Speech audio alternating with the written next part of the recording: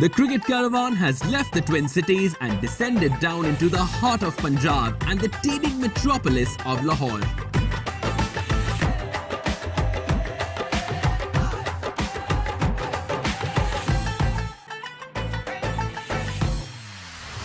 Fresh from leading his team into an ultimately emphatic 2-0 series win over South Africa in the Test series, Babar Azam is back to captain Pakistan in the shortest international format, knowing that he can call on the services of three of the standout players of the recent victory in Rawalpindi. In the bowling department, he has Hassan Ali, the player of the match for his 10-wicket haul, as well as Shaheen Shah Afridi, who destroyed South Africa with a new ball on the final day. These two quick bowlers making quick work of this Pakistan. They are leaping all over the place. And then there is Mohammad Rizwan, who was named the player of the series for his outstanding contributions with bat and glove. Gets his first 100. Terrific innings under pressure. By contrast, only George Linda makes the transition from the Proteas Test team to their T20 setup. First fifer for George Linda. Skipper Henri Claessen's squad is short of experience and will be heavily reliant on the bats of David Miller and Dwayne Pretorius to be competitive in this 3-match series at the Qaddafi Stadium. All the signs point to a Pakistan win, but in T20 cricket, absolutely anything can and probably will happen. Hello and welcome from Gaddafi Stadium, Lahore. It's a pleasant evening here and we've moved on to the shorter format of cricket. It is Pakistan taking on South Africa in the first T20 international at Gaddafi Stadium, Lahore.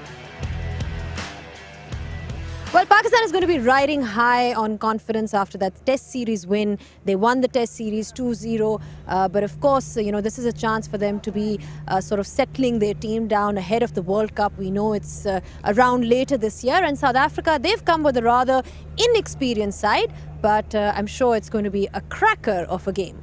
With me, I've got Daryl Cullinan and Bazid Khan. Baz, we move on to the shorter format. The T20s, a format where historically, Pakistan has done slightly better.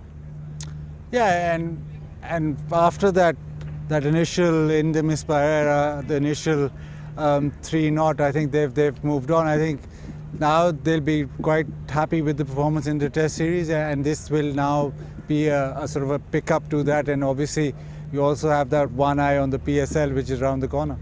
Lots of inexperience in that South African squad, Daryl, but of course, like we said, most of the teams now are sort of looking at that World Cup, which is going to be later on in this year, and preparing accordingly. Well, there'll be a lot of opportunities here for a squad which will have a completely new look to it. I'd be surprised if the 11 that they play tonight, not one was involved in the recent Test series. So it's a clean slate, it's a new opportunity, it's a different format. So I'm expecting a South African 11 that will be very competitive this evening. Well, let's have a look at the Pakistan squad first, because we've got some guys making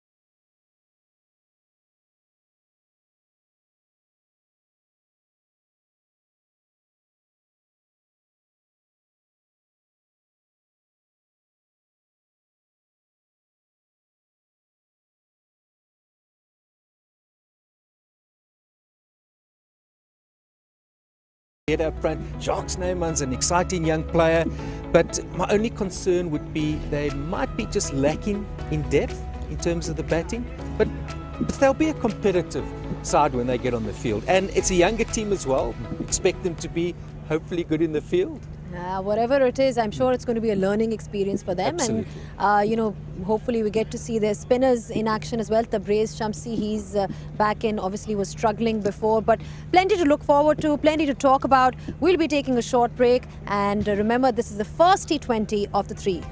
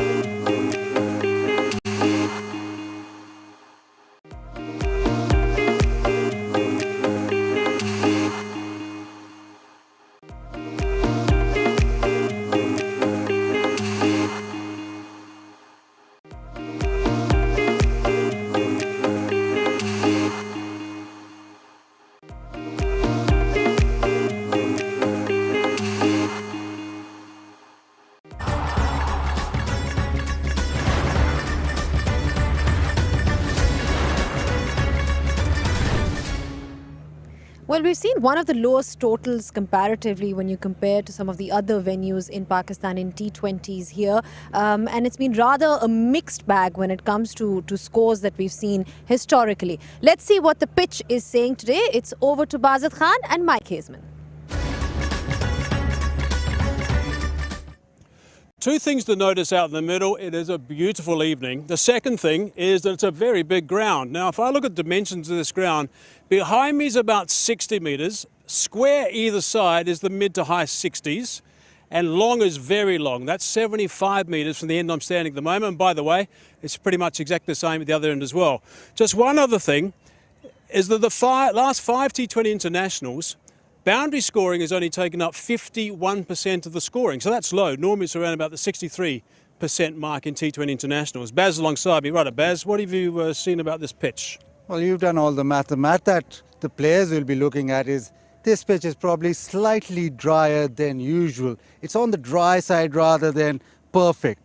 It is still beautiful wicket. It's well rolled in. The cracks are there, but you can see there's not an ounce of moisture. But that brings me to my second point here.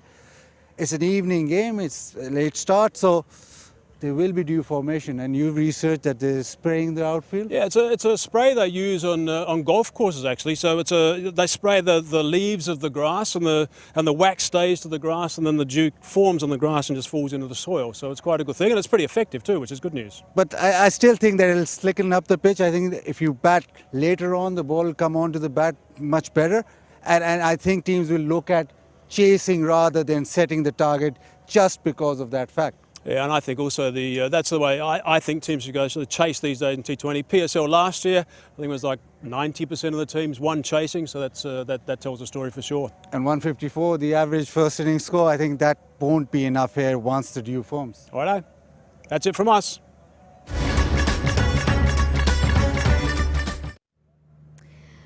Well, we can tell that Hassan Ali is rather happy after having a look at that pitch. It's definitely grooving to the new PSL anthem. It's going to be fascinating to watch overall as a tournament as well. But at this point of time, Baz, you had a look at the pitch as well, and you're talking about how the boundary options are, the boundaries are generally lower in comparison to some of the other venues that we've seen. Chasing, do you think you should go, any team winning the toss should chase? First, a disclaimer, I had a look at the pitch, but I was totally confused because Mike Hazeman was putting stats in my mind. He was telling me math, so don't go at what I say. You look at the other grounds, you look at Rawalpindi where it's a small ground and it's a very quick outfield. This outfield is quite lush, so a couple of different things that affect that boundary percentage. The only thing I would say is that you have to look at the dew. You have to look at when that dew forms. Once that dew comes in, then it's always the case that you want to chase. And it's always better that you have an opportunity to bat when the ball's getting wet or it's difficult for the bowlers. Is that an advantage? I think that will be looked at. We'll also see Mohammad Rizwan in action, Daryl. I mean, you had a look at him, and how impressed were you with the way he went about things? He's a quality player. He's arguably probably the best keeper batsman right now in world cricket, but he's typically of a keeper where he plays square of the wicket. He's a difficult guy to bowl to, and what was impressive, he's good on the short ball. But you can just see, his movements, his ability to play all around the wicket. It's going to be interesting to see where Pakistan use him in this format. He was used up front with Baba back. Does he go down the order? But a guy like that's just vital. At 4-5, I think that's where he's good, because he can stop a poor start, and he can finish well with the tail as well. Of course, it was set up by Hassan Ali, Baz, and you saw him dancing there as well. It kind of shows to you where he's at this point of time, coming back after an injury and performing the way he did. Yeah, the excitement around him is yes, the red ball, but in white ball he's so crucial for Pakistan. With that ball coming back in, we've seen this so many times. He was crucial in the ICC Champions Trophy, which Pakistan won, and when Pakistan were consistently number one in T20s, he was the man that led the bowling. I think him in form, even in white ball cricket, even in T20, is a major plus for Pakistan. Yeah, I think that's a good point that you've, because everybody talks about his return in Test cricket, but really we've seen what he's done in the HBL PSL. He's been absolutely magnificent. So I think he's going to be one of the key bowlers to watch out as well. We'll be taking a, obviously, break after that, but first of all, we have the toss right now. It's over to Ramiz Raja, who's there with the two captains. Right, we're getting into T20 swing of things. We've got the important men at the toss. The South African captain is here with us, Henrik Klaassen. We've got Mr. Javed Malik, who's the match referee, and of course we've got the home captain, Babar Azam, who also has the coin. Tail is the call. South Africa has won the toss. If you could come near the mic, what have you decided to do? We're going to bowl first. Any particular reason? During the practice time slots, there was quite a lot of dew, so hopefully the ball will skid on a little bit later.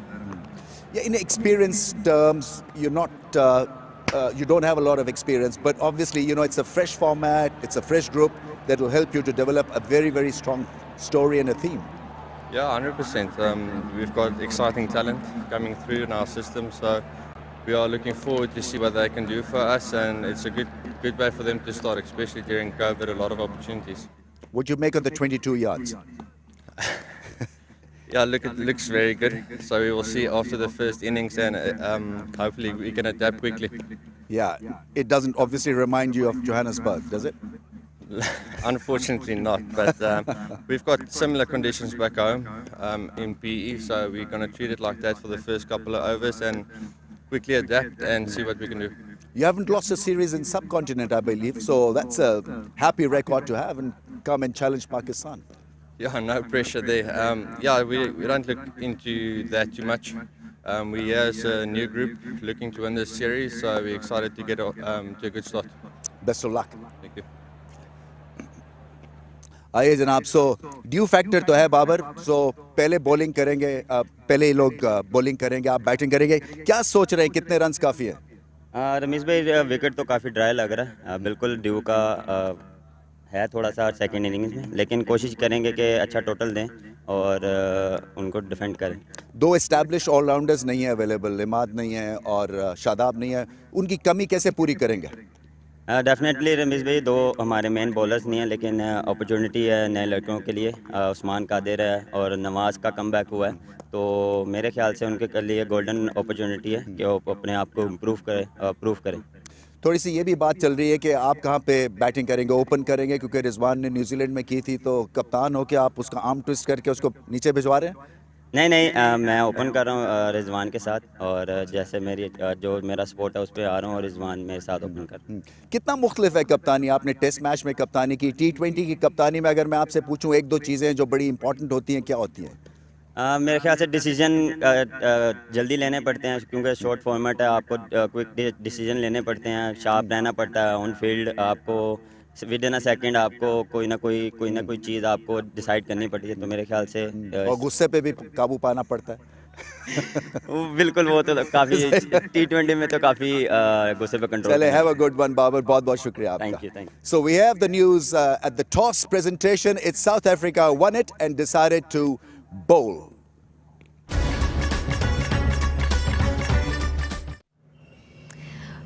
Well, a rather relaxed Babar Azam out there. South Africa winning the toss, and they have elected to field first. It'll be interesting to see how things go for them. Daryl, again, you know, Klaasen was talking about how it's an opportunity for some of the young guys to get more experience here. A good toss to win for them? I think it is. I'm just generally in this format a believer in bowling first, because if you get it wrong, you've got a second chance with the bat. And he mentioned the dew. I think that's still an unknown factor. We saw the spray, but in these temperatures, it won't surprise me if it still plays a role. Hassan Ali, of course, we've spoken about how he's going to be adding strength to that squad. He's made a comeback. But then Shadab Khan and Imad Wasim, you know, two of the all-rounders that Pakistan have generally had, they're going to be missing. Do you think that's going to have any role to play? It just gives the opportunity to Nawaz. I think Nawaz is a fantastic cricketer. He bowls left-arm spin, bats really well. He's a good fielder. He's had a good domestic season as well. So opportunity for him to actually stake his claim. I think looking forward to Usman Qadir, how he bowls. Yeah. The googly will come into play, but it's now sort of, we saw him against Zimbabwe. He was brilliant. We now want to see him against South Africa and bowl the same way.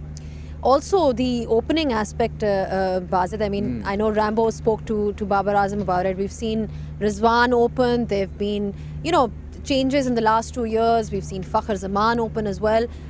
We haven't really found a partner for Babar Azam. I'm talking about consistency.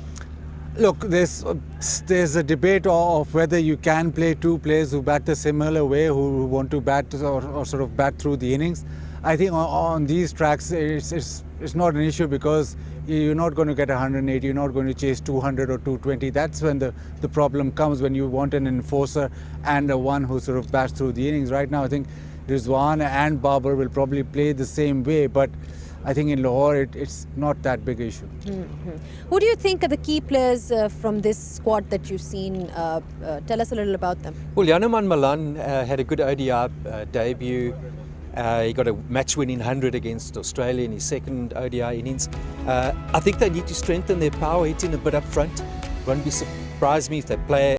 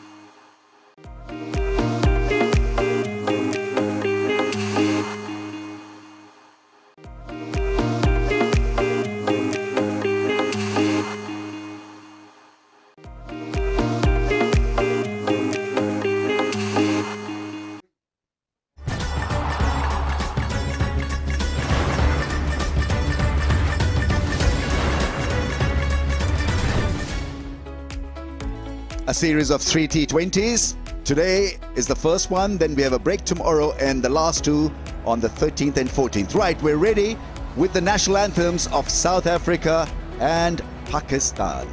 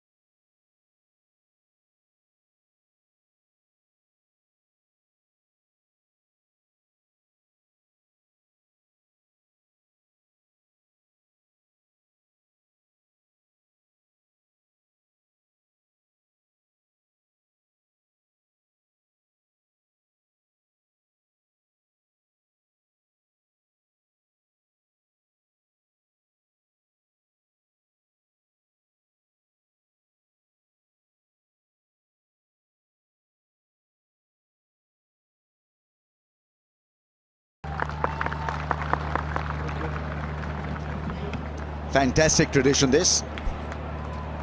So Pakistan will go and bat.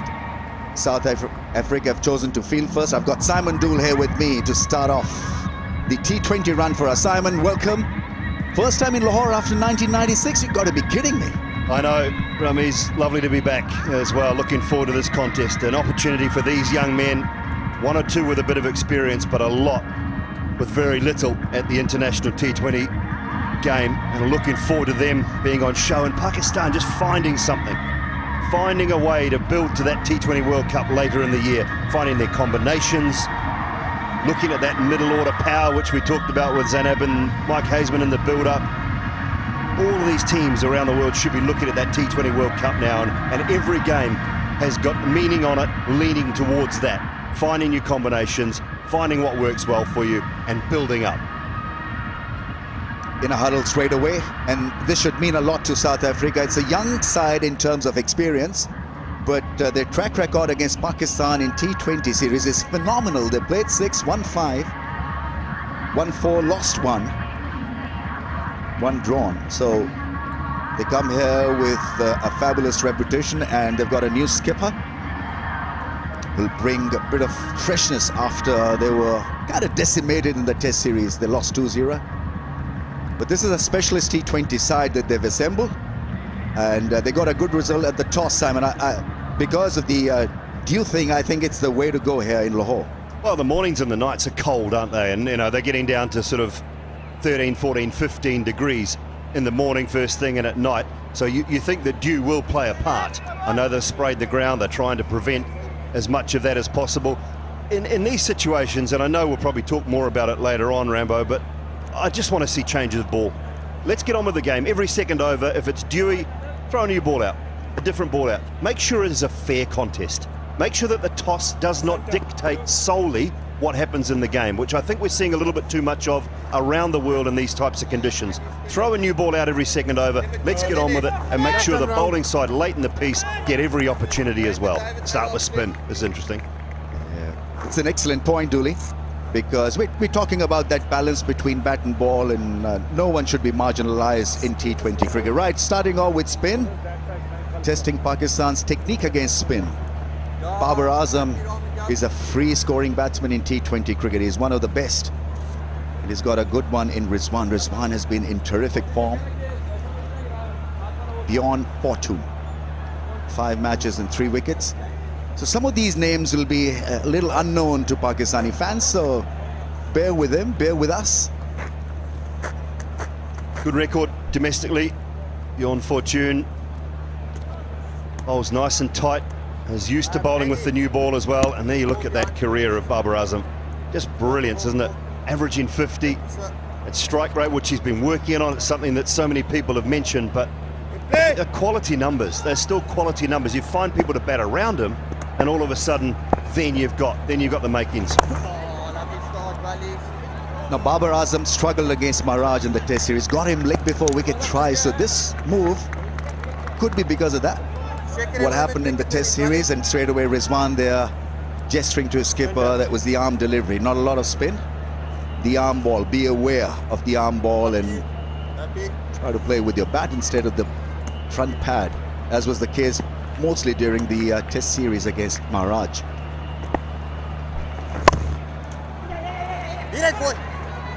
Chance and gone, direct hit, Babar Azam run out. Fabulous piece of fielding. South Africans are renowned for brilliance in the field, and well, it's got to be gutted. Oh, this is unbelievably good work from the bowler, Beyond fortune. He's chased this ball really hard, and right-handed. He's a left-arm bowler. Right-arm throw. Have a look at that. That is unbelievable work.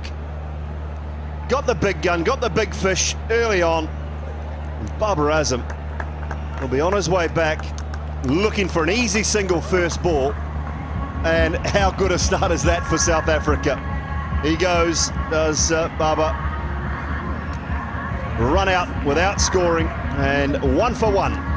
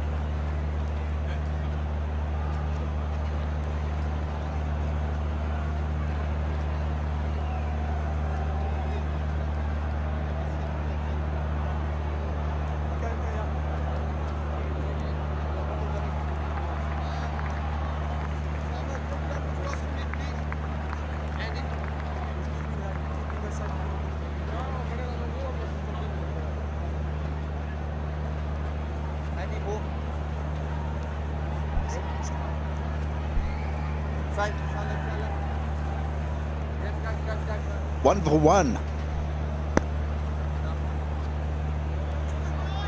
South Africa winning the toss and electing to field. It's Heather Ali in. He can smash them around, strike rate of almost 150. But this fielding effort was absolutely brilliant, because as Simon Dool was just pointing out, he picked up the ball with his wrong hand and hit the stumps on the move. Absolutely brilliant. Yeah, now we'll have to sort of, time will tell, and I'm sure we'll see Fortune in the field later in the evening whether he is actually right arm thrower and a left arm bowler. We've seen that with Jack Leach of England. He is a left arm spinner. Throws the ball with his right hand. That's nicely played. Quetta with a big chase, does well. They've been good in the field very early on. Lovely, Andy. Lovely, Andy. Lisa, just for the last ball. Normal. Junior. The boundaries are fair-sized here at Gaddafi Stadium, Lahore, and I think it's a fair stop. Good, Andy. Lovely. Very good dive.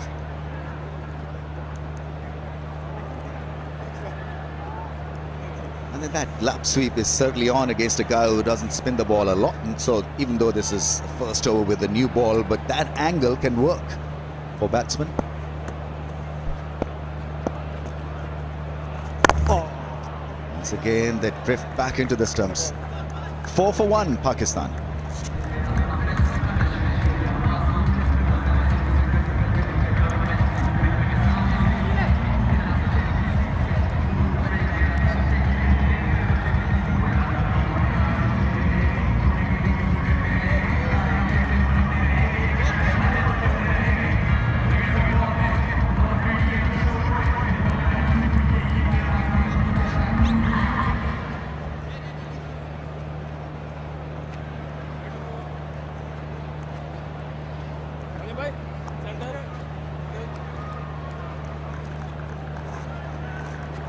Dwayne Pretorius has the ball. Pakistan 4 for 1.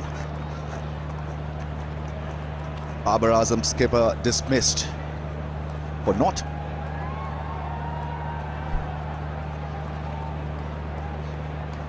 Dwayne Pretorius, 12 matches and 7 wickets.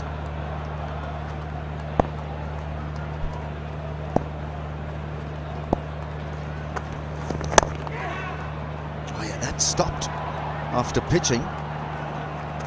I'm sure we'll see a lot of variations from the medium paces. It's a dry pitch, a bit flaky in nature.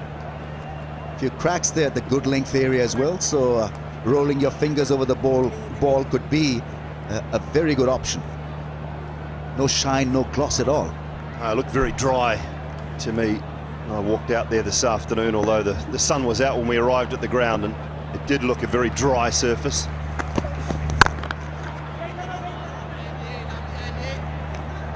Azam, just 2 ducks in his T20 career, both here at this ground, so it's his hometown as well. He's not liking it, Ramiz. Next time we should pull out, maybe. A lot of focus on this young kid, Heather Ali. He can smash them all right, but in New Zealand he did disappoint a little bit. But on these or such surfaces, it'd be good to watch. Yeah, top score of 11 in New Zealand in that series. Just didn't seem to take enough time to get into the innings. I didn't think. Kushnil was a little bit the same, to be honest. There's ability. Strike rate's fantastic. It's just a matter of assessing the surface, assessing the nature of the game. Got to be careful with Rizwan because he hits the ball and takes off every time.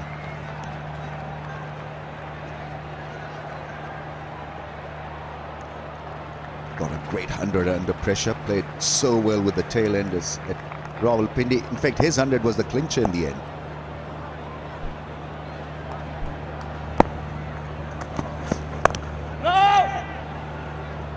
No pace to work with here, Ramiz, is there? I mean, just 75 mile an hour, 120 Ks from Pretorius, wicket to wicket, and there's just no pace. It's not coming on, so it's a really good field set as well with that third man up inside the circle, making sure that Rizwan can't just turn the strike over, get off strike.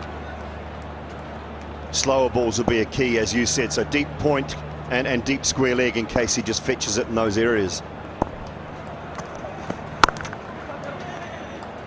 Gets a single of the last ball of the over, and Pakistan 7 for 1.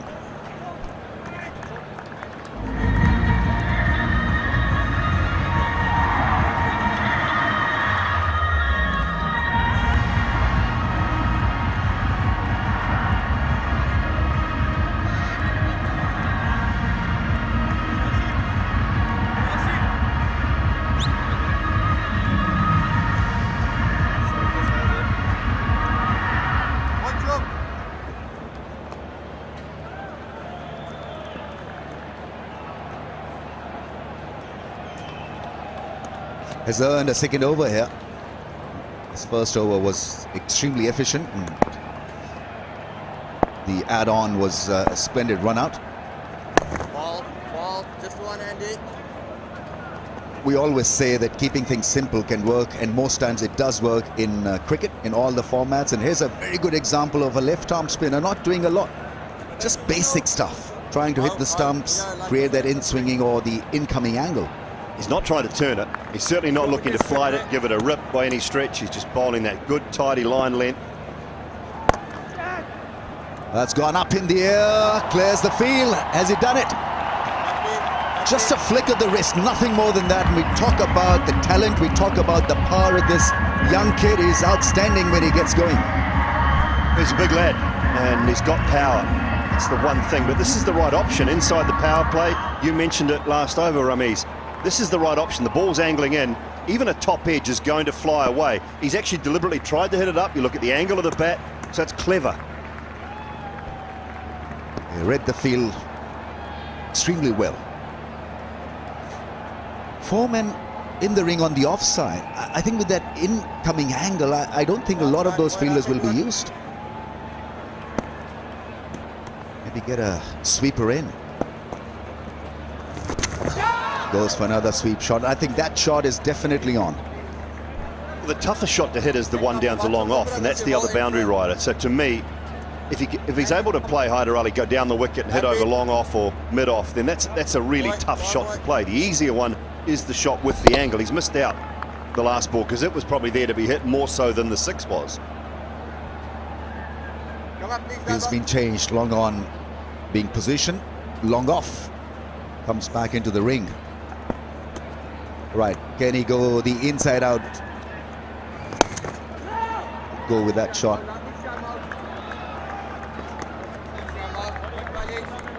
Oh, Shamsi, left-hander, I understand that, but there's a single there every time. Rizwan, talk about him hitting the ball and then taking off. Well, he should have taken off then. There was a comfortable one.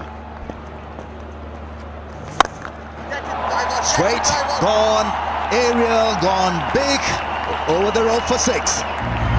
Another mighty good strike from Hyder Ali. Yeah, really good. Very good indeed. It was the toughest shot, but he's taken it on, Hyder Ali. And it's come about because of the change in the field. Again, he's not trying to turn the ball, he's just looking to drift it in, and Hyder Ali has given himself some room, opened up that offside, played it really nicely. Cleared the fence on the full. Playing the field, that's intelligent batting. Well, also David Miller's signalled 6. So why have we got a boundary check? Fielder, get on with the game. The fielder's signalled 6. Yeah, absolutely.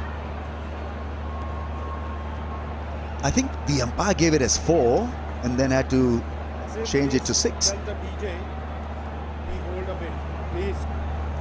Right then, will he go again? Fortune under pressure here. Couple of 6s. Nicely played for at least a single. Rizwan, no, doesn't think of coming back for the second. So now it's looking like a reasonably good start after 3 overs, 21 for 1.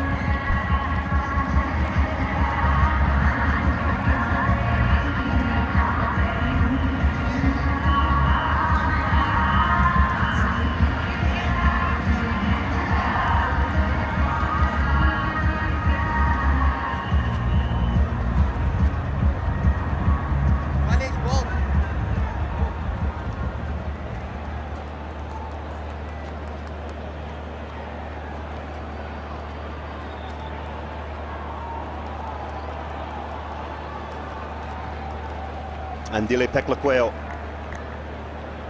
good all-round cricketer. Right arm, fast medium. He's got good variations, slower balls. Useful at times with the bat. Probably want a little bit more out of him in that situation, but he's a clever bowler, good operator. Oh, goes across the line, trying to work the ball away towards the leg side. Appeal. Not a strong one by South African fielders. The bowler looked interested. Well, he's the man you want captain too, isn't he? The guy behind the stumps, which is Heinrich Klaassen. I just think it was If it wasn't sliding down, it was only just clipping a little piece. So it would have remained umpire's call anyway. Yeah, it's slipping down, isn't it? Klaassen's taken a step to the left as well, so that's a telltale sign.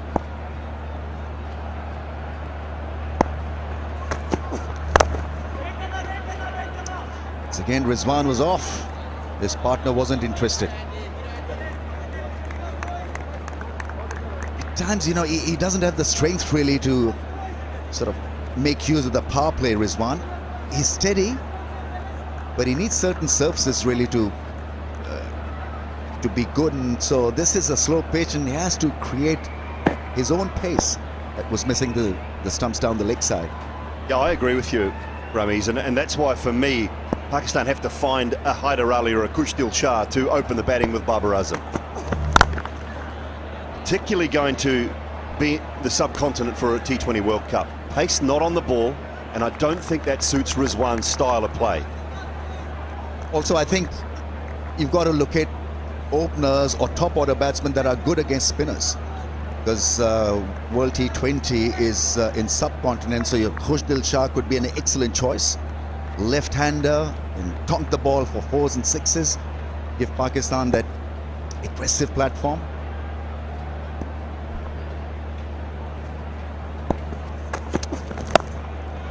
Up in the air, it's cleared the infield, and 4. I promise you, that wasn't supposed to go there. Can't set a field for that. He's looked to go leg side, so he's trying to take some initiative here, Rizwan. You've got to look at that and say that's the right idea.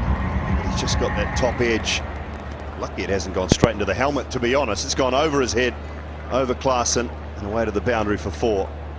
So trying to be aggressive, which is what's needed inside this power play.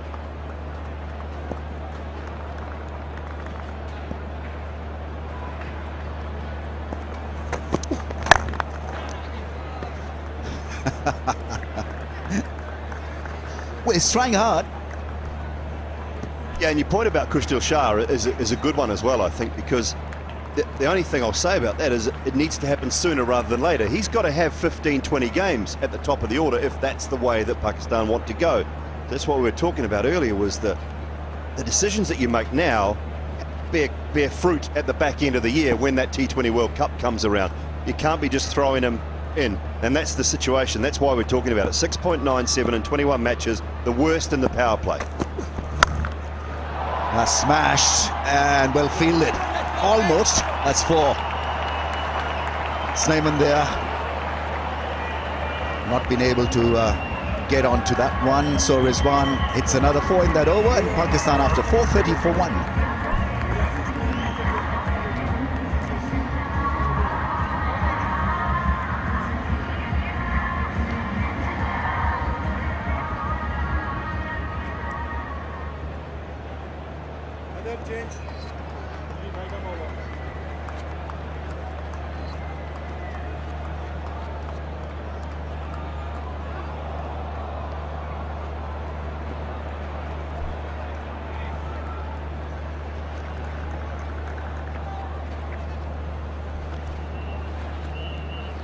Last 2 overs, 23 runs, so Pakistan getting a move on. Simpala.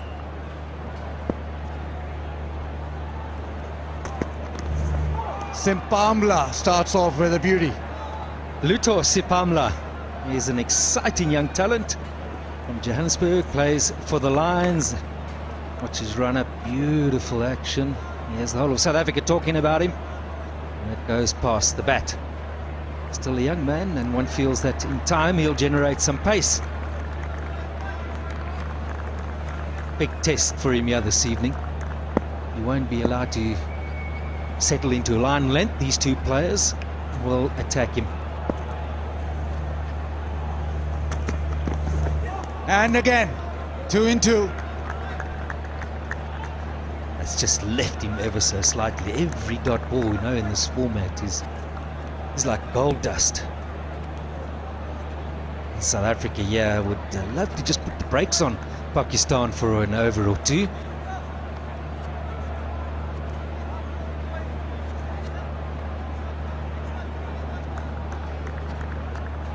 genuine test match length, just back of length seeming the way.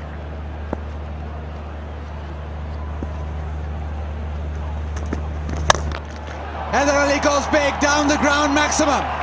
That's his reply, and that has cleared everything.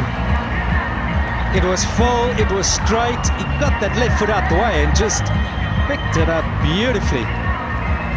Out the middle of the bat, and he's gone a fair distance back. Genuine good cricket shot. Clears the front leg and allows himself that full swing. That's a huge hit. He is a six hitter. He's hit 38 sixes in T20s in 2020. He's changed the field now, long on, in place, but he will still go leg side, still attack this. He looks like good viewing value, Baz. Exciting young player. So his intentions are pretty clear. If it's up, you're going straight. You're drifting down the leg side, he'll probably look to put you over that square leg.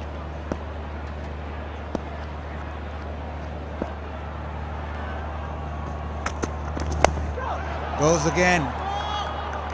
Just got lucky that time. Simpamla went straight to short fine leg, but once you drift into the pads, that is his strength. The protection is a deep square leg and a long on. But that won't deter Haider Ali at all. In that mid-wicket area, it is a big boundary, the gaps are big. I think for him it's about the length. If it's full enough, he's attacking it.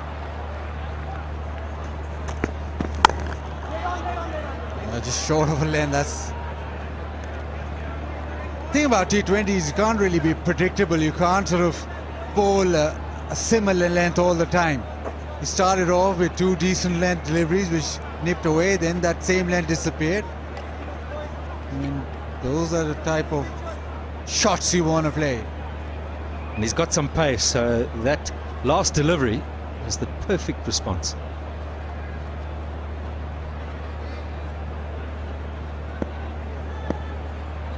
He's just gone for that single six off the over. He'll be very happy he can close this off.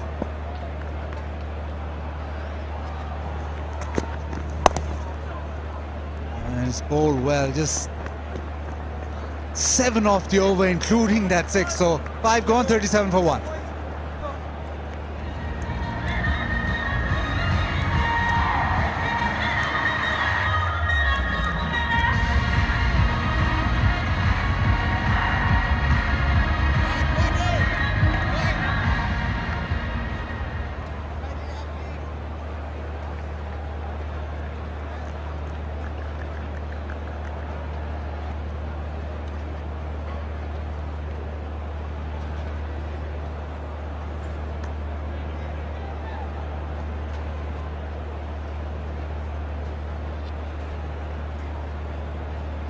.37 off the first 5, last over off the power play.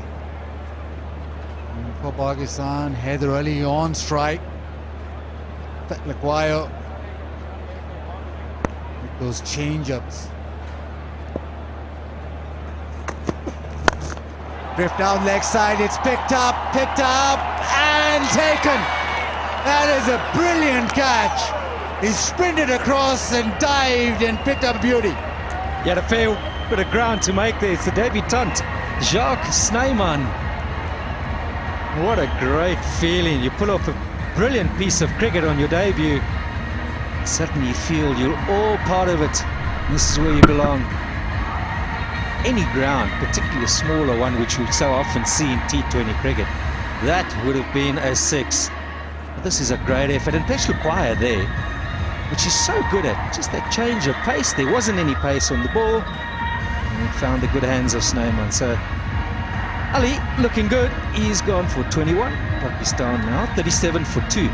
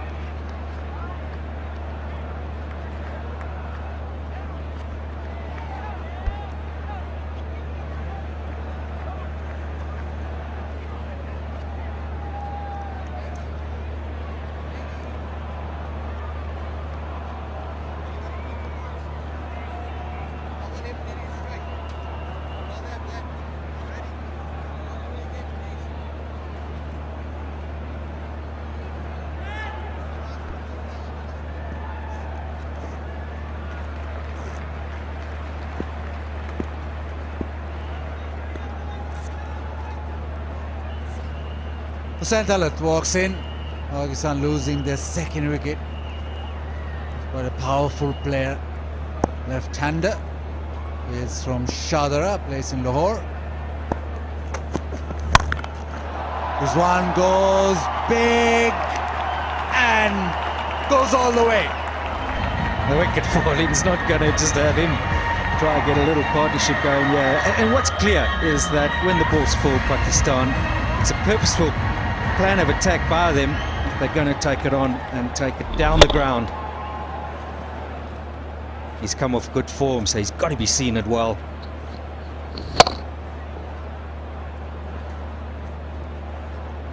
Pakistan need this. Haider Ali is obviously departed. They need this. 102 increased power play, still in progress. Last 4 deliveries.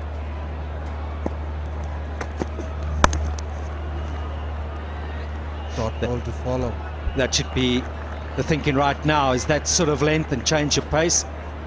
And this was the wicket. Now just keep an eye on Snowman. He's square of the wicket, ever so much behind square, and then we see him coming to view, stretching out, and very well taken in the end. South Africa, they're running hot in terms of their fielding. Tone set by Fortain, good ground fielding, and then the catch to follow up.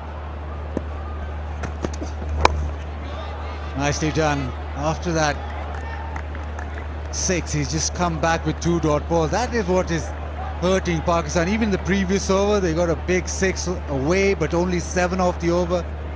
Now this over, 4 deliveries, 6 runs scored. And you said it earlier, Baz, and that's where Petlukwa is very good. He's a brilliant changer of his pace. I think tonight, perhaps even when Pakistan get to bowl, we're going to see that employed, pretty much so. You've got to have a good one, because if you don't, well, that will disappear. Nicely done. Clamped it for space. South Africa have been red hot, as you said. Far cry from what we saw in the Test series, but the fielding today has been brilliant. Brighto fan of the match. Play the Brighto fan of the match contest and win a signed ball from the man of the match.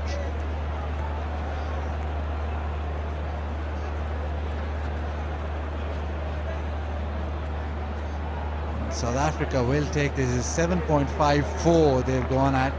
Last ball off the power play.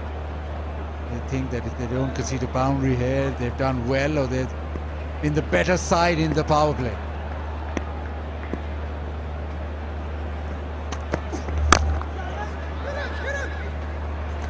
Call for hit him, but misses. Might have been close, but that's the end of the power play. It's 45 for 2.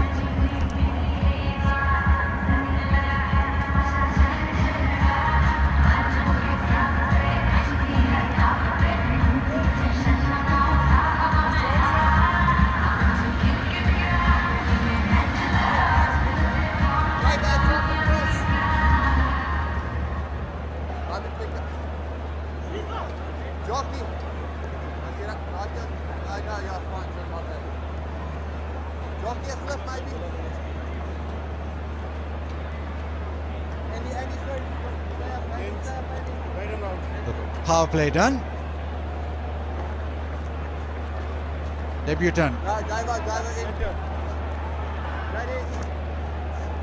Off spinner. He is indeed. More than just a powerful batsman up the order, Jacques Snyman. He's done a fair amount of bowling at first class level, and that's not too bad. 3 for 15. So South Africa definitely going with taking the pace off the ball. It's a young squad, so much said about their inexperience, but they've got a fair amount when it comes to first class cricket. And it's a great opportunity for so many of them. T20 World Cup on its way by the end of the year. A few players back home. This is a great opportunity for a lot of these players. This is one of the best pieces of fielding you will ever see. With the left hand and out to the right, but there were a couple of big boundaries hit. That was probably the best.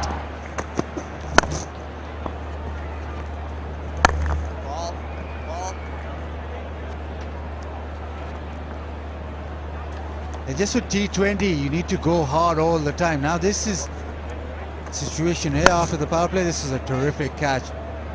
Ran and ran and ran and just covered so much ground. And then Rizwan with the maximum. Nicely done. He plays those lap shots, those reverse sweeps really well, and that has raced away to the fence. It's a very firm outfield, and you get value for your shots. Just the easiest of dabs, and it's just run away so beautifully. I think batsmen will certainly be happy this evening. You'll get value for your shots. Now Snyman's got to be careful here, because what's worked for South Africa is when they've looked to hit the stumps, and he's just been offline a little bit.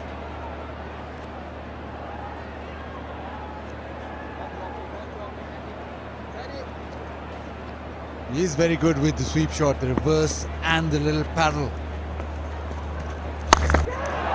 Tries and goes over extra outside half of the bat, but that had also raced away. He'll take them all. He'll take them all in this format. Not the prettiest, but again, from Snyman, a little bit of width, and that's something he can't afford yet. And he's looking over extra, that's his preferred area. Slid off the face, but got the gap.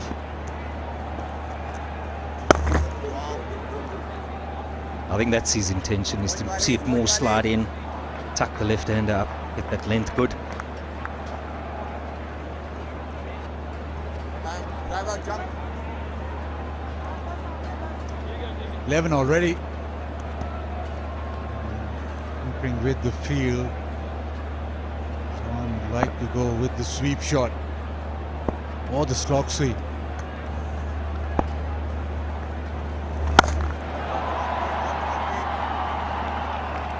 Single to end the 7th. It's 57 for 2.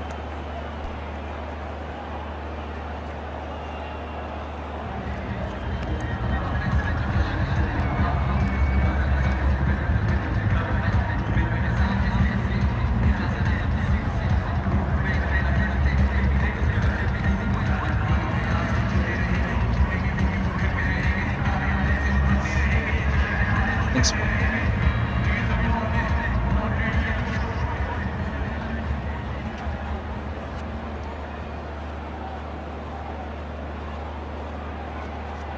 For South Africa, they still have Junior Dala, who's a skidder. I'm sure Klaasen will probably look to use him towards the end of the innings, and the wicket taker, Shamsi, yet to bowl.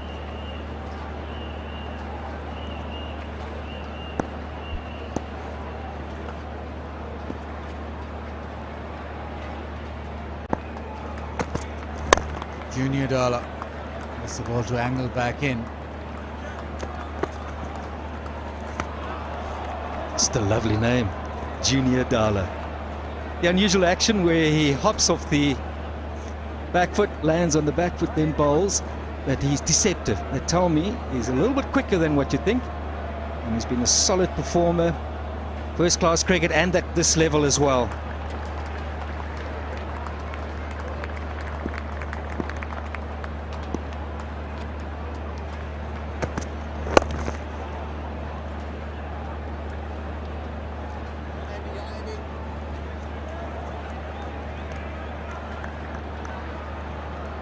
Rizwan opening the innings for Pakistan. He's been slotted there. His career strike rate is 109.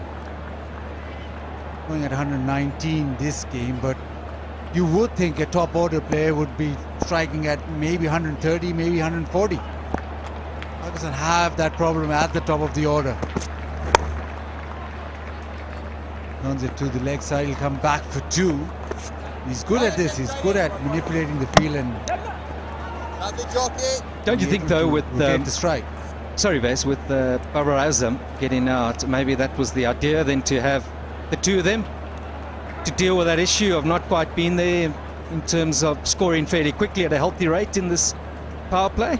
Yes, the issue there is that if you have Rizwan and Babar Azam opening the innings, they both bat similarly. You want somebody who's a type of enforcer, can really go after the bowling, a boundary hitter. These two bat similar way. And maybe Babar getting out quickly doesn't really emphasize the point. But at the top of the order, you want somebody who can clear the field, you want somebody who's a boundary hitter, a power player. So yes, he will.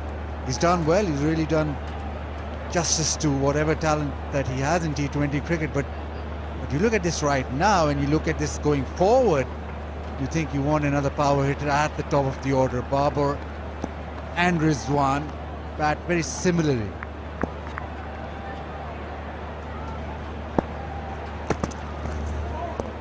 Down the leg side, and maybe there's room for Haider Ali opening the innings. You saw what damage he can do.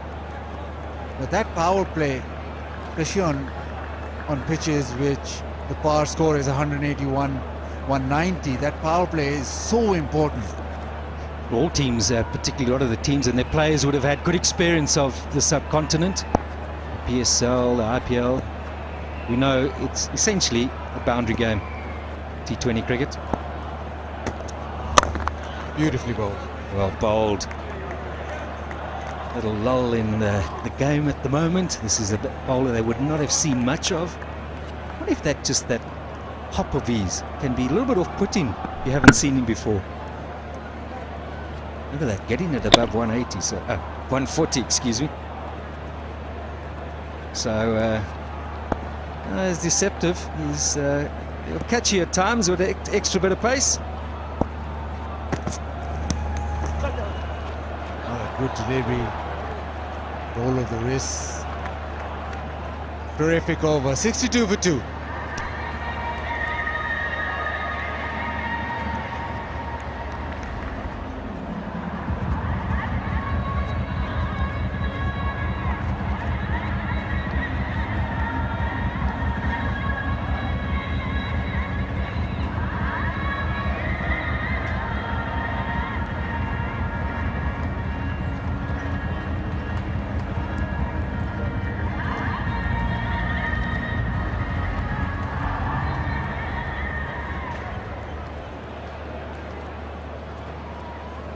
Eight overs gone, 63 for 2 now.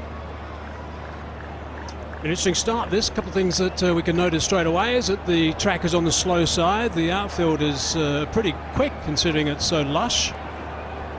And it's a big ground, but already we've seen some sixes, which would be nice to see from Pakistan. But they got off to a far from ideal start with Babar Azam going nice and early. Just a little bit of resurrecting. Sapamla continuing. Someone that a lot of people are watching very closely. I know you saw him, Ramiz, when he played against Sri Lanka. Sapamla, he really did impress the way he came back after having a bit of a rough start. Yeah, I like his energy, I like his passion. You know, he's one for the future. Nice, easy, rhythmical bowling action. And he's young as well, so a lot to look forward to. 3 for 19 is best. It really is a silky smooth action. His run-up's nice. I know that there's quite a few former fast bowlers around the place in South Africa who are keeping a close eye on him.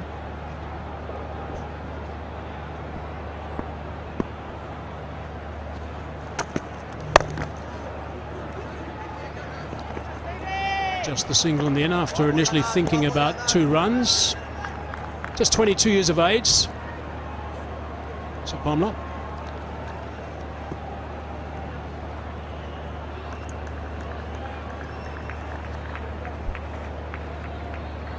Pakistan need to go at around 9 and over.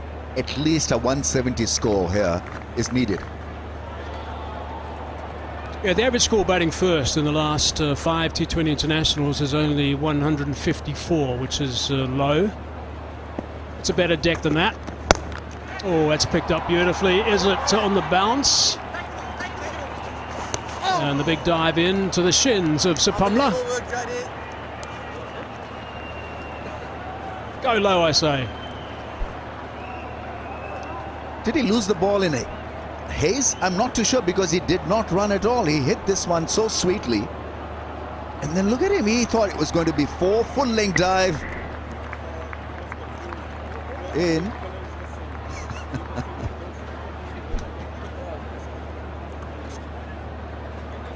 Yeah, I don't think he spotted that man out there in that spot. That was the problem for some reason. And he certainly thought it was going to be a boundary, so a scramble for one. So 3 off the first 3 balls.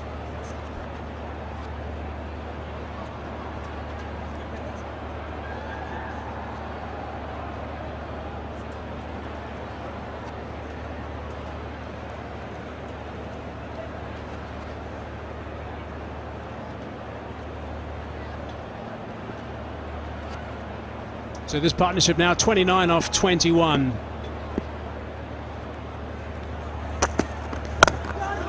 Nicely bowled, quick single. Now these South African players have, just so I can explain why the other South African players, the test players, went back to South Africa when that tour was cancelled. Australia's tour of South Africa was cancelled. This team, the side which was always going to be coming here, were on their way pretty much to Pakistan, and all the plans were afoot, and they'd been through some training and the camps and whatever. So the decision was then made to keep these guys coming, and just some of the coaches stayed on. So the rest of the guys did go home in the end. But just an unbelievable opportunity for Heinrich Klaassen to get involved with these troops, and a couple of young guns to shine. A couple of young players. They're not all inexperienced players. It's a little bit short. Cries of catcher, but again it's on the bounce.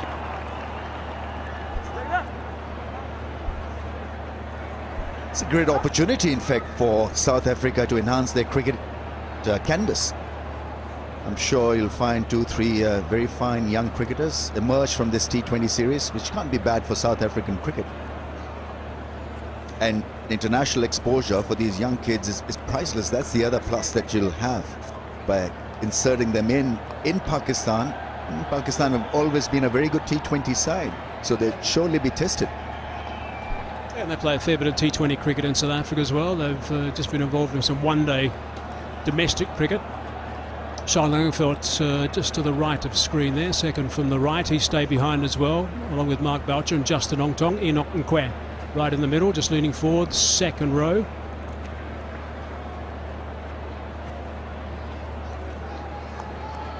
So last ball now of the 9th over, 68 for 2 it is now. That run rate at just a shade under the 8 at this moment. And they just take the single, 69 for 2, which is ideal considering the start Pakistan had. 9 overs gone.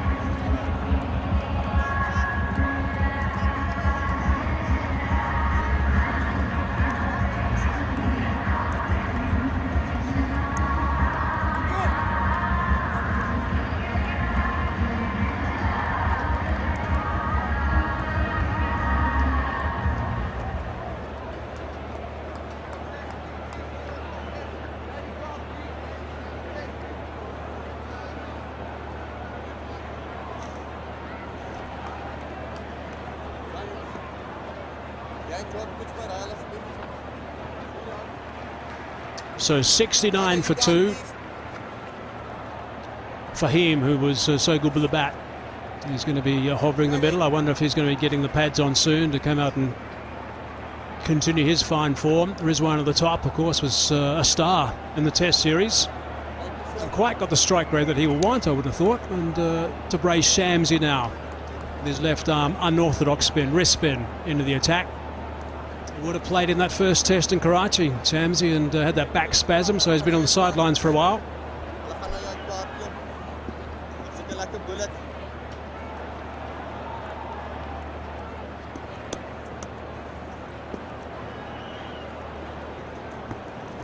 A bit of a jam on that, I think.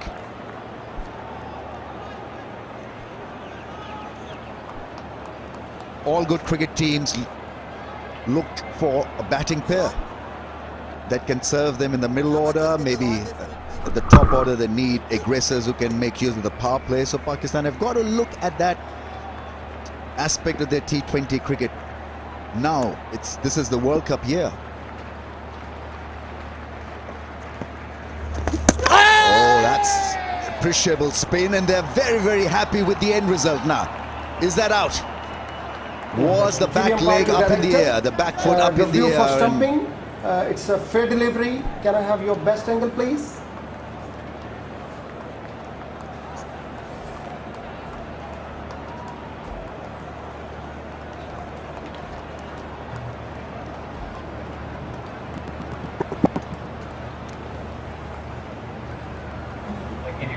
Yeah, one more please, yeah. Yeah, one more frame by frame, slow. Slow, slow, one more, slow. Yes, one more, slow. Yes, one more, yeah. Give me one more angle. Yeah, one please.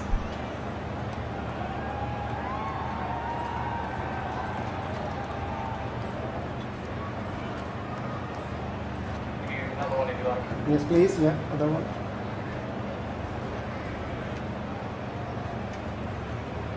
No, the previous one, before the previous one was good for me.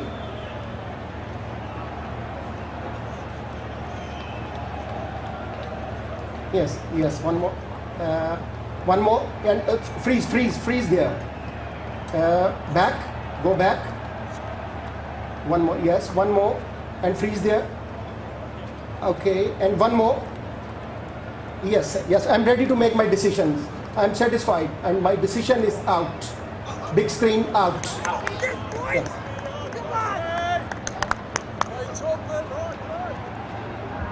Ooh, I'm shocked by that, actually. I'm shocked by that. I don't think that was out.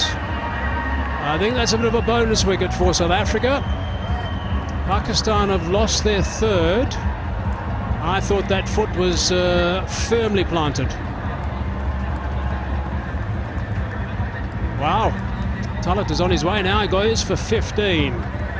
Disappointing for him. We're going to take a short break. 69 for 3 it is. A short break while the rope is used on the outfield.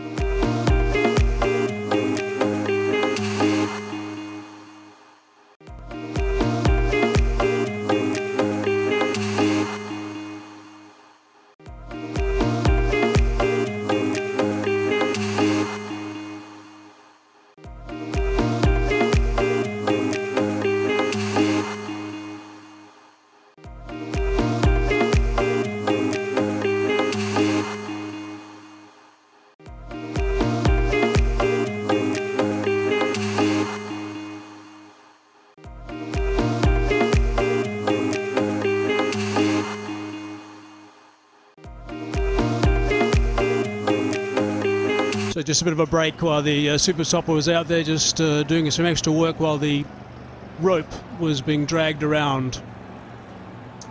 Well, 3 down now, which is a little bit unusual, I'm afraid. I don't think that was the correct decision, but anyway, we move on. Iftikhar is the next man in. Talat was the man that was given out stumped by Heinrich Klaassen off the bowling of Tabraiz Shamsi, the first ball he bowled. Correction, the second ball he bowled. Yeah, before that drama is talking about Pakistan making sure that they have the right batting pairs for the occasion. And I think they can improve in that department. Maybe get him batting up the order, Iftikhar. Good striker.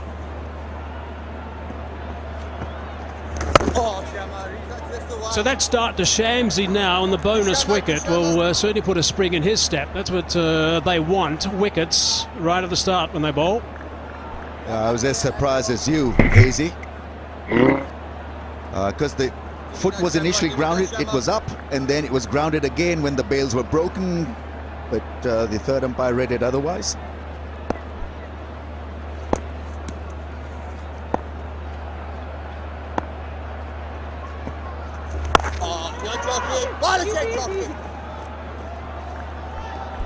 These singles and dots will put pressure on the newcomer. Rizwan, though, means well he's 30 off 29, but in T20 terms, that's not a brisk start by any means. His numbers are very, very good. Average of 63, striker of 141, best of 62. And he's getting some turn too, Shamsi. We saw the first ball he bowled jag quite a bit, so that'll encourage him as well. Big fan of unorthodox in T20 cricket. So Chinaman googly always works. A leg spinner always works for me, because these are wicket-taking options. Yeah, I think everyone got a bit of a surprise actually in T20 cricket when they first came to the fore and they started picking up sticks all over the place. It certainly is at a nice dimension to watch. Oh! Beautifully bowled and beautifully turned. Good work from Shamsi. A bit of a glare there from Shamsi as well. 10 overs gone, 71 for 3.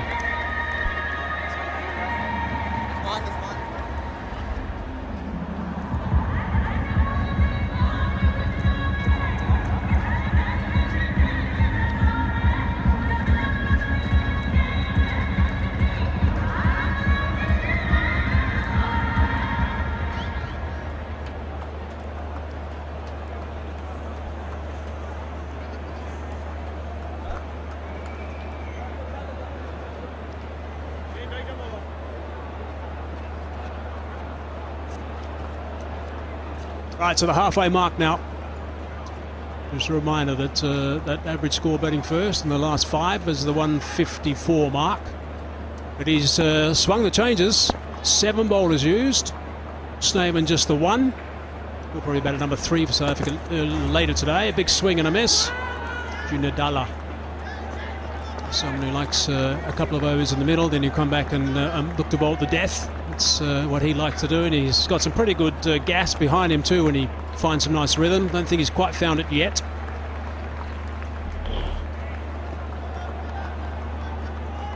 I think that's an indication of what Rizwan has understood he needs to do now. He's going at a runner ball for his 31 for 10 overs. Oh, he's picked that up. That's too straight and that's gone. That is the 5th 6 in this inning so far. Dala can be targeted because his last 5 T20s have produced quite a few runs. His economy is up 10.83, average 65, and that really was a great pickup shot. On the pads with a scrambled seam and bowling that line to a set batsman is a big no-no. Gone. Very dismissive shot, 85 meter 6. Boundaries are quite big.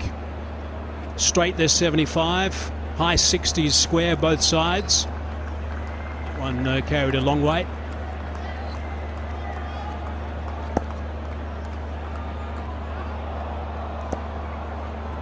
His line right. Length's not right. That's been hammered as well. That is superbly played also. Back-to-back 6s now. Absolutely nailed it. He's a sweet player of the short ball, Rizwan. And that was in the slot for him to target that square leg fence once again. He's not quick enough really to be bowling that length. It's a massive miscue from Dala. and been manhandled really. 2 sixes in no time for Rizwan, and the strike rate is up now. He's 43 of 33. You can't bowl that sort of length on this surface. It's a fairly slow track. It's just going to sit up and be invited to hit like that.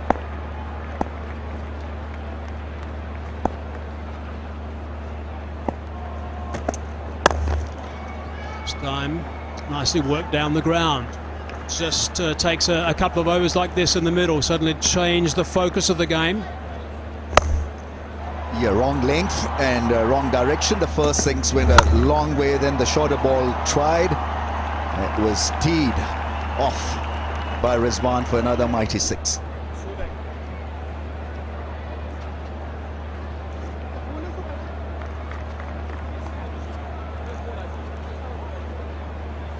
This is where the captain needs to earn his pay for the day.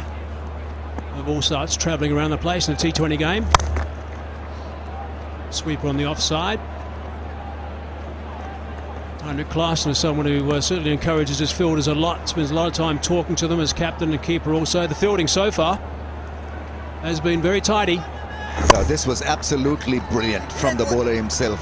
Left-hand bowler throwing down the stumps with the right hand, and desperation in the field. This was a classic catch as well. Trying to target the stumps. It's just been on the ball, on the button right throughout this innings. Oh, that's a beautiful stroke. That really is magnificently hit for 6. That brings up his 50 as well, so he has decided to step on the gas, and he's done that superbly. 35 balls now for that 50, 11 gone, 91 for 3.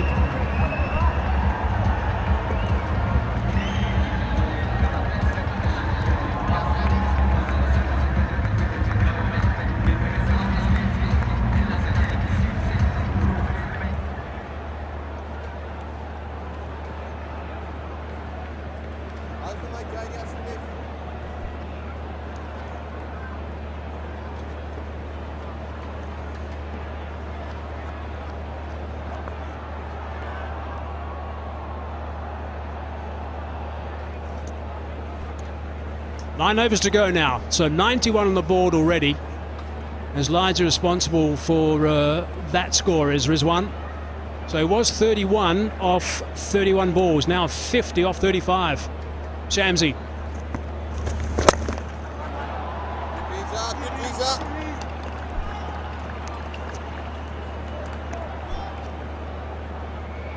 Shamsi in the middle of the innings is not a bad choice, because he's only into his 2nd over, but this was a classic from Rizwan in the slot and went seamlessly over the long offense. Majestic in style, and execution was brilliant as well.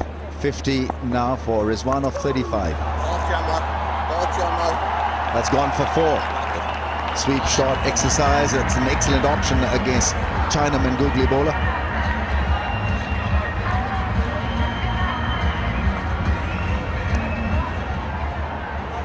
Picking up pace and picking up 4 and 6 hitting form as well, stretching forward very nicely and playing it down. Good roll of the wrist. Once you get to the length of the ball, then sweep shot becomes easy to exercise. He's a fine sweeper, really is. Did that in the Test series as well. Quick on his feet, feeling good clearly from his white clothes form, Red Bull form. So halfway through the 12th over now.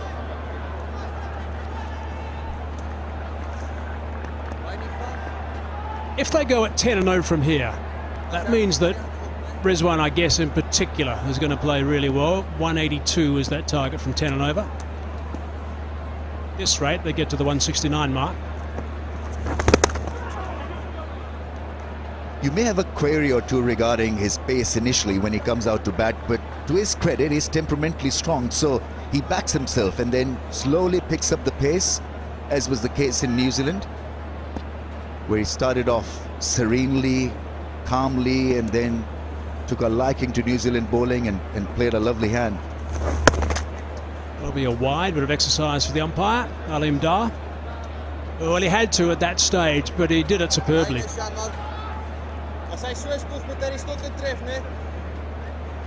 The last 6 balls by Rizwan, 24 runs scored. Yeah, that's great going.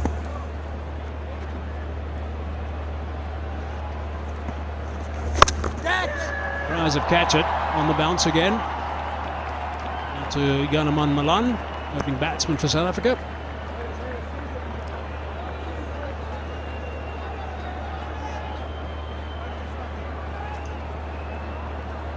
He's got a one-day 100 against Australia.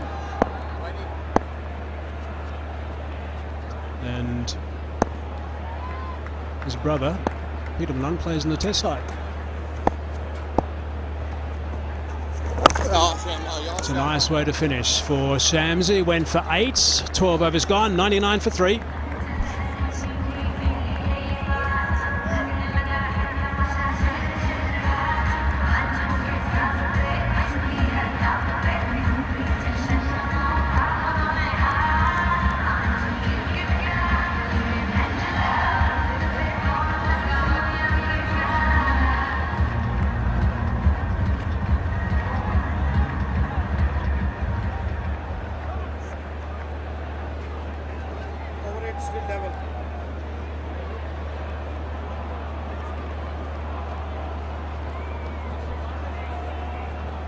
Rizwan has done well, lifted that scoring rate.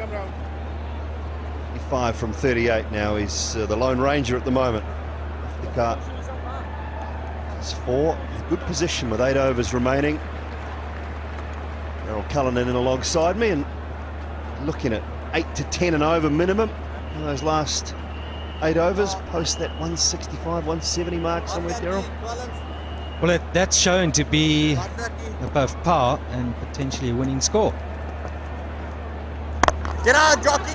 South Africa, there was just a moment there could be a run out. No, there was a moment when it just had things. There's 3 overs, 14, and that over from Dala has just shifted it to Pakistan. Yeah, and it's such a good player of quick bowling. I think Rizwan needed to get Fultain back into the attack, perhaps at him a little bit earlier. High, hard, not long enough though. Should be out, it is out, really comfortable. Reza Hendricks at long on. So straight away, Fultain back into the attack as struck. A welcome moment for South Africa. They needed something to happen, and often a wicket is the best way to restrict her side. And you felt Iftikhar had to get a move on. Yep, it went pretty high, but just perhaps a little bit high on the bat, or more towards. So Rizwan is still there. Iftikhar Ahmed, 4 from 8, 99 for 4.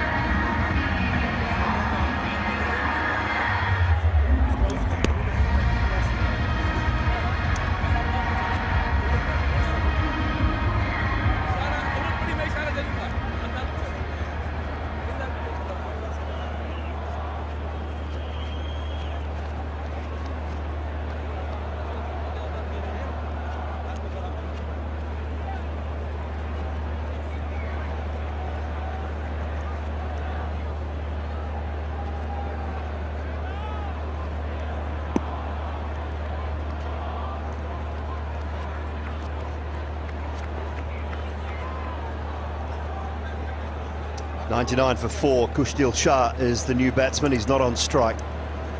There's one crossed. Average of 25 and strike rate of 115. His power is better than that 115 strike rate.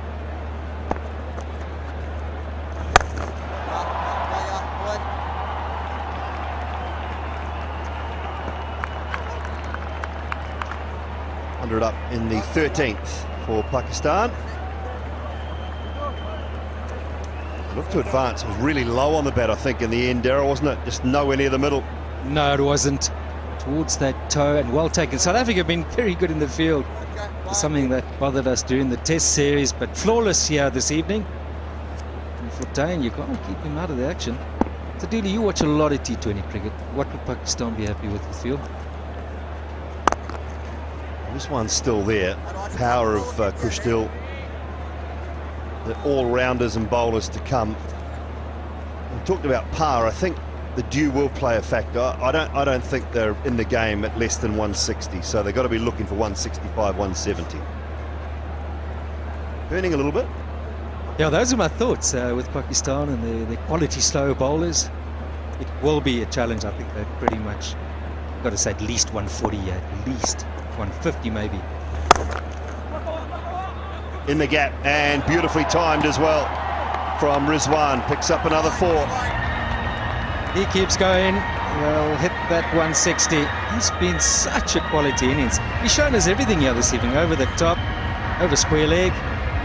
He's put the quicks over mid-off. And brilliant feet there. Quick knows the gap. Sticks it away.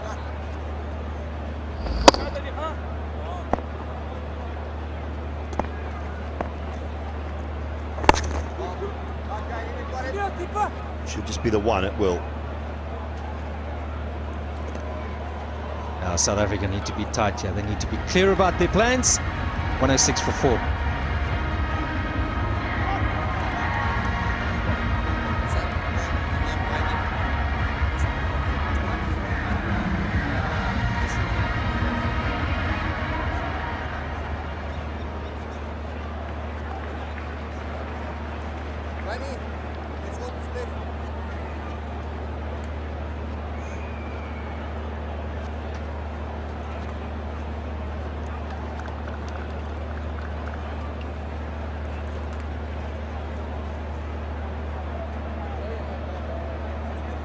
Seven overs remaining for Pakistan. Sent into bat in the first of 3 T20 internationals here in Lahore. Tabrez Shamsi to continue. Oh, it's turning too much, I think. It's turning too much. Skipper likes it behind the stumps. Got 1. Use it, Daryl? No, no, don't go there. Oh, yes. Oh, gosh. Keepers and referrals. TV umpire to director. Review for LBW. It's a fair delivery. Original decision is not out. Can I have front on spin vision, please?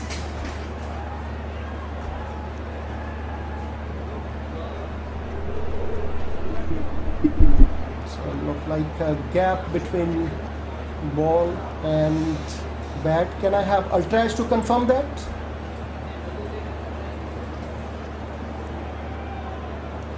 Ultras is coming up. Forward, forward, forward. No bat involved. Flat line, flat line. Ball checking when ready, please. Ball checking is coming up. Pitching offside. Impact in line and missing wickets, Aleem. Let you know when you are on screen, Aleem. You stay with your original decision, not out. A good decision, Aleem Dar. He's never had one overturned in T20 internationals. Aleem Dar, 10 out of 10 now. And I do apologise, there's 2 referrals, obviously with the home umpires. There's 2 referrals in T20 internationals during these strange COVID times. Just never looked like it. Looked like it was always turning too much. And also the bounce, there was something in it. But just to go back to the point you made, it's turning and there's Pakistan to come. Let's go. Please finish. That's always a giveaway. You said it earlier, when the keeper has that little drift down the leg side. And all good umpires will keep that in mind.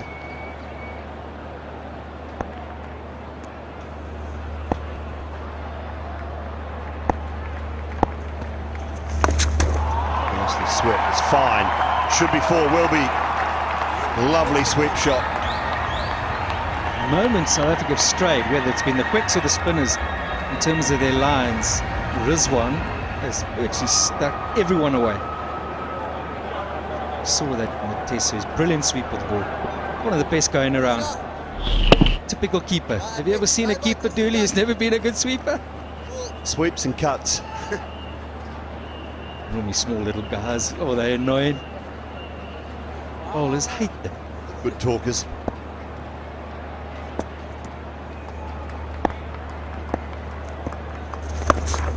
And again, This one is a lot squarer. In front of square, in fact.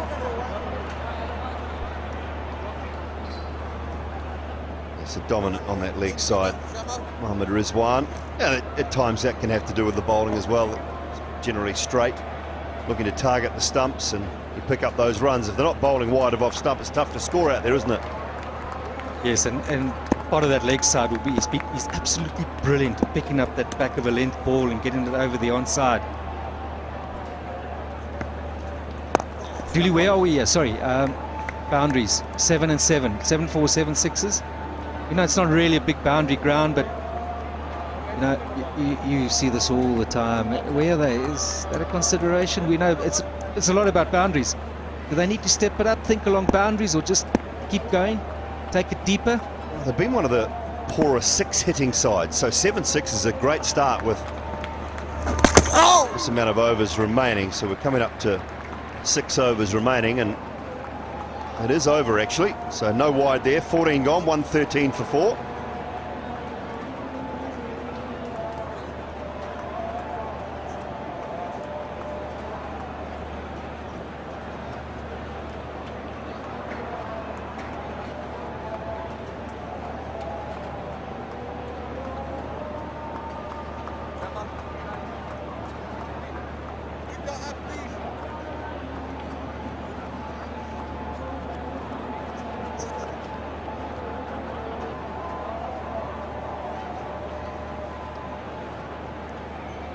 Really, just to pick up on that boundary hitting thing, should they be thinking more along that sort of line? We need to pick up a good few here now, or just keep pushing ahead? Leave it for the last 2 maybe, or is it now's the time? Yeah, 2 or 3 overs. Torius is back. A slower one to start, just drifting into the pads. They've been in the last 2 years the poorest side in hitting 6s, Pakistan. But 7 already tonight with 6 overs to go, all but 6 overs to go, I think is a great start. You post 9 or 10 every innings of T20 cricket, that's a really good number. I'd say just keep playing Rizwan, and Kushtil Shah, if he's in for another 5, 6, 7 balls, he'll certainly find the boundary.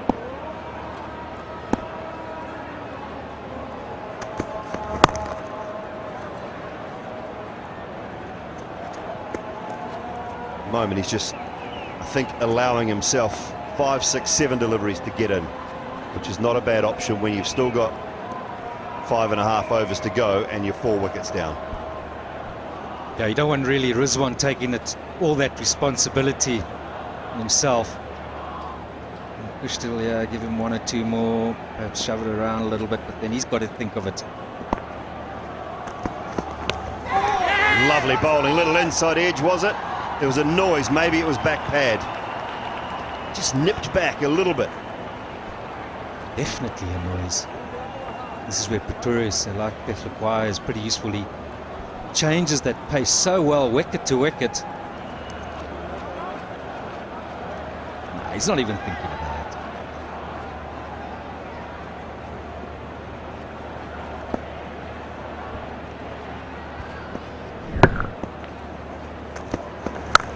Swung away, sounded good, is good. Mid-wicket, well and truly over the boundary. Another 6, that's 8 now. Gee, that's a brilliant shot. This is where he's so good. I've seen it now for about the last 3 weeks. Fractionally short. It's off the front foot. I mean, this is just talent. He's not the quickest bowler, but still, you've got to be pretty sure about that. So still, sets up beautifully, and then just a question of following through. Just about everyone's gone that far this evening.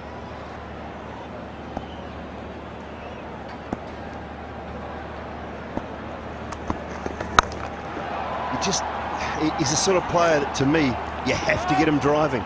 You have to get him hitting down the ground with a vertical bat. Not that, as soon as he gets the opportunity to go cross bat, that's when he finds his power.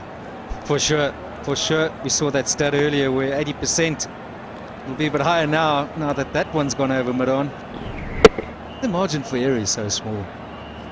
You've got to get him, any batsman, get him away from capitalising on his strengths.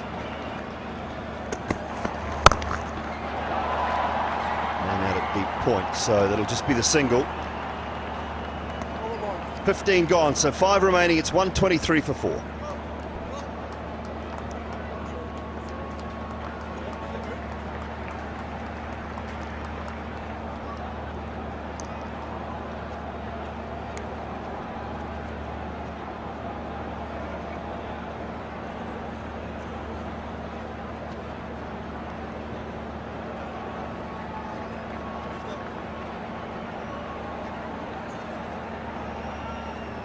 Go quickly, please, fellas. Ready, Andy. Happy there, Andy. More. 74 off 48. Picked up 89 in his last T20 international in Napier, New Zealand. Did Mohammad Rizwan. They won that match, Pakistan, the third of the 3-match series. Big over this, the 16th, and Shamsi's bowling. We know he's a wicket taker. Rizwan is on strike. In South Africa, you feel need to get a wicket here. Just slow this down a little bit.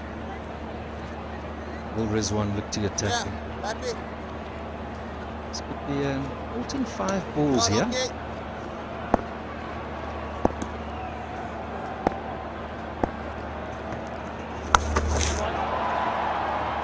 I also look at it and think, do they see Shamsi as a real threat?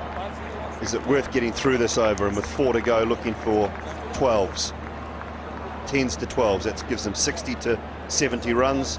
Puts a really good total on the board if they get through this over and don't lose a wicket. I think that's smart thinking.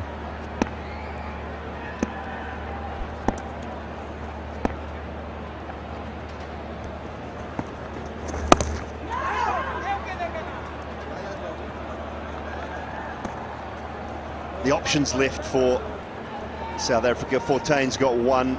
Pretorius with a couple available. Quetta with 2 as well. Zapamla has bowled 2 tidy overs. I think we'll see Snyman back.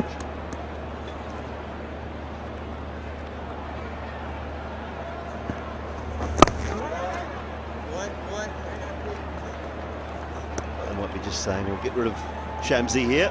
Poses a bit of a threat. 2 balls remaining. But it is the smart thinking. 6-6, you think? Brew was wrong again. Well, the way he's playing, I mean, he's super confident, striking it well.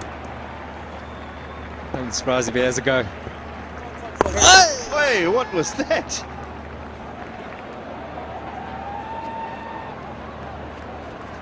Shamsi paused in his run-up, but then carried on.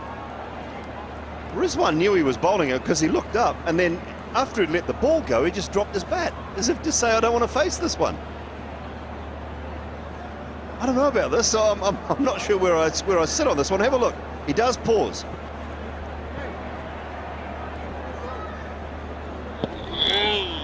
That looked fairly legitimate to me. I don't think there's any. I mean, that's not a dead ball for mine. That is not a dead ball. It's a little stutter. Rizwan's actually faced up there, and then at the last minute decided to just drop his bat. The ball had left the bowler's hand. You've seen Ashwin's a prime example where he stops and then he delivers. Suresh Raina's another one. It's something that made Alim Dar think about it, but to me it looked pretty legit. It's a good thing it hit the bat. He managed to still play it, and well, I think intentionally, but I think the ball more hit the bat than him getting it in the way. Some early controversy to talk about. Love it. 1 to go. Oh, turn as well for Shamsi to finish his spell. It's been a good one. 4 to go here in Lahore. 127 for 4.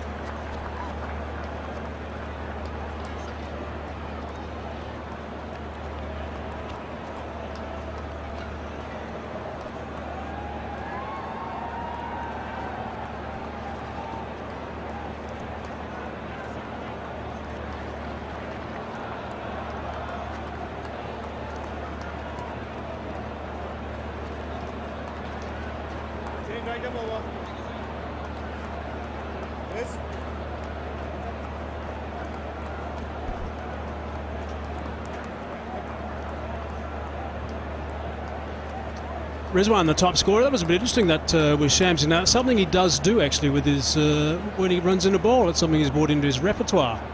Seen him do it a few times in the past. clearly Al-Imdar hasn't, nor Rizwan. But I agree with the boys before. Thank goodness it hit the bat and not the pads. And I think that bloke would have been quite upset had it done so. Right, 4 overs to go now. 127 for 4. 170 gets them 10 and overish. Oh, it's a little bit wide. Couldn't do too much with that. Sapamla back in. 77 now, Rizwan, and if he gets 23 more, the way that he's playing, he could get them. I'm only the second Pakistani batsman to have a century in every format. Ahmed Shahzad right now, the only one. Going at 150, he's really caught up and striking the ball so well. Will he get enough strike though? He should get a couple of boundaries around the place. That'll scoot along quite smartly. He's played superbly. 31 off 31 balls he was. Oh, that's high. That had such a nice sound. That's gone for 6. That is a big hit. Leg side is his side. Khushdil, if you angle the ball back at him, he's got enough power to clear any field. The ball just coming back in and with the arc out of the park.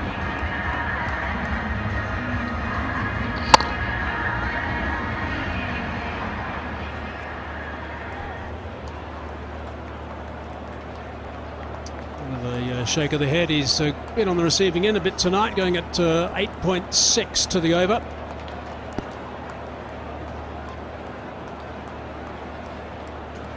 Got 100 off 35 balls last year in a domestic T20 game. Fastest by any Pakistan player in domestic cricket. Just a little bit of a wipe of the ball. That's an indication of, even though this spraying of the grass did take place before the game started, puts a bit of a wax coat on the blades of the grass so it falls into the soil as opposed to hanging on the grass. The ball is still going to be slippery later. That's a nice crack again, and straight to the player. So a big celebration there from Sapamla in the end. I think it's a bit of relief, I guess, because that last one went a long, long way, and he has picked up the wicket the next one. And he has nailed this, has Khushdil. He's hit it right in the middle of the bat, and it's gone absolutely flat, straight to the man. 14 takes the catch, and South Africa have the wicket. Khushdil goes 6 and out. He's out for 12. It's 134 for 5.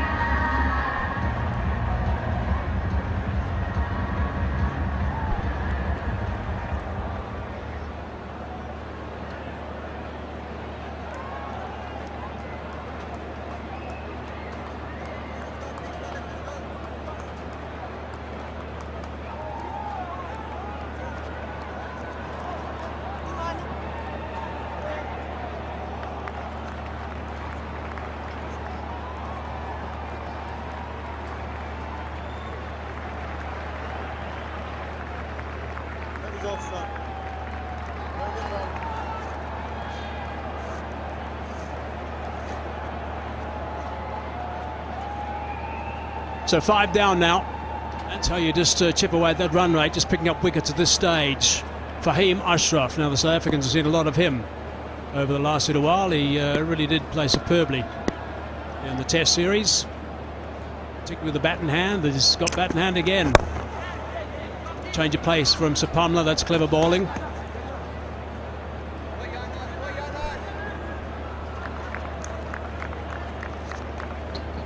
Hit this really well, right in the screws, but goes straight to the man. It's gone flat. That's quite a fair distance, and he is disappointed. Not enough elevation, or just not enough placement.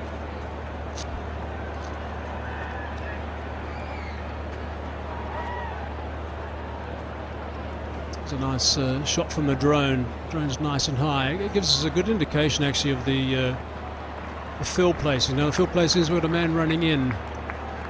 There he is, just coming inside the circle. You can see just at the bottom of the screen was David Miller, who's gone into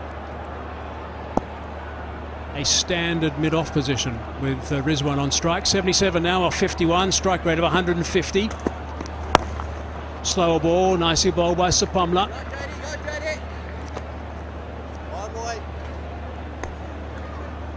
Just a couple overs under the belt from Pretorius today so far. I guess we might see him in the next little while.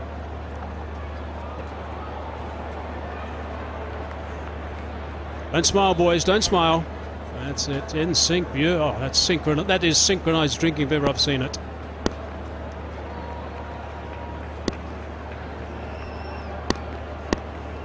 Fine leg inside the circle, also third man.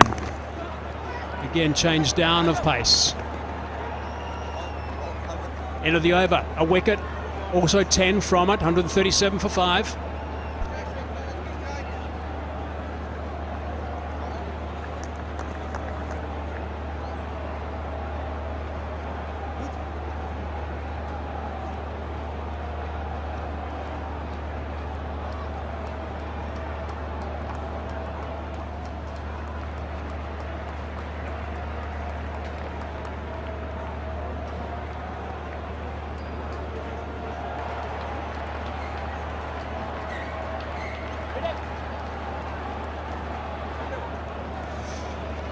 $18 deliveries to go. Pakistan, we're looking at, well, more than 160, looking at 170.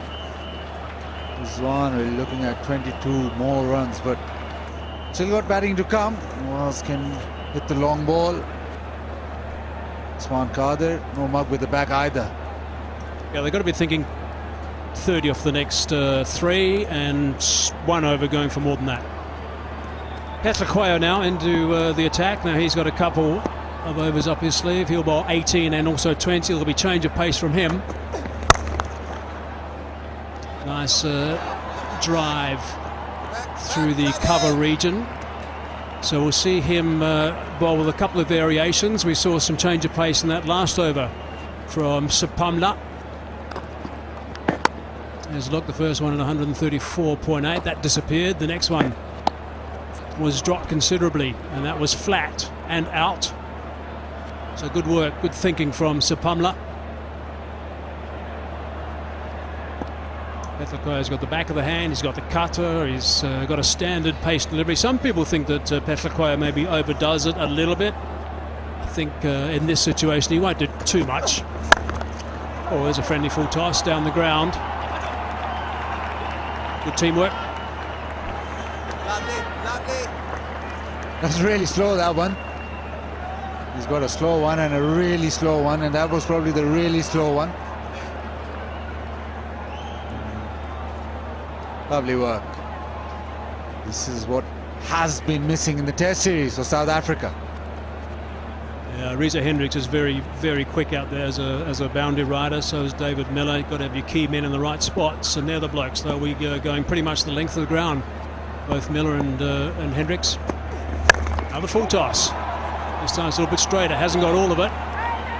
Miller into play, and really good fielding. That is outstanding.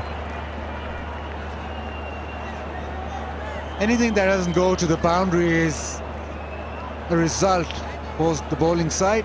Service, prize, hit and win contest. You can in with $500 if you hit that board.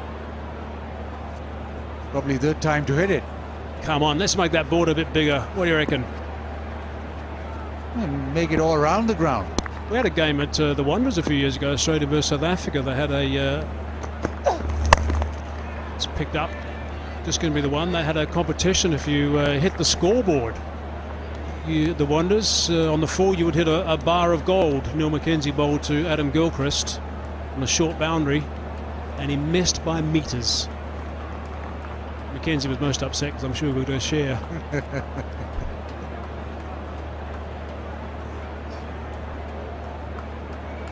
at that.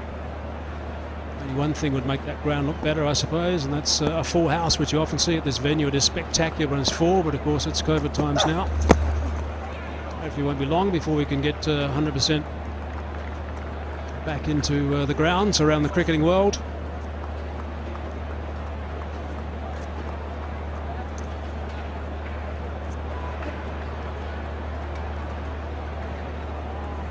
20% of the ground or the crowd is going to be allowed to come in to watch the PSL, which is a matter of a week or so away.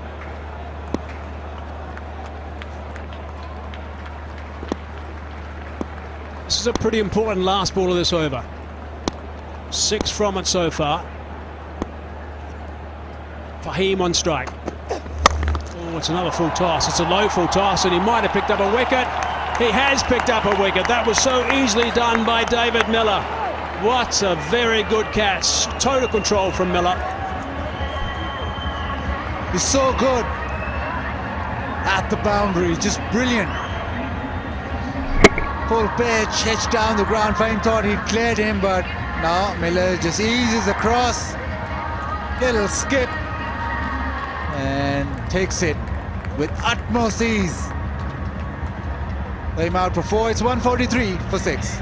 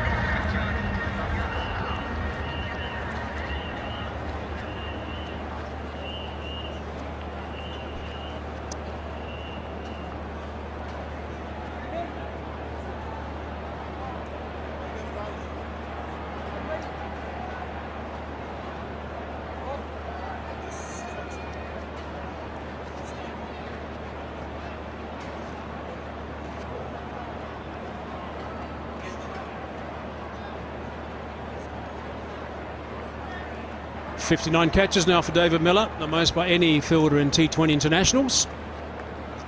So 6 down. Nawaz, Mohammad Nawaz. Strike rate on the low side. 70 matches. Not known for getting runs. Other guys are supposed to that job. Sapana again. On the bounce. Pretorius. Yeah, just a lull in the scoring rate for Pakistan at the wrong time. The opportunity was there for Fahim Ashraf. Full toss outside off. Again, pace off the ball. But this man, well, that's a skill that he's done so easily that it seems that was very simple. Tell you what, that wasn't that simple at all. 3 full tosses now over from Peshawar, and he got rewarded with the last one, courtesy of Miller. Would have gone for 6 if he wasn't there.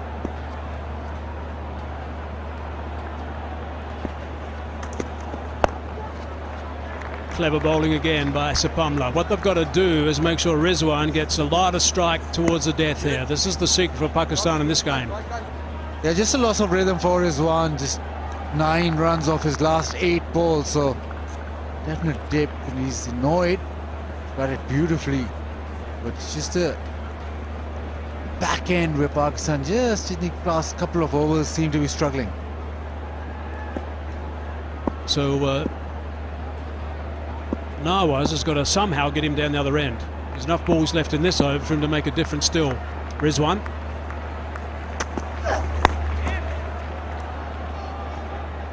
He's done that.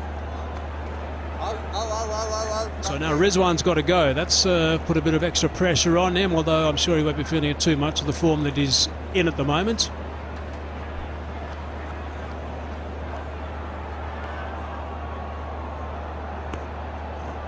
The leg side well protected, but once Rizwan hits it in the middle, doesn't really matter, but he needs to just calm himself down. Just maybe trying to hit the ball too hard. His timing's been spot on. He just needs to calm himself and stay in the moment. Oh, that's the top edge. That's gone high. And it's gone far enough as well. So that's 6 runs. Gee, the umpires have had more exercise than they're used to having in Pakistan and T20 internationals, Baz, when Pakistan are batting. Exactly what he needed. Ball down the leg side. He's maneuvered himself to almost to the off stump. Big top edge. He's flown away. He knew it was going all the way straight away. And that's a shot, and it's worked well. So suddenly this could be a big over. Now it's 9 with 2 balls remaining, 150 on the board. So 12 legitimate deliveries remaining. Correction, 8 legitimate deliveries remaining.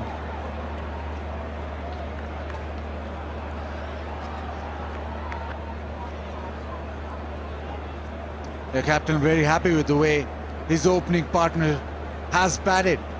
He's only the 3rd Pakistani player to hit 6 sixes in a T20 innings. Rizwan, Hafiz, Ahmed Shahzad. Rizwan now with 6 sixes.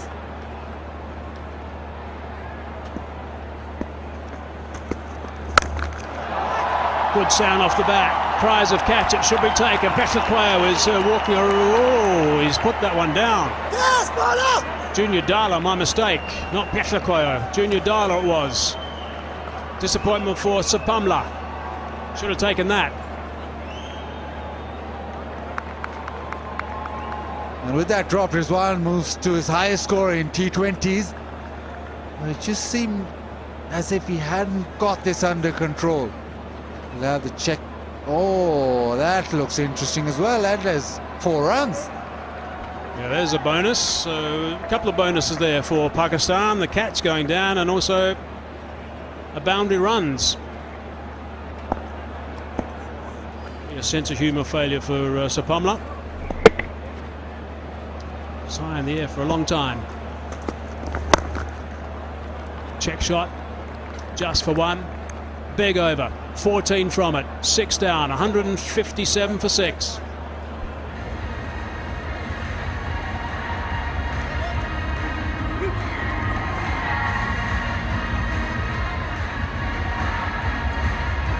Some hard hands there, he wasn't quite settled, and there's the reaction from the bowler. The same reaction happened, I think, about a minute later when he found out it went for 4.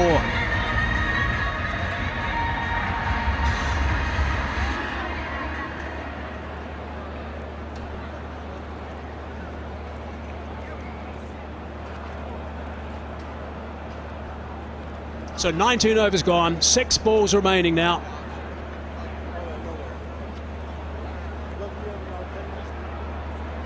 Just bounced up off those hard hands and couldn't get another grab at it.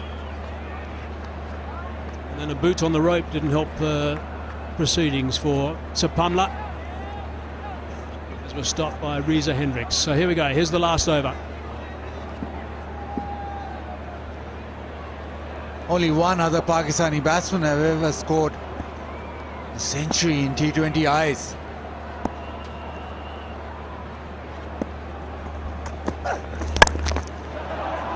Slower ball to start with. Beats the first man. Good work from Junior Dala.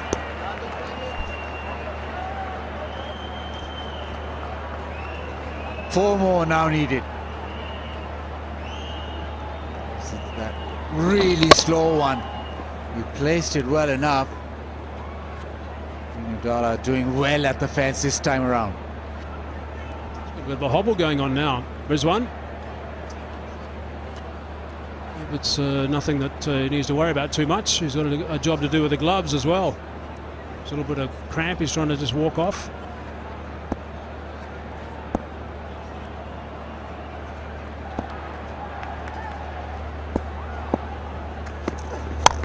Another full toss. Over the top of the bar.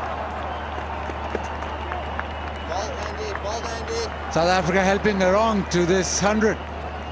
That's a second chance. No matter of overs for Rizwan. No one again, didn't get enough elevation. Should have taken that. Yeah, he should have. Took a blinder earlier. Schneemann. So a couple going down at the wrong times now for South Africa. As this target is going to be very close to the 170 mark. 98, Rizwan.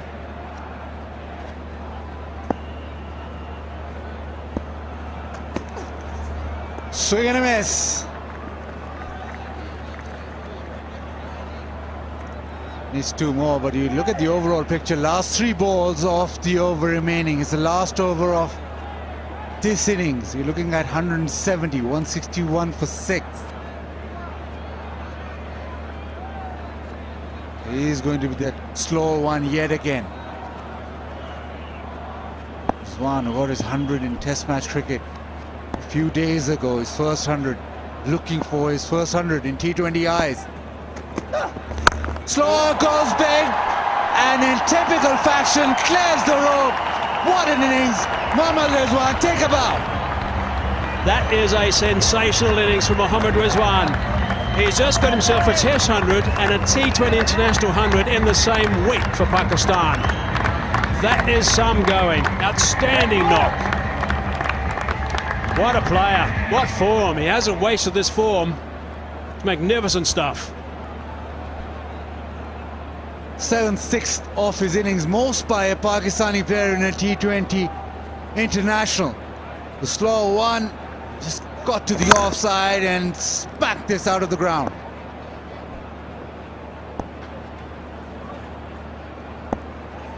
Two balls left. Oh, it's another full toss. He's missed that. Kakhakoyo was bowled a few full tosses. He's bowled a few half volleys. He's been going at 8.5 to the over. Picked up a couple of wickets, so it's been eventful for him.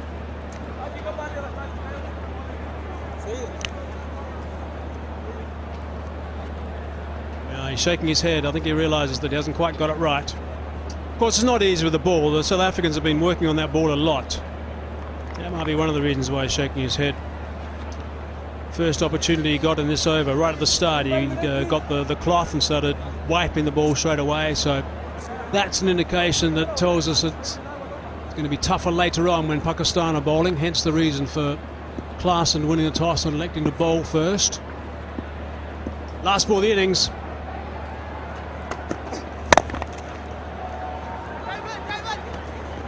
Looking to come back for the second. They decide against that.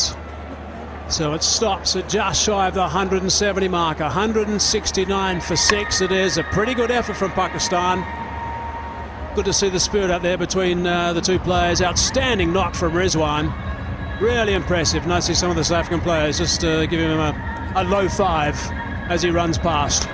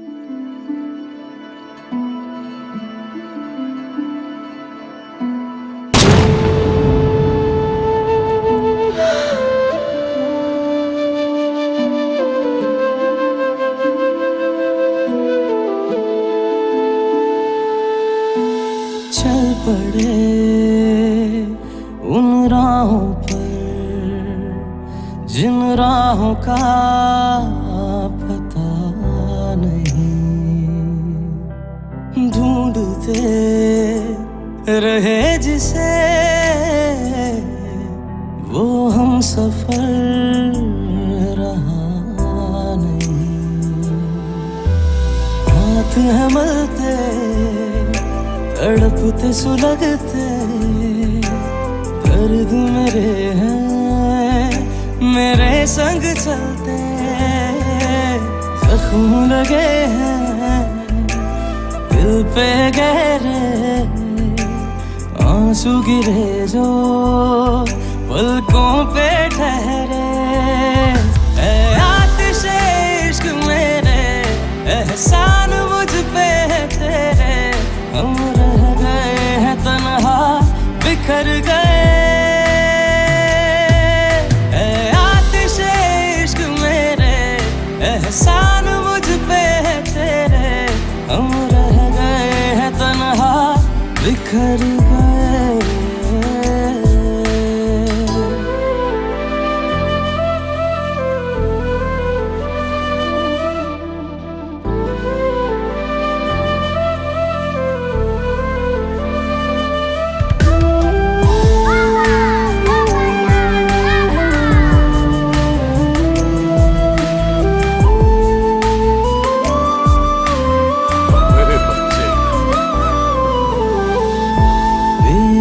सी है ये जिंदगानी, टूटे दिलों की ये है कहानी।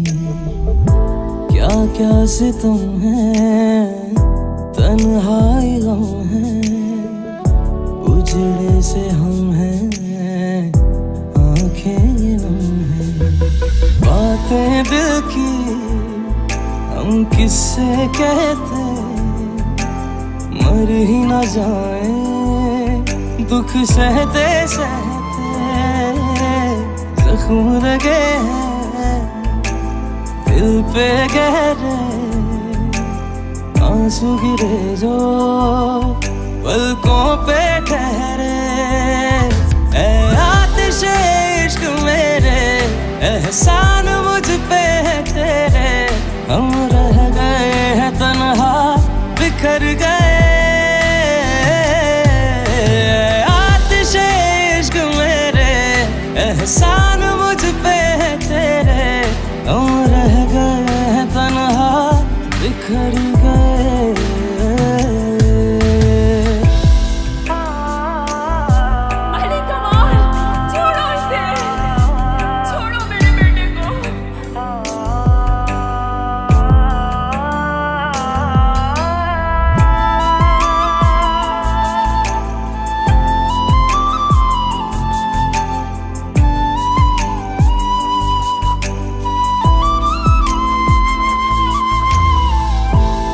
जो तपिश है, ये जो बंदिश है, जब जुदा हुए हम रह गई खलिश है।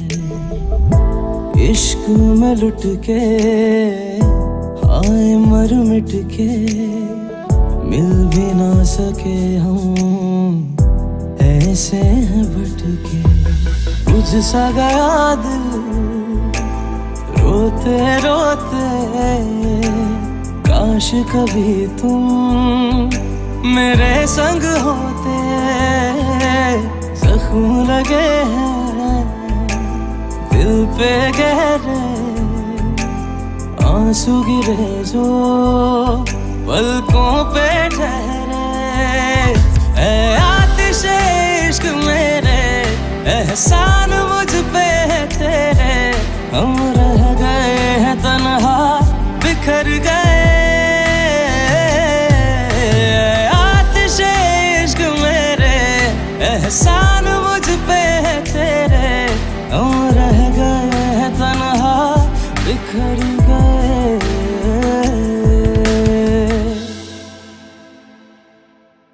आतिशे इश्क मेरे, एहसान मुझ पे।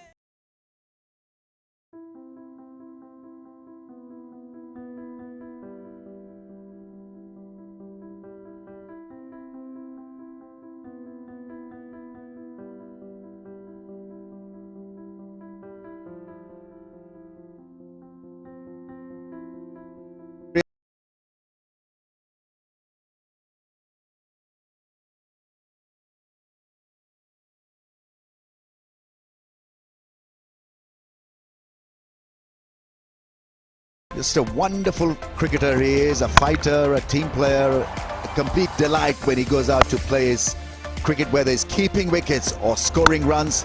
He gives his 100%, picked up the length very, very early and hit the ball so sweetly over mid-wicket, over long on, a strong leg side player.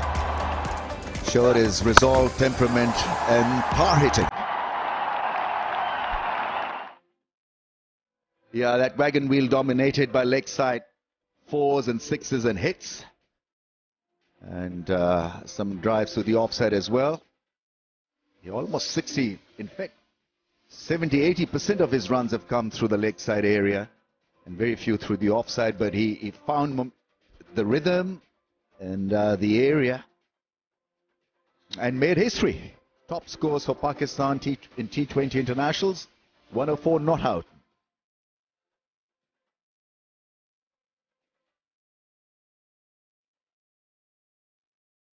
Shamsi was outstanding with his Chinaman googly, and his economy was outstanding as well. 1 for 20 in his 4 overs.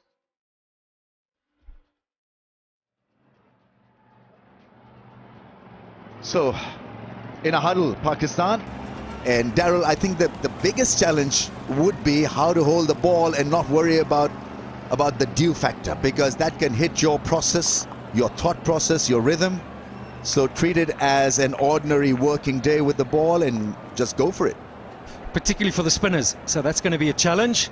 And they'll hope that the umpires have got a good few spare ones on call and get them on. But yes, it can so often, as we heard Bro Shamsi speak during the break, that getting a bit wet and just does tend to slide on a little bit, makes it easier from a batting point of view. Whatever potential movement or spin there is, it negates that. So it's a very, very competitive score from Pakistan, 170 above par.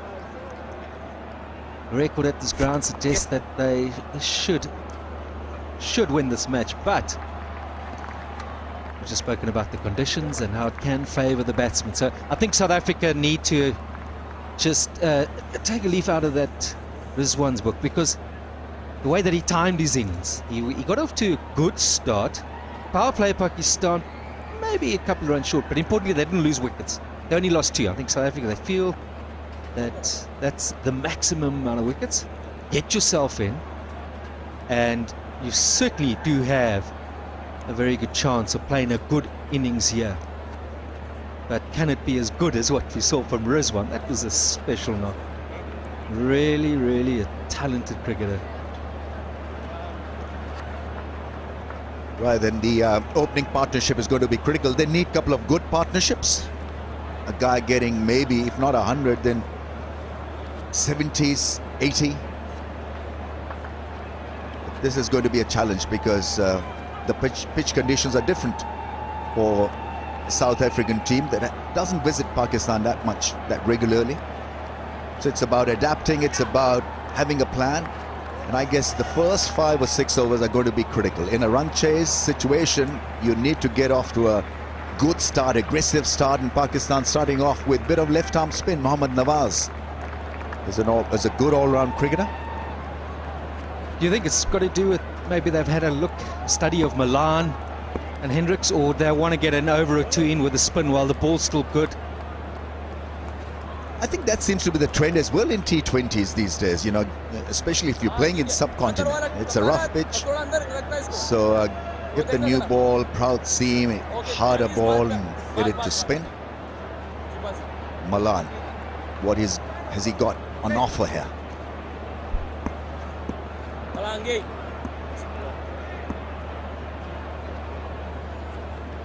Not an angular run-up, it's a straight run-up from Nawaz. Here we go then. He's a feature player for South Africa, one that they look into as a long-term prospect. And Reza Hendricks, he's more an accumulator of his runs. Cuts well, he plays well through the onside and likes to pull. Likes to come down the pitch to the spinners, sweep, so all round a solid player. Multan, his brother, is also an international, so that's a wonderful family achievement. He was selected in the test side, and Yanamanya is more the limited over stuff. Both played for the Cobras down in Cape Town. Morkel brothers, the last brothers I would think to have played for South Africa.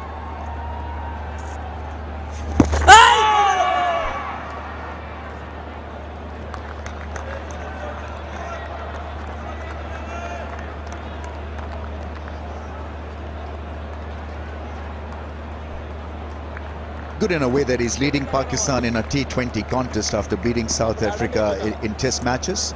That was a first for him.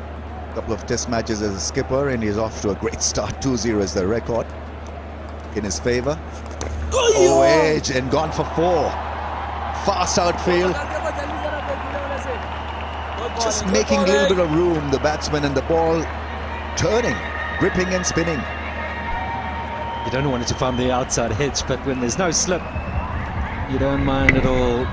Fraction bit of turn, and again, you just see how fast this outfield is. He knows he got away with that one, but in this format, you'll take them in any way.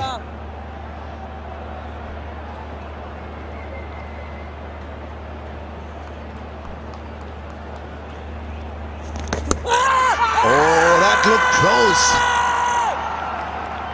Umpire is unmoved.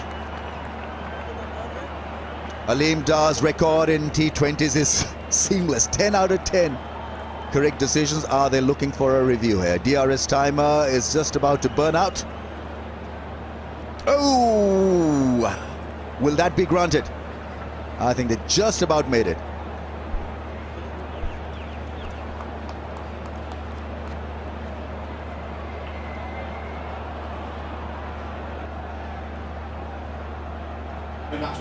TV umpire to director.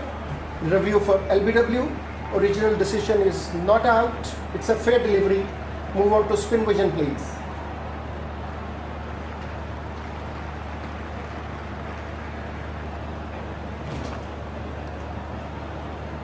Ball is close to the bat. Can I have Ultraj to confirm that?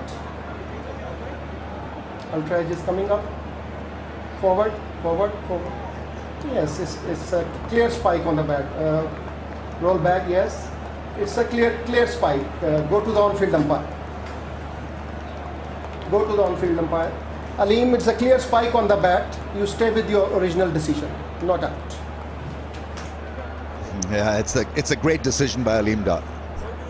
Foggy conditions, number one. Number two, obviously put under a lot of pressure because it looked adjacent straight forward from a distance. But he read it perfectly. So what's the record now? 11 out of 11 for Aleem Dar.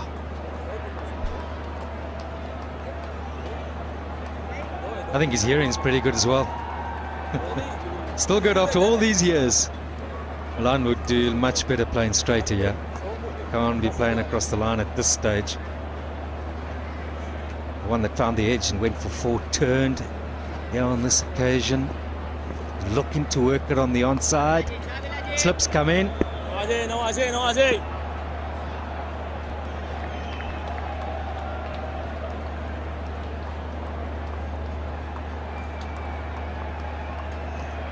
Problem with his glasses, I think.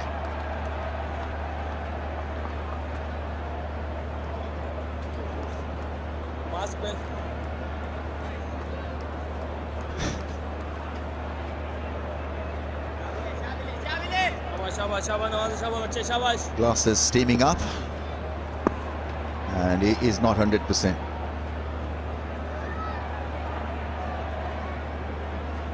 Can he call off play?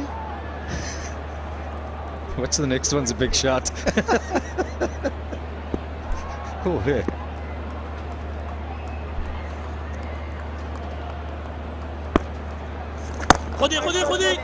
Accurate start from Mohammad Nawaz. A good start. 5 without a wicket, South Africa.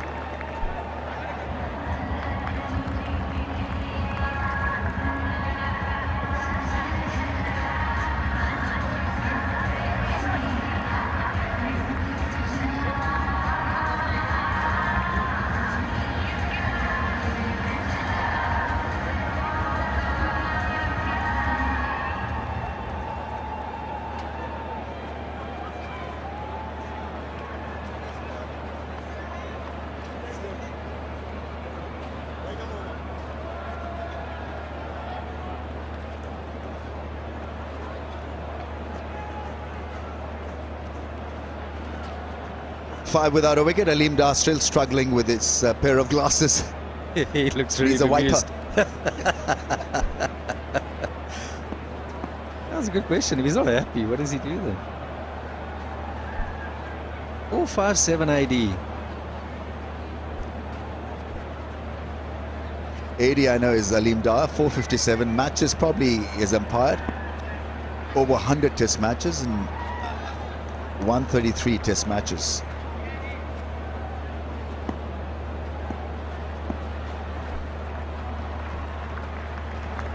By then pace. Ralph is in. I think both these players would like more pace on the ball. Smart move by Pakistan. They could so easily have picked up a wicket in that first over.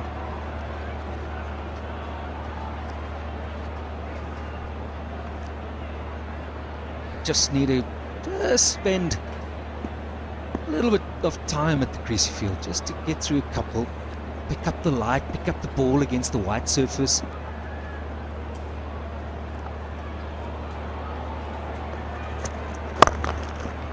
Beautifully played. What a shot that is. Oh, extraordinary shot, really, because it had timing, class, quality. It's a difficult angle, really, to create. Wide of mid-on. He's spot on with this one. Just needs to present the full face, which he's done perfectly off the middle of the bat, and then it just goes away. Fast outfield, you're going to get value for your runs here this evening. Little confidence booster.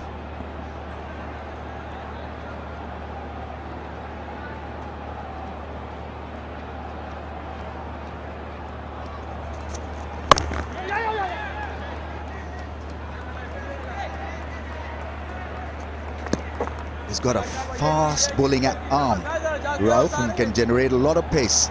Can surprise you. He's not very tall, so he's at you most times and pretty accurate.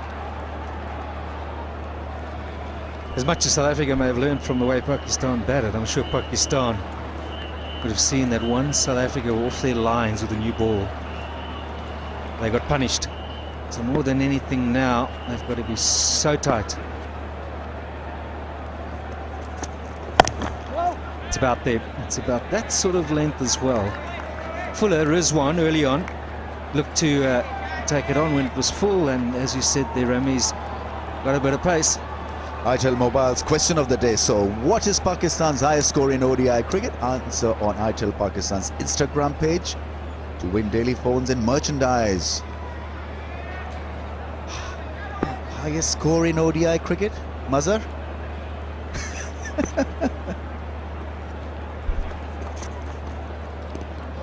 Scored in Zimbabwe. That's a wide down the leg side. I think that's enough of a hint.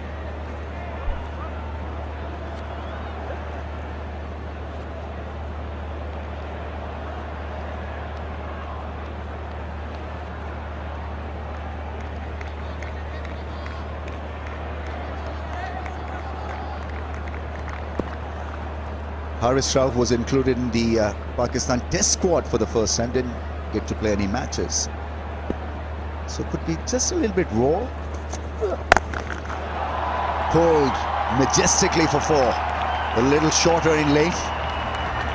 Pace is up, but the length needs to alter as well. On a fairly slow pitch as well, and this is what Hendricks looks to do. He fancies himself on the pull shot. And that is well played. You've got to give it to him. He off the front foot, picks up the length.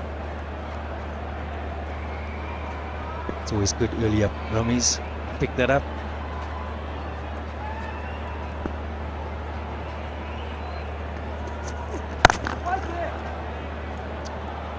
Two done, 15 without a wicket.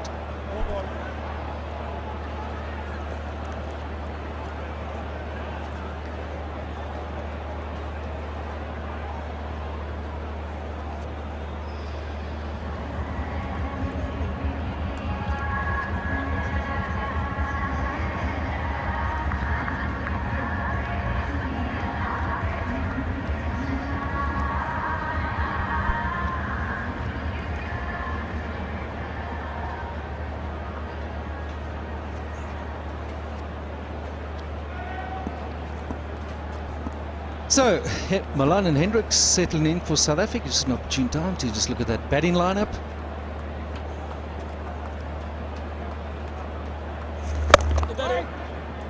What are the options? They've got an exciting young player in Snyman. It's a first-class season. It's just on the go in South Africa. Got 100 before lunch and 50 balls. There's no doubt about the way he looks to play. Where will they use Miller? Will they hold him back and look to see him finish?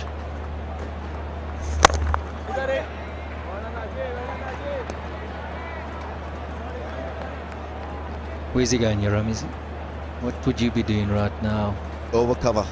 Is that your angle? That's your shot? Yeah, I mean, I wouldn't be testing my arm, hitting the ball straight because it's long off in position. So look for that angle. Over cover maybe. On the pads, and is clever enough really not to provide any width. Nawaz has played a lot of T20 leagues. He's got the longest boundary here. And I think if they're smart here, both these, if they nudge it onto the leg side, that sweep is a long way back. He's got to be on the rope. It's got to be 2. So I would like to see them, as they pace this innings tonight, look to pick up as many 2s as possible. There's definitely one boundary longer than the other. It's going to require some smart batting. Good work with your partner.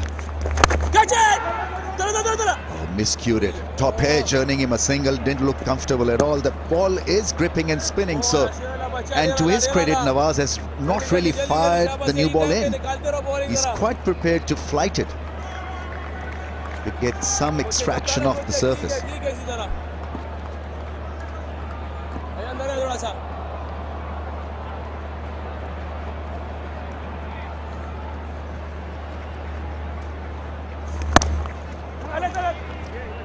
Too many outside edges there from Milan. He's got to be cautious, as you say. It's gripping Ramirez, and you just can't be in a hurry to get it on the leg side too much.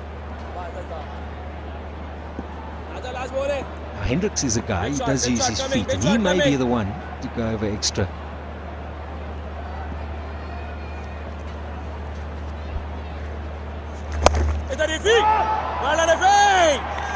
Sweep shot attempted, goes straight to the fielder, so not a bad over at all from Nawaz. 17 without a wicket.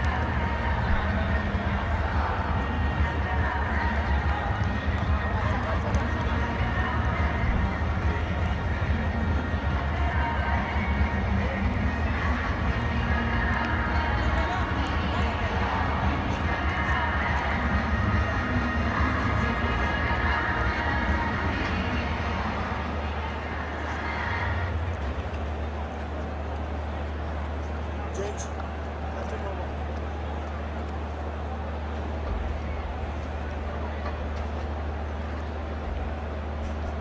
17 without a wicket, South Africa after 3 overs. Shaheen Shah Afridi is coming on to bowl. There's a suggestion that he may be rested for the first T20, but he wants to play, and here he is. Terrific talent, plays all the 3 formats for Pakistan. First change for Pakistan, replaces Rauf.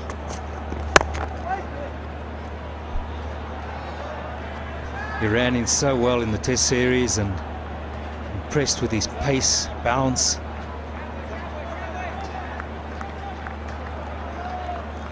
I'm a big believer that if you're doing well in one format, you can take that form, get that selection policy right, and make him play the other format so that he feels a little comfortable adjusting to the new format.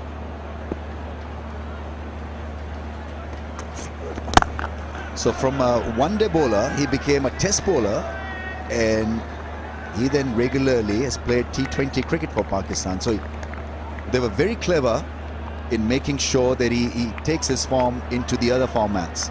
And so as a result, has become a wholesome package for Pakistan. That's his career stats. All reads well. It's impressive stuff. And he's a young man, 20 years old, and he is the full package.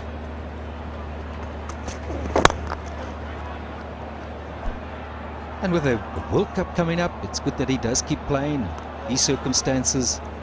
It's to know his game better, and you want to have your best team. first match. Yeah, he bowled splendidly. That was a killer blow. Getting rid of Bavuma, was well settled, and then never looked back. Terrific bowling.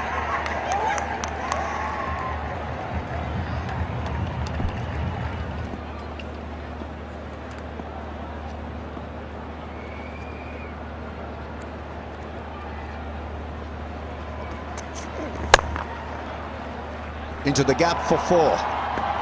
Over pitching that one, Shaina Afridi, experimenting with extra bit of zip, power, pace, but got the angle wrong on that occasion.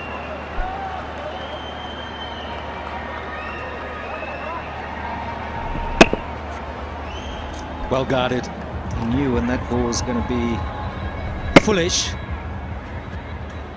was just going to look to play it late, which he's done very well here. Once again showing the value of just getting bat on ball. Critical year for South Africa that they, this power play, don't lose too many wickets, if at all. They'll be keeping an eye on that run rate required, the match situation.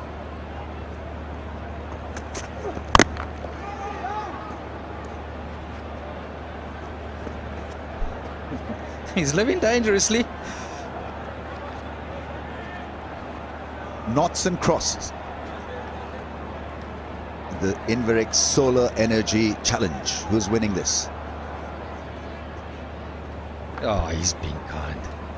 Simple and as straightforward as that. It's a draw, it's a draw.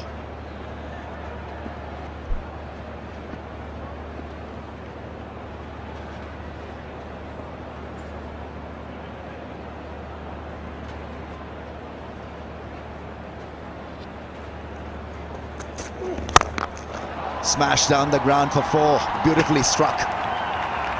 Well, yeah, that's the point, yeah, that you can't be too full. 26 without loss.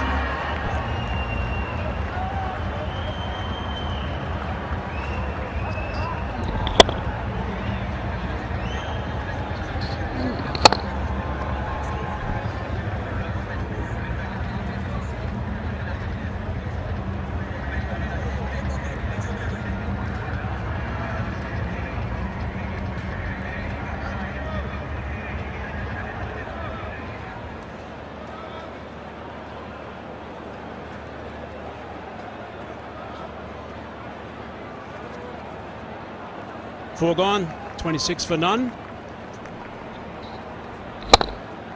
Lovely shot down the ground from Yanaman Malan. Just been told something interesting about Yanaman Malan. Simon, I'll share it with you. Hendricks on strike now. Give yourself just a little bit of room, driving up the offside. So if you pronounce Yanaman without the Y and you make it a J and you say Janaman in Urdu, that means lover. And I was going to say that was a lovely shot from Janaman. Just got our statistician with his head in his hands.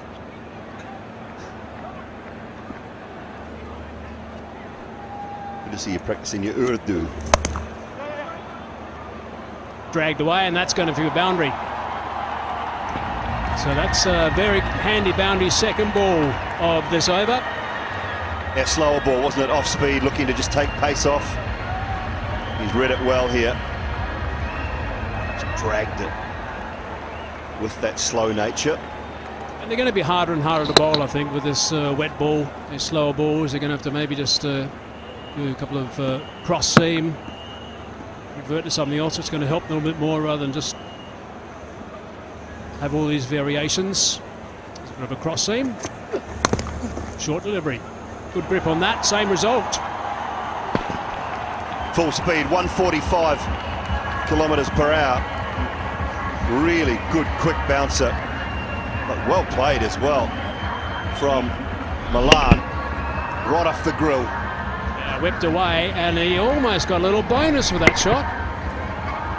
And down there at fairly fine. Have a look where this goes. Almost near the $500 service tyre target. Probably about 2 metres away from her, that's all.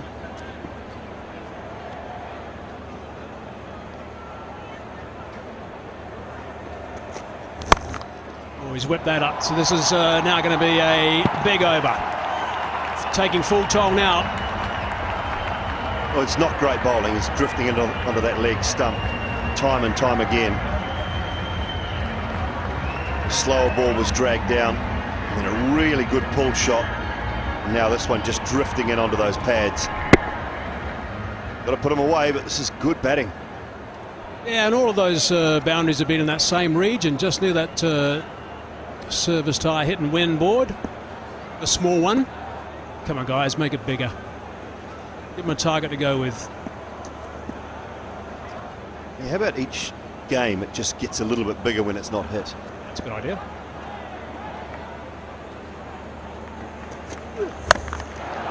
It's a lovely sound off the bat. This time it's in front of square. Another boundary. That's the fourth four of 4 balls. I think by now Harris Ralph should have worked out that he doesn't mind playing the short ball. That's 3 in this over. Banged in. That is properly out of the middle of the bat as well. Impressive. And at the other end hasn't had a lot to do, has he? Reza Hendricks, 7 from 9. Certainly had a full-on frown there from Baba Azam. He's off and running. 8 fours in that 35. Now the man is pushed from the circle just down to that fine leg fence to protect that $500 board. Just to really put more of a frown on the captain's face. Don't bowl wide outside off. Slower ball, thought about going over the top 2, changed his shot at the last minute. 18 runs off that over, 5 gone, 44 for none.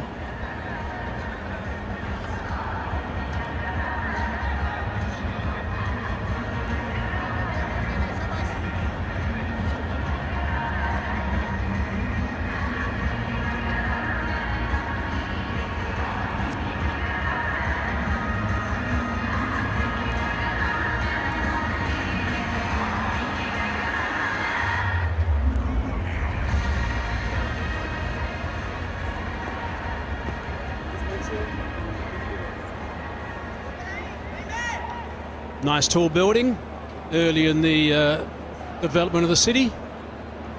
5th over's gone for 18. A couple of good strikes from Yanaman Malan.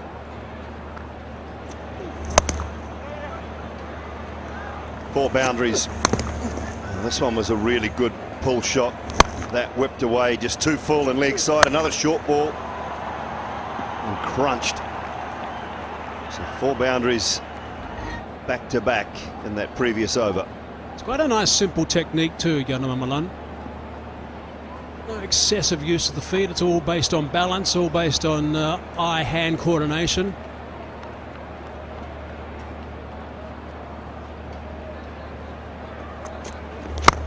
Oh, he's gone straight down the ground. That is a beauty. That's a beauty off Afridi. Slower ball 2 from Shaheen. He might change things up here and look to come around the wicket. He's just bowled it 2 full. He's taken pace off. Just watch the grip. Roll his fingers across it. Trying to bowl that slower ball. He's weighted nicely. Really high elbow. Impressed early on here with Malan. You can understand the thing, I suppose, the way that he put the boundaries away at that last over, the ball coming onto the bat. Just trying to hold it back a little bit. 50 on the board now for South Africa. Out of the blocks very smartly, these two.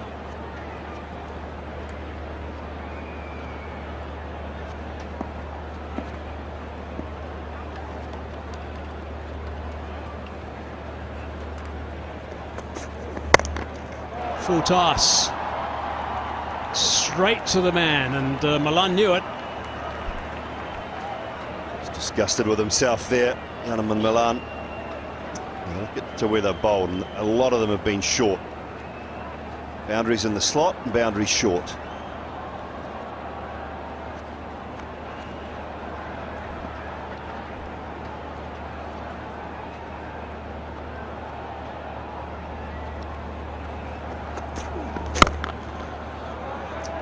Just trying to tuck up the line a bit.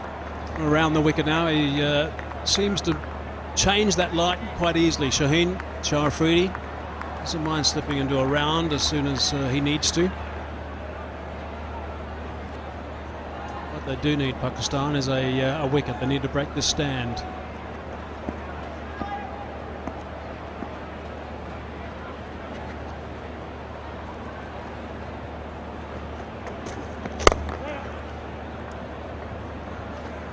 Should be settling a few nerves as well that may have been in and around that South African dressing room.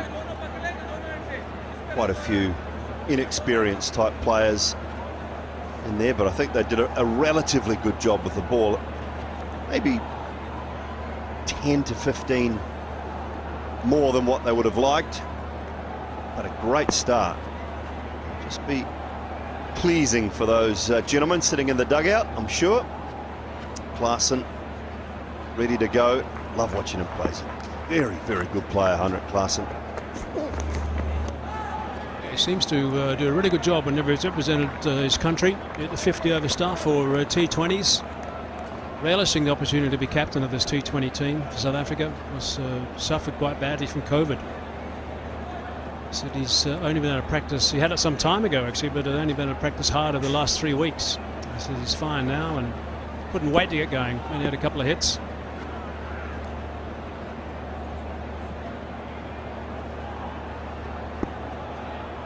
Bouncer behind. John Smuts next to him. And that's a good comeback after that first ball. First for 6, the last 5 for 1, 51 for none.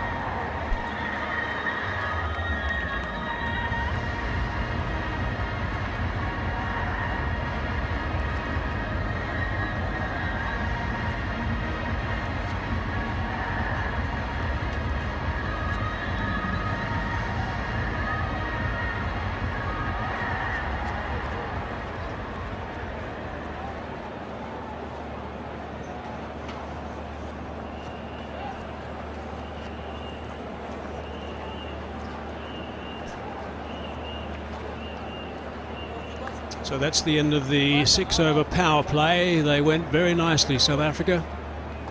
Ended up at 8.5. At one stage getting very close to the 9 mark. Kadir.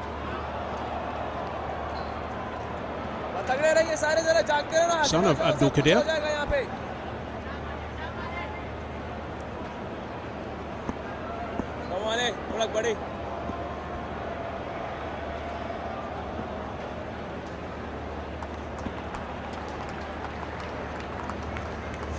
I reckon there would have been some nice chats about leg spin bowling as he was growing up, Simon. Well, you would hope so. Father, terrific bowler, Abdul Kadir. Still remember him bouncing in the enclosure.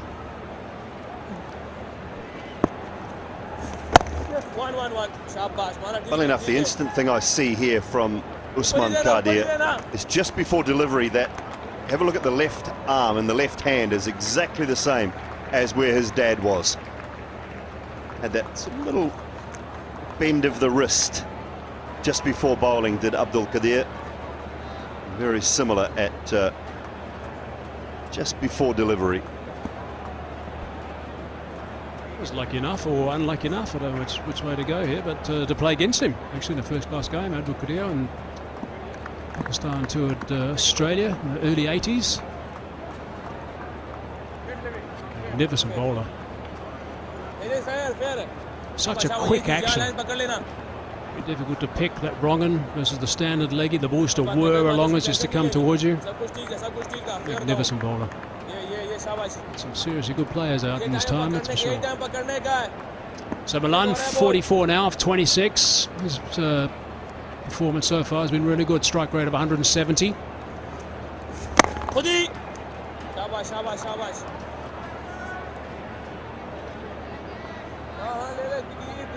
The interview I had with Tabraiz Shamsi, he said initially when the ball was drier she could give it a bit of a rip, but soon afterwards it started getting a little bit wet. It became quite challenging. It's the wrong one. Well picked by Alim Dar.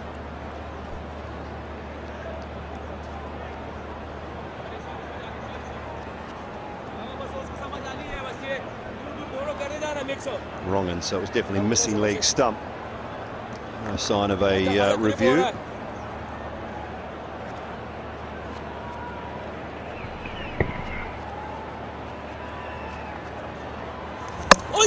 That is sensational. That is a magnificent delivery, and I think we can say he enjoyed that. Beautiful flight, lovely, a little bit of turn as well. It was brilliant from Usman Kadir. Just have a look at the drift. Drifts in and then turns and clips the outside of off stump. That is superb. A lovely way to pick up the first wicket of the evening for Pakistan and for Usman. Milan gone for 44 off 29, 53 for 1.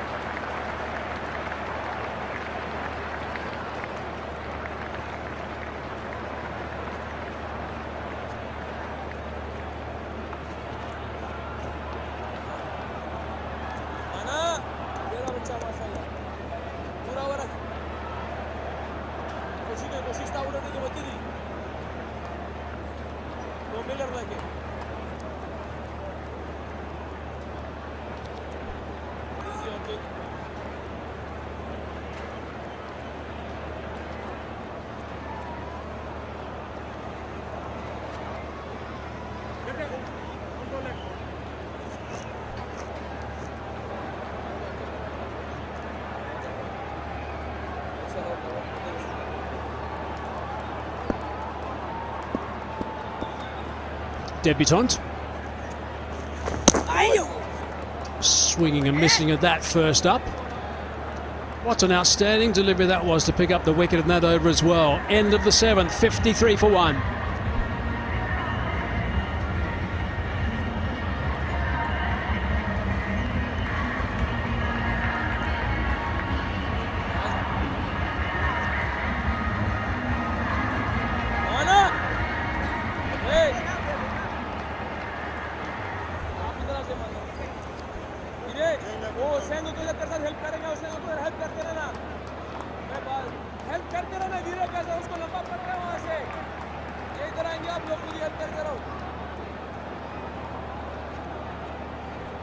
So Yanama Malam is going like a rocket, 44 off 29 and seeing the ball extremely well. So a bit of perspective about that delivery that disturbed his off stump.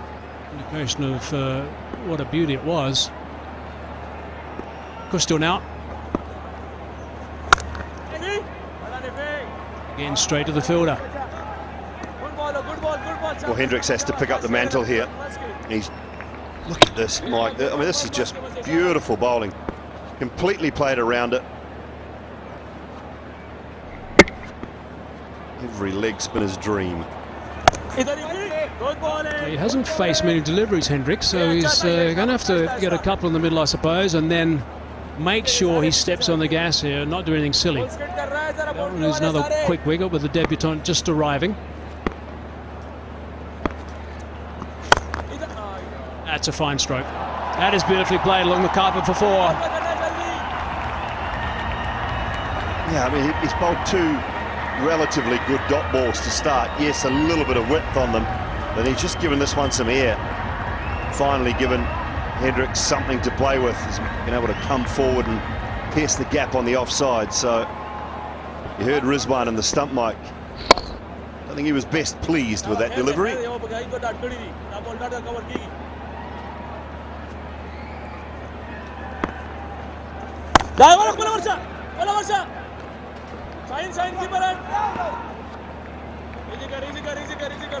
Now, it wasn't a fake slide. The umpires don't like that, and that can be penalised these days, but there's no way it was a fake slide. He thought at one stage he was going to be able to stop and get that. He was lucky he didn't come clattering into his teammate who was charging in.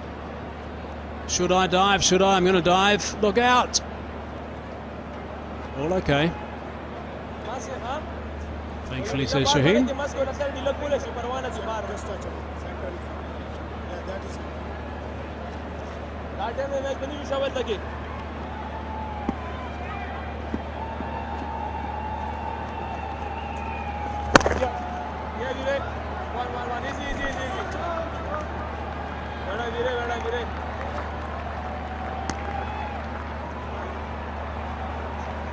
Quick look there, I think, from Rizwan at the ball, just to see how wet it actually was.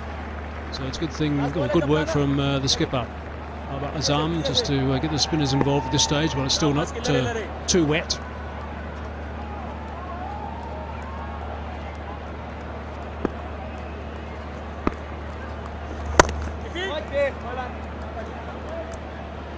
That's a tidy enough start. 6 off the first, 59 for 1.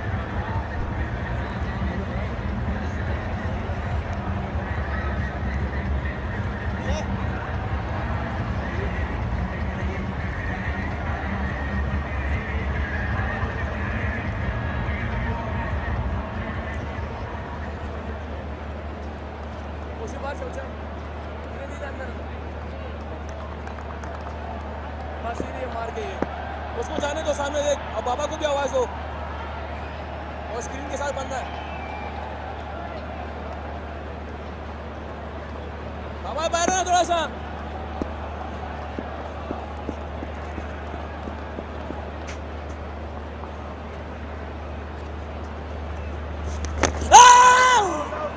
Didn't read the wrong one, and I think moving forward this is going to be the clincher for Pakistan.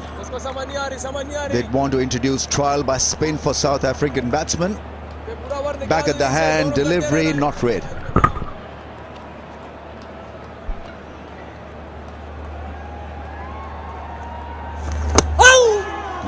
All at sea.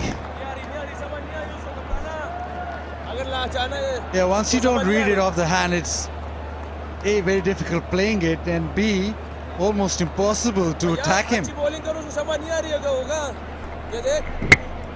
It's a glossy white ball, and so difficult to read the revs on it. So you've got to read it off the hand, off the palm, and look to be more on the front foot than back foot, and you tend to do that once or when you don't read the spin on the ball. On the bounce to the fielder at long on.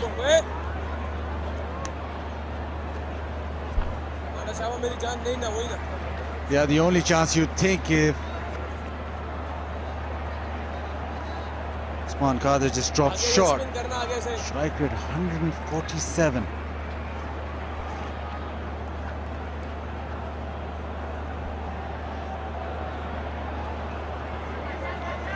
Like his dad, he seems to have strong wrists, and for a leg spinner to be successful, to get those revs on the ball, you've got to have strong wrists. Flight this time once again, trying to work the ball against the spin. And Rizwan is absolutely right. I wish we could translate everything that he's saying behind the stumps. Pangani lena means don't try to change anything in polite terms.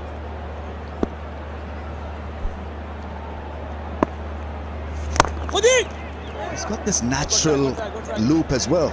He's pretty tall, he's about 6 feet. Doesn't have to really flight the ball a lot.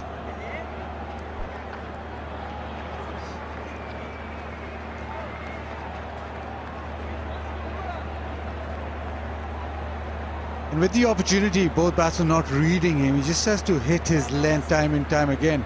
Doesn't matter if it's the googly or the leg spinner, because at the moment, South Africa all at sea against leg spin.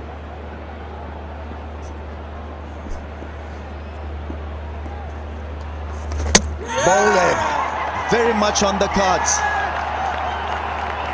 Too good, Usman Khader. And we saw the leg spin and the googly. He might as well shake his hand, but he knew himself probably to a certain degree that it was a no-brainer, that his wicket was round the corner. Wrong and not picked. Trying to use the long handle, misjudging the length, and bullseye was Usman Khader. Sneban could only get 2, 61 for 2.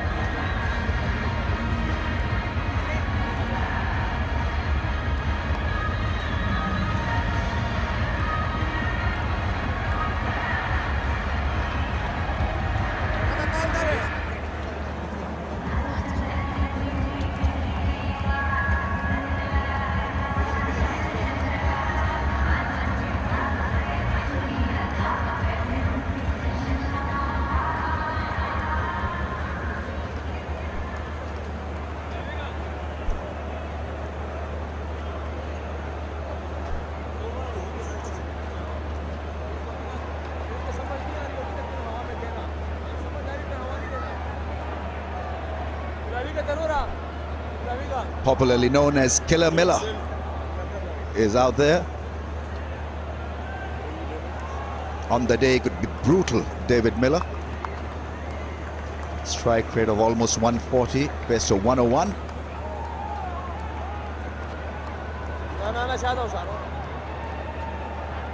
109 of 66 balls. It's getting just a little bit tough now for South Africa. Foggy conditions. Difficult to sight the ball straight away. And Nawaz is in. None for 7 of his 2 overs.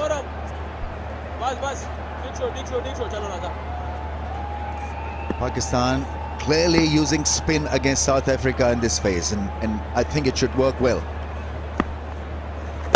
1-1.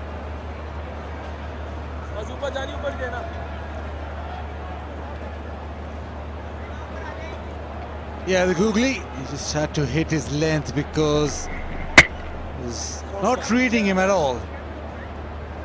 And once he hit his length, he was always in with a chance. The front foot not covering the line of the spin and staying on that inside or on the leg side of the ball.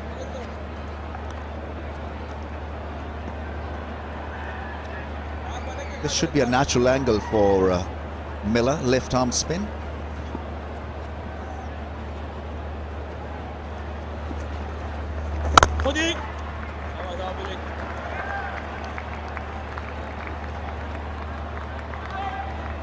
Trying to suppress South African aggression with spin. Don't have to do a lot, just do the basics well here. Look to pitch the ball within the stumps, not give them any width. Singles really will not hurt Pakistan. After a rollicking start, South African rhythm has dropped. Introduction of spin, pace off the ball, be it left arm spin, especially leg spin. Usman Khadir 2 overs, 2 for 4. Not been able to get any sort of momentum against spin.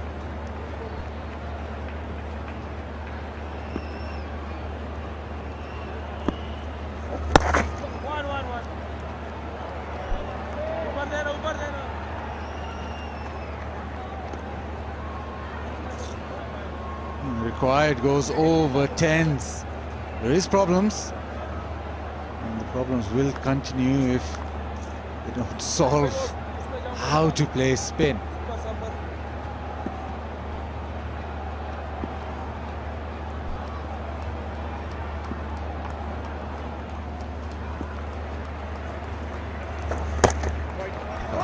Extravagant spin. It's been given as a wide. But it'd be pretty chuffed with the way that ball spun. You've got to get the angles right, get to the pitch of the ball and then pick the spin. And playing with the spin is the better route.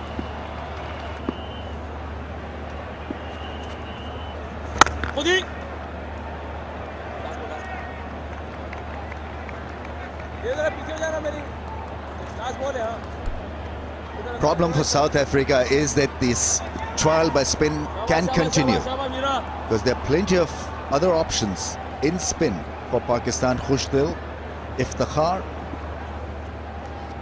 is a part-time off spinner, but looking at how South Africans have played spin, it could be in for a bit of a stint as well. 66 for 2. Right, we'll have a little pause here because wipe the outfield. The super soppers will be used and they'll rope the outfield as well. Right, we'll take a short break in the meantime. South Africa 66 for the loss of 2.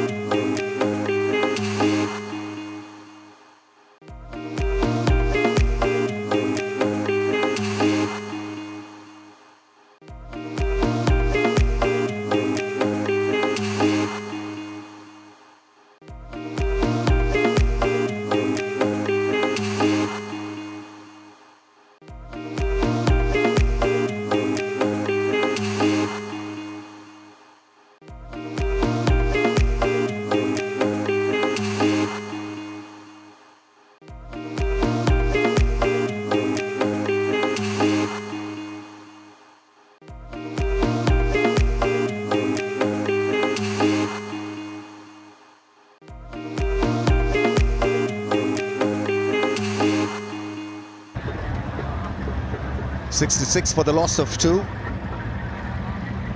Still a lot of wickets available for South Africa, but it's the way they've handled spin that doesn't give you a lot of confidence in this run chase. 10 overs done, 66 for the loss of 2. Miller can be the real deal for them moving forward in this run chase. Nawaz has been outstanding, 3 overs, none for 12. They began the innings with left arm spin. Rauf was expensive. Shaheen expensive as well, considering that Usman Khader has given just 4 runs in his 2 overs and has picked up 2 wickets. He's been pretty special because he's bamboozled the opposition with a lot of varieties. Now, it was Googly that he bowled on the left, back of the hand, and leg spin is what we're showing in the split screen on the right. Batsman had no idea. He's trying to pick the ball off the surface and not really sure whether it's going to turn the other way or come back, and in the end it was done by a Googly. All too simple for him in the end, Usman Khader. He disguised the wrong one really well, great sleight of hand, and he's off to a great start here. In fact, his T20 record is pretty special. Fledgling career, but an impressive one.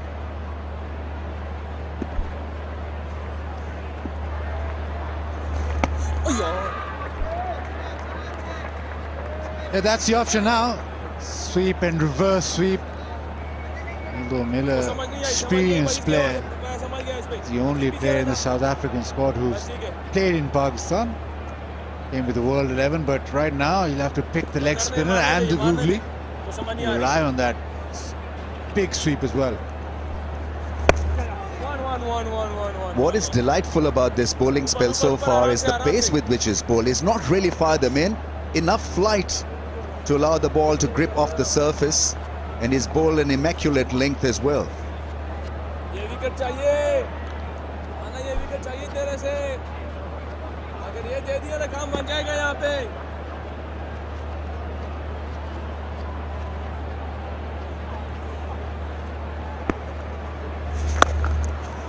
Picked up the length this time and put it away into the gap. That's a very good shot. Against the run-off play, he's played a lovely shot here. First boundary conceded by Usman, but the extension of the arms made sure that it didn't matter if it's spun or not. Good execution.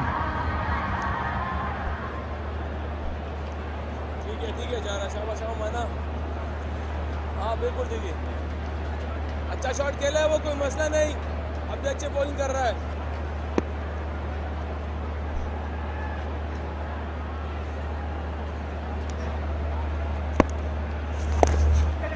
अच्छा bowler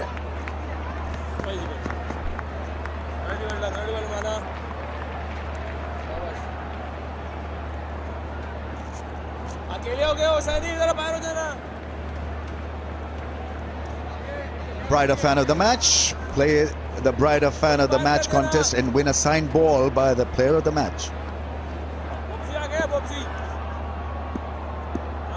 Could probably be Rizwan, would sign the ball for the fan of the match. Unless Usman Khader ends up with a sixer or a fifer.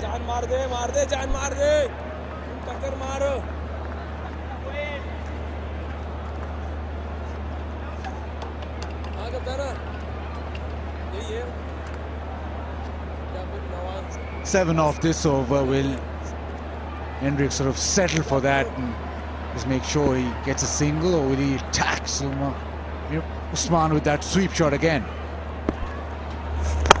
Drive upish into the gap, well connected. That's good batting, really good stuff. 77 for 2.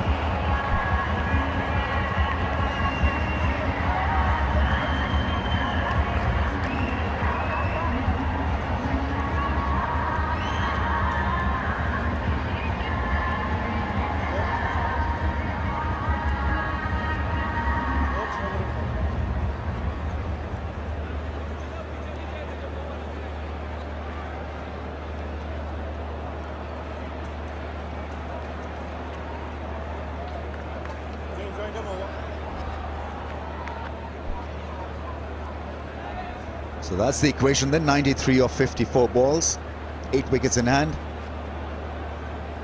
need a partnership at a good pace. 16 of 13 this one. And there could be a little window opening here for South Africa, because pace from Fahim could work for Miller and Hendricks. They need a boundary at least in every over from here till the end. Maybe a couple of brilliant overs.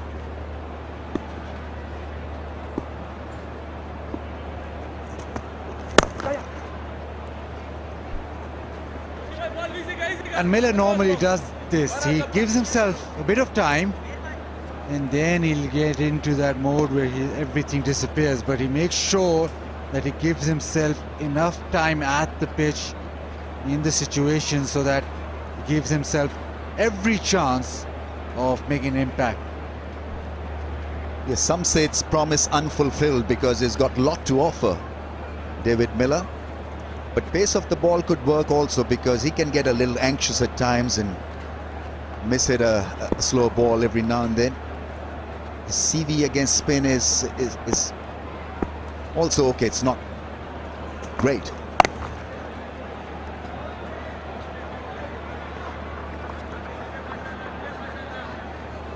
Pakistan would be looking to just be on the cruise control, not look for any dramas or heroics. Basic stuff needed.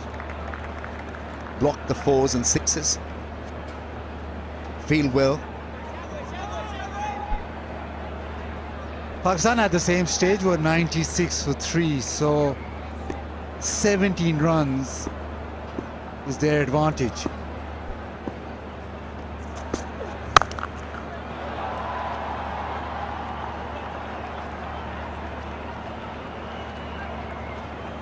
David Miller, with his great ability to hit a 6, is a big striker of the ball. He would ideally want to take this innings deep, give himself time so that when the charge is on, he's well settled.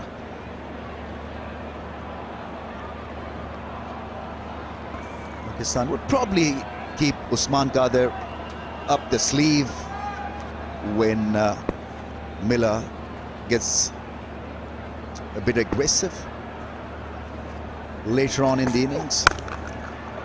Smashed into the gap. Fast outfield, that's well collected. I think it's Hussain Talat who feels well. Sarfraz very keen for the throw to come right on top of the stumps on the full. Because of dewy conditions, you don't want to throw the ball on the bounce.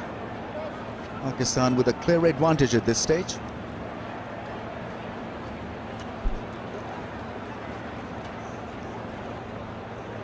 Yeah, and just feel that South Africa need to do something really quickly. This spin has been difficult to get away. They need some boundaries just to close that gap, and then obviously when spin comes in, they'll have a bit of a margin to maybe knock it around, but they need to capitalize on the fast bowling. It's a little bit of pause here. They're trying to apply some sawdust to keep that area nice and dry.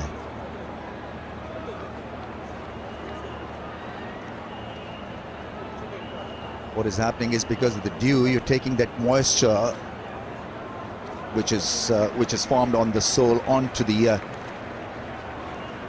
crease.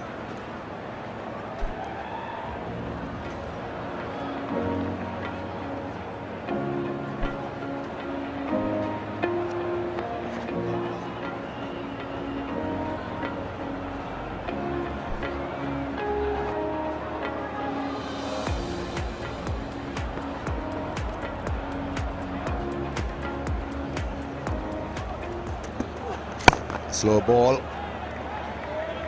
slipping a little bit for him. Not ideal bowling conditions, but you've got to deal with it.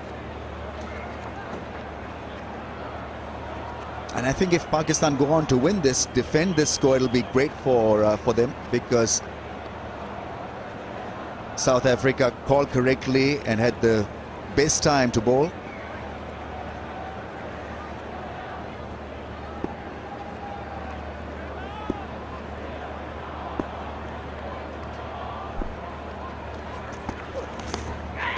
edge. I think that's out, caught behind. It's a big blow. Fahim Ashraf does it for Pakistan. Kind of an innocuous delivery outside the off stump, and David Miller just losing it. Maybe it had a little bit of extra sideways movement, but from a distance it didn't look that threatening a delivery. Outside out, off stump, nip away. The edge regulation catch, Pakistan bossing the game. Big wicket, David Miller didn't get a start. Out for 6, 83 for 3.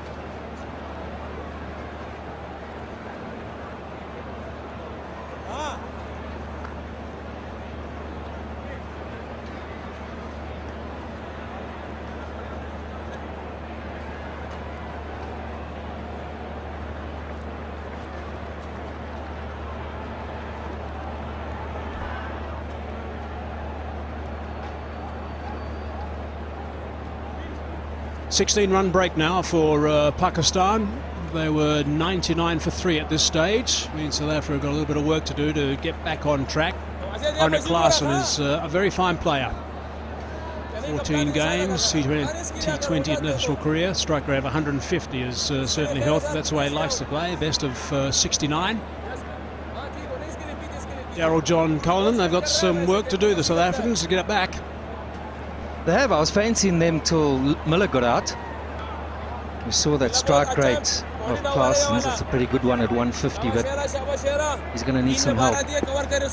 Where's Hendricks gone with these innings? 29 of 27. Yeah, he didn't have a lot of strike. And Yanama Malam was pumping it around the place. So we thought he would take over the mantle, but then a couple of wickets have fallen to quieten him down. Here's not at the last. Yeah, Miller playing away from his body, straight front leg. It's a sort of situation. Ball's got to go. We appreciate that. But just credit to Fahim. They're taking it across him. It's worked. Certainly did a little bit off the surface. It was a cross seam delivery. That's what quite a few of the Pakistan boys have been looking to do because of the ball being so slippery out of the hand. If he's honest with himself, he'll know he could have played that better. He could just pick that up with a couple of mutters that he's muttering to himself. I like to keep an eye on the boundaries there, Hayes. 8 in Pakistan's innings, 4s, 11 6s. South Africa, it's 12 to 1.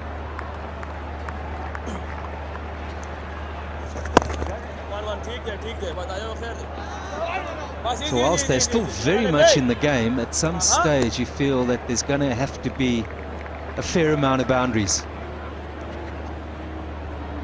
11 sixes is so unique for Pakistan. That's what gave them that nice little boost towards the end. Rizwan was magnificent with his 100. Of course, when someone bats deep, you expect them to put a couple over the boundary. That's a big ground, this one. 75 metres long, straight from here. Rizwan hit 7 of those. That's a big improvement from what we're used to seeing with Pakistan, hence that challenging total.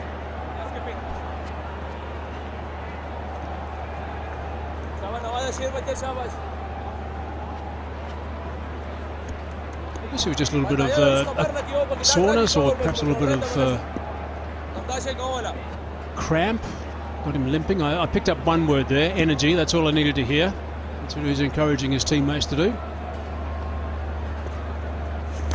One. Thought Pakistan was smart when they took the pace again off the ball. We had that little spurt from them where Yanama Malan got them away. Azam is quickly onto it, taking the pace off it. He's got options. Brilliant little spell from Quetta. Hold in your hand, buddy. And now we're seeing spin continuing.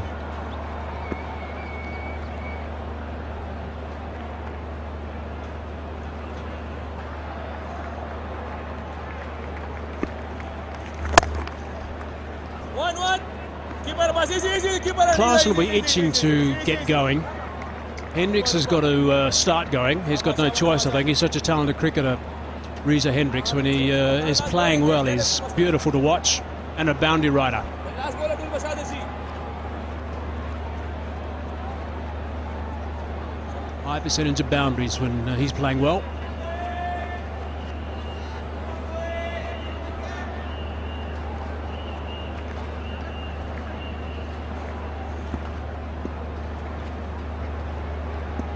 Five singles off this over so far. Need a boundary off this last. He knew that and he played that superbly. So it's good work from Klaassen. That is a really good shot. 9 off it now, 13 gone, 92 for 3.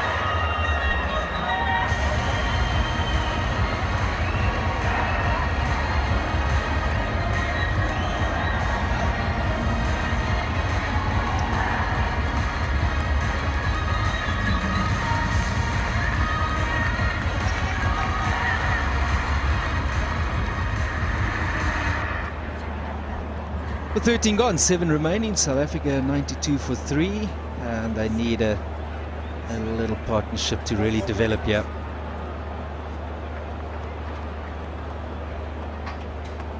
Shows how foggy it's got now. Fog is in the mornings. It's like this till about 9 o'clock in the morning, and then it lifts. It's coming again at 9 o'clock in the evening. You can even see from our closer shot, that shot, it's fairly solid. That's good to know you got to bed before 9, Hayes. I was told, Daryl. Now this was some good cricket from Klaassen's. Like all good keepers, they particularly good on this shot. Needed the boundary and he pulled it off.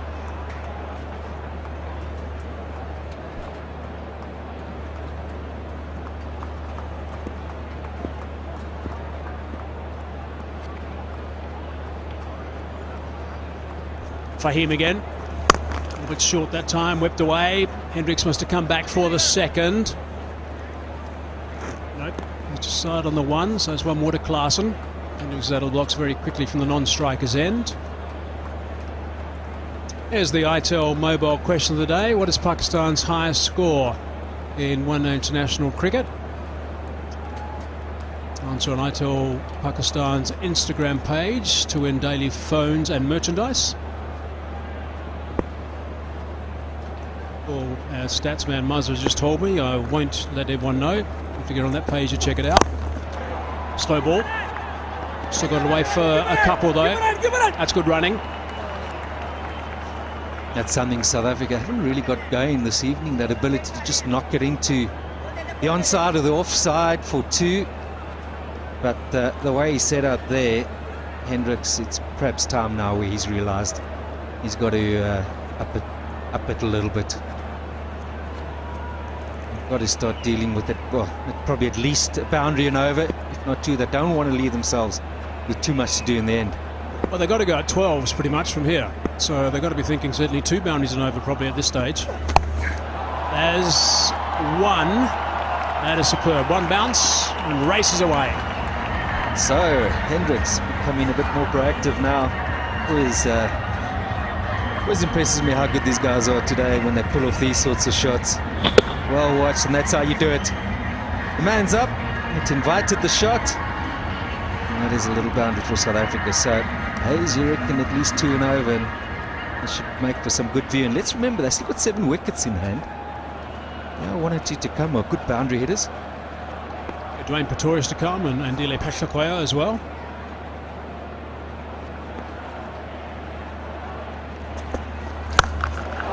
That's a good crack off the bats. That's the second bound of the over. 2 and 2. Just what South Africa needed right now. They needed to start dealing in a few boundaries. And suddenly Hendricks has got to 43 of 34. So here's the momentum shifting back to favour South Africa. So they've got their 12 off this over with that shot. Means this last ball is a bonus ball. Sounds a bit like a bingo call.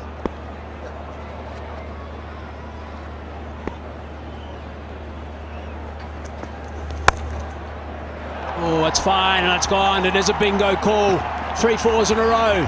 16 off the over. 108 for 3.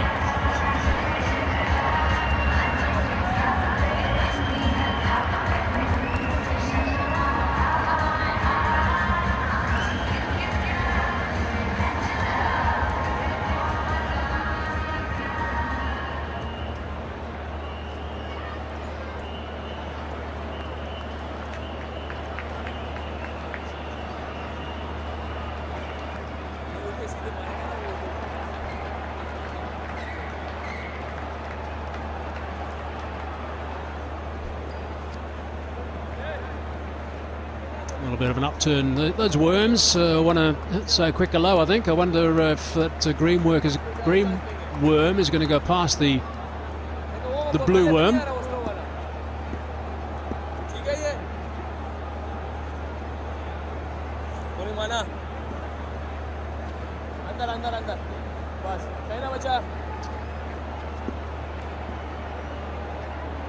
Ten and over required from here now. They've brought it down a little bit.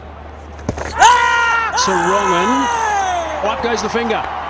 Now, how much of that turn? I wonder if they're going to send this up. I reckon they will. They've got another 10 seconds to do it. He doesn't need 10. He sends it up on 11. Was it going down? It is given out. Is it going to be uptide's call? Review for LBW. Original decision is out. It's a fair delivery. Move on to front on spin vision, please.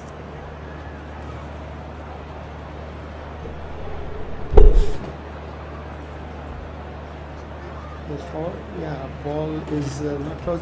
Can I have ultrage to confirm that ball touched the bat or not? Yeah.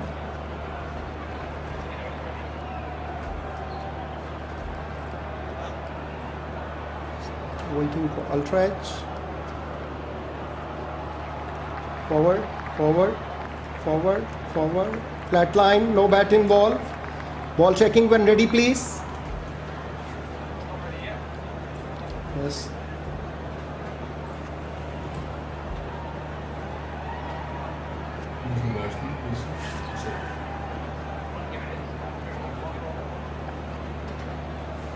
Ball tracking is coming up. Pitch in line, impact in line, and missing wicket. Aline, you change your decision. Let you know when you're on screen. Change your decision, Aline. Not out. Right, well, Henrik Klaasen lives again. To change the call, he's still on strike. We've got 5 balls left in this over.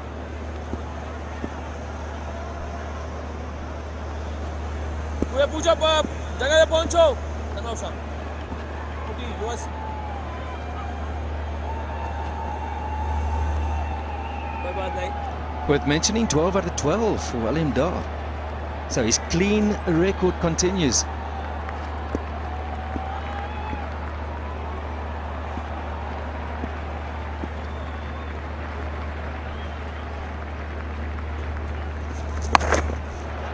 Roman again down the leg side, picked by Klaasen. Just the single though.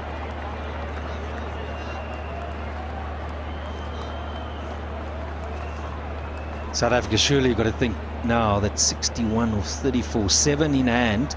A man that's well set. He's got himself in, he picked up a brilliant few boundaries in the previous over.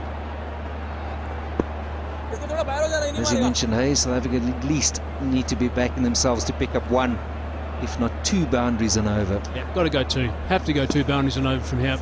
Just to make sure there's no real dramas at the end.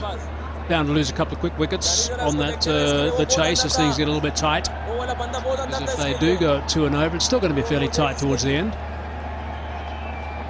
That required rate hasn't really got out of hand, but the run rate, that discrepancy between the run rate and the required, that's what bothers me a little bit. You want those 2 a little bit more closer. It's swiped across the line, and that's a superb shot. That really is. That's an unusual spot to hit that ball from that sort of line and that sort of length. He did it easy though. He did indeed. Like all so many keepers, they're good at this shot. On that back knee, he knows exactly where he was trying to hit this. We know he's capable of this. Henry Klaasen, he's a smart cricketer. He's a good player. He's a boundary hitter. He's an unselfish cricketer. He's one of those guys who does everything for his team, and his natural game is being nice and aggressive. Not easy for Usman right now. Trying to get a bit of purchase on these deliveries. Saw Shamsi get some big rep early when he first came in the bowl, but as the ball got a bit more slippery, it reduced the turning capacity of the ball, reduced the revolutions. Oh, that is superbly bowled. That is brilliant. Good old-fashioned Jaffa.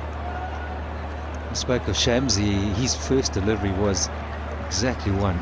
Turned and bounced on this occasion. We've seen the same. They haven't had any ball change, if I'm correct. They're still, you know, they feel that it's still comfortable to hold and grip. Last ball, only one boundary in this over. Oh, that might be out. There was definitely a noise. Definitely a noise. What does Rizwan want to do? Yep, he wants to send that upstairs. I think they have sent it upstairs. Yes, they have. It's confirmation again. Rizwan was absolutely certain. There was definitely a noise. TV umpire to director. Review for LBW. Original decision is not out. It's a fair delivery. Move on to spin vision, please.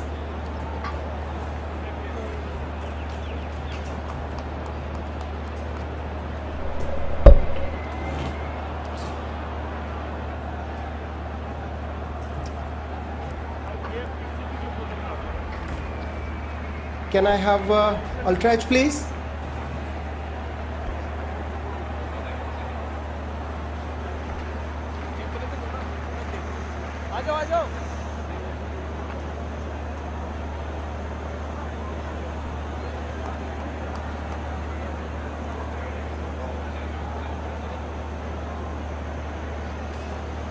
Forward, roll forward, forward, forward, no bat involved. No bat involved. Flat line, flat line. Forward. Yes, flat line.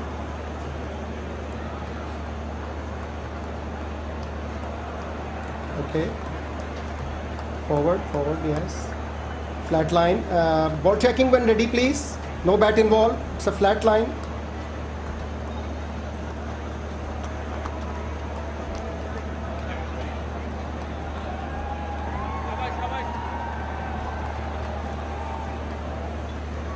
Waiting for the ball tracking. Ball tracking is coming up.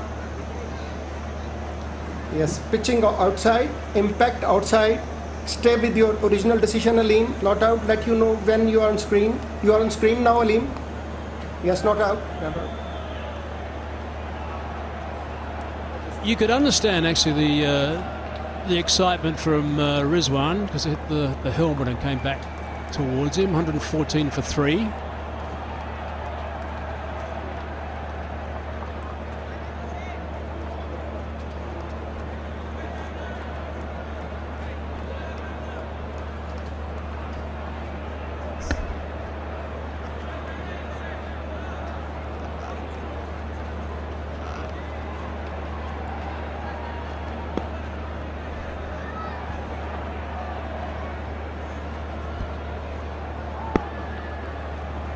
Ralph now. Chris on the bounce.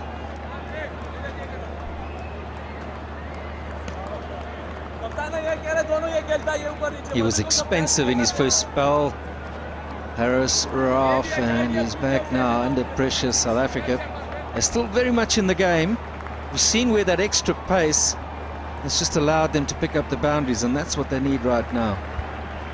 Just 6 runs off that last over, which means that required run rate has zipped up again to 11.5.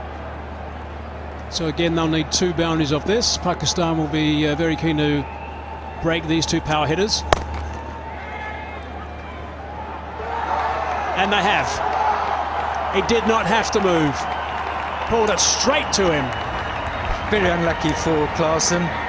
He had to be playing the shot. You can't fault him in any way. Yes, perhaps he could have cleared that man. But when you pick him exactly, properly in his position, another little shaker there, he probably feels a bit unlucky. Didn't move.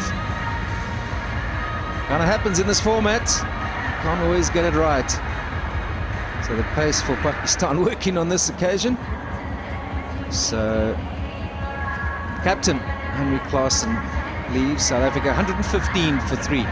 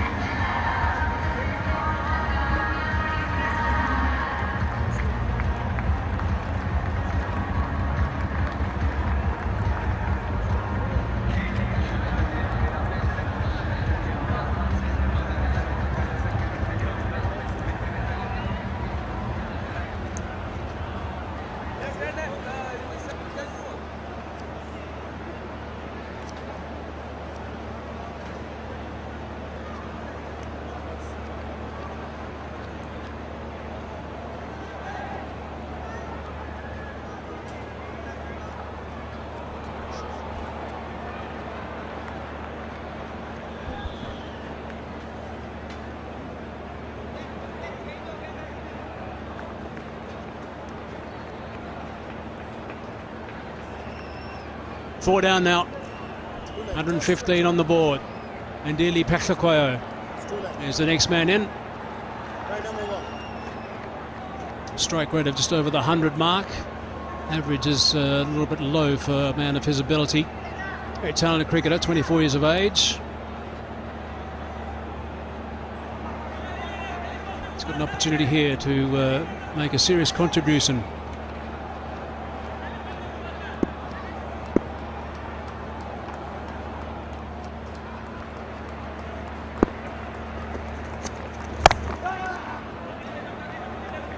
Never the easiest of times to come in. You've got to hit the ground running. You've got to find the middle of the bat and at least give the batsman in the strike. So this was well struck by Henry Klaasen. It's a long boundary. That man was stationed exactly there. Had a lot of promise that innings. He did what he had to do. Unfortunately, that can't happen. So all focus now is back on Hendricks. 50 up now for Rizwan Hendricks. Getting ahead of the game now, just 38 balls after being there for some time.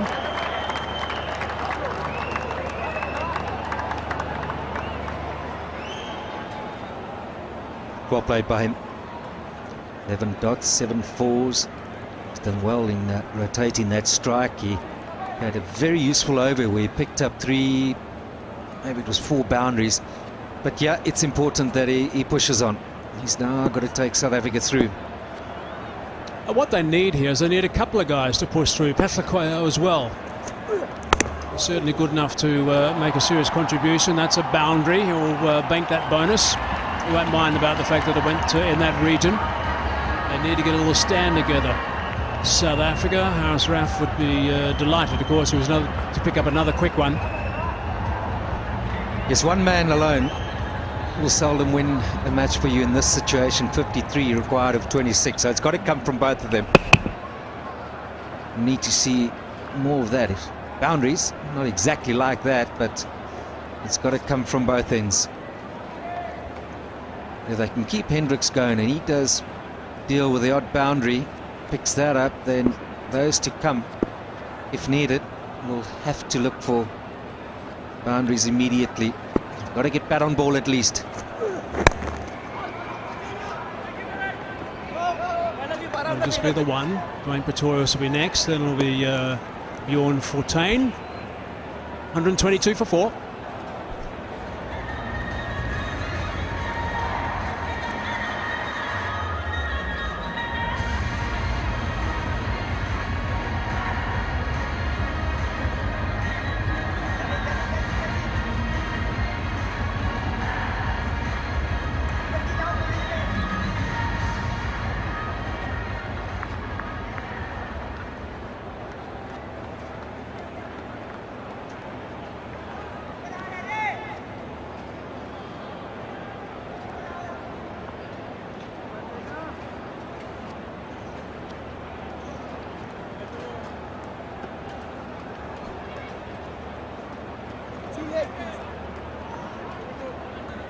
122 for 4, 48 of 24, so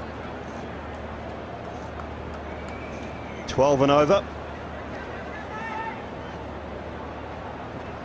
Some tough work left for South Africa. Shaheen Shah Afridi is back. It's a good Yorker and straight away, and guess who else is back? Buzzard Khan. Evening, Buzz. Evening, yeah. Looks comfortable for Pakistan, but one big over can change all that. Because the spinners have bowled so well, they have a couple of overs of Shaheen Shah Afridi as well. So comfortable at the moment.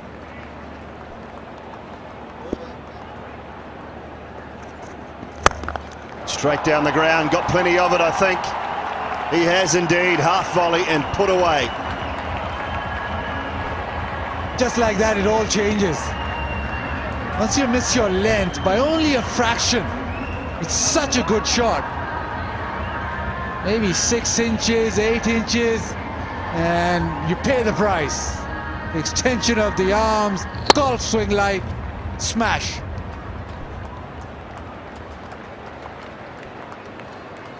Oh, superb. He got that Yorker spot on first ball to Shaheen. Second ball, though, just a rank half volley. And 6 of the 12 required.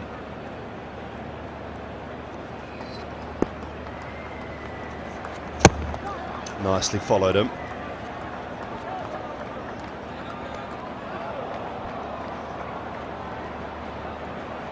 Pakistan were extraordinary with the bat. They hit 11 sixes. South Africa just the 2. But they've got 18 fours. They need a couple of huge overs. One at least. This man on screen created a record. Most sixes in an innings as a Pakistani T20 batsman. 7 sixes for him.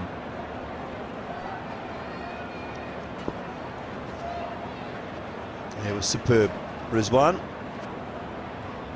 Talking about him at the start of the innings and questioning, well, I was, him opening with Babar Azam going forward. Oh, toe ender, just a little toe ender. Looking for the ramp.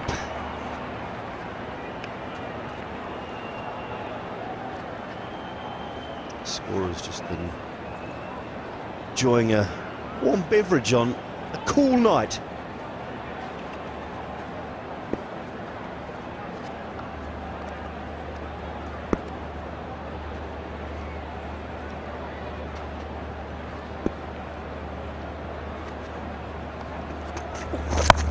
Tries it again, works this time. Does well. Picked the Yorker and found his spot.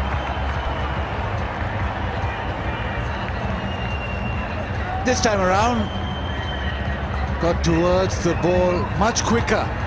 Moves across, almost hit that over leg stump. But he made sure that he was way outside off so that he could maneuver the ball there. What's Shaheen got in response here? The 2 options would be slower delivery, stop that. Maybe the bouncer. The man has gone back now, so maybe he just continues with his plan of bowling Yorkers.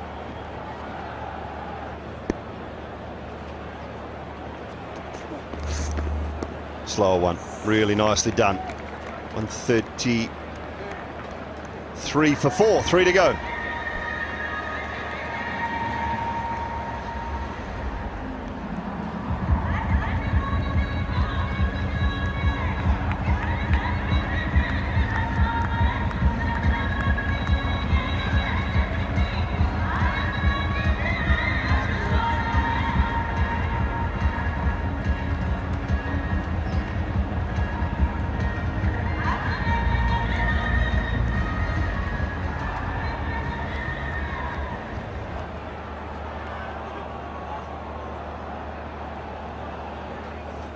Chat about the last 3 overs, I would imagine that is, between Rizwan and Baba, the skipper. Where are you going, Buzzard Khan? Who's Harris Ralph's got 1, Shaheen's got 1. And then you're down to Fahim Ashraf and Kushdil Shah. I think it'd be Haris, Shaheen and Fahim. The discussion would be who would bowl this over. Obviously the next over Shaheen would bowl, but who would bowl this over? Did they want, well, it seems that they've decided on Haris. Do they want Fahim to bowl this 18th over? But I think Fahim now will bowl the 20th over. We've got to try and win the game before the 20th, I think. So your two best bowlers need to bowl 18 and 19, surely.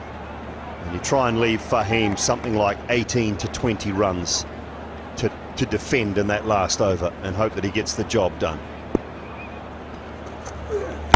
Slower ball. Good start from Haris Ralph, but he misses it. They will steal a single.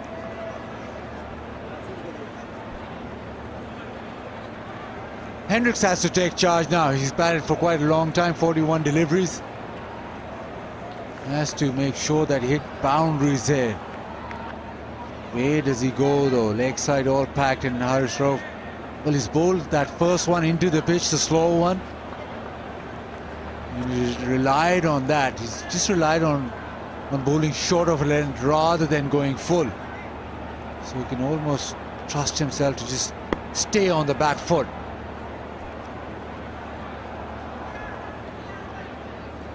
Yeah, surveying the field at the moment, looking at his options.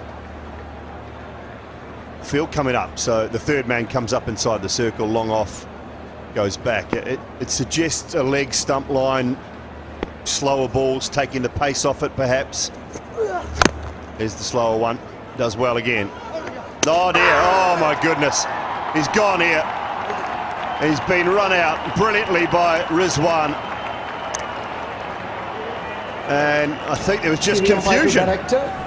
It's he didn't know where the ball was. Out. Can I have your best angle, please?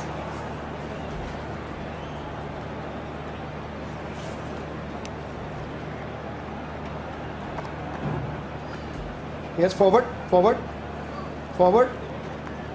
Yes, I'm satisfied, and my decision is out, big screen, out. Bizarre fashion. Hendricks run out inside edge onto his pad, didn't locate the ball and didn't know where it was. Slow one yet again. Big inside edge into his pad. He doesn't know where the ball is. Then he just sets off, giving Rizwan the opportunity to run him out. Bizarre to say the least. Hendricks out of 54, it's 134 for 5.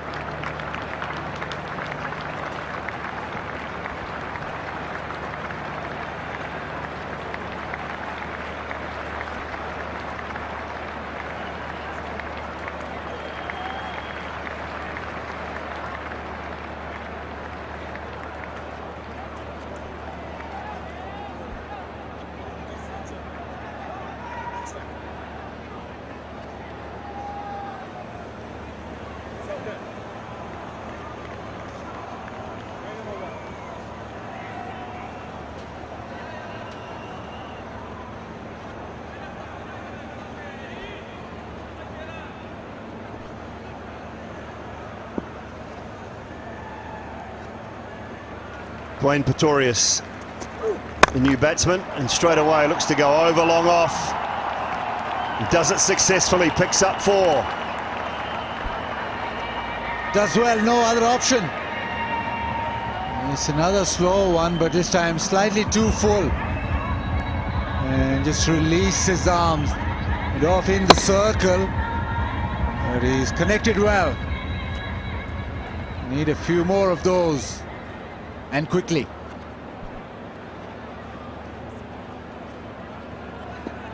No time to get your eye in here. Come out swinging from ball 1. Another slower one, crunched. Does well. It'll go down as a missed opportunity, but it probably saved 3, I would think. It's actually just come and hit him. It's hit him on the shoulder, so he didn't know where it was. It's just crunched him in the shoulder. And to his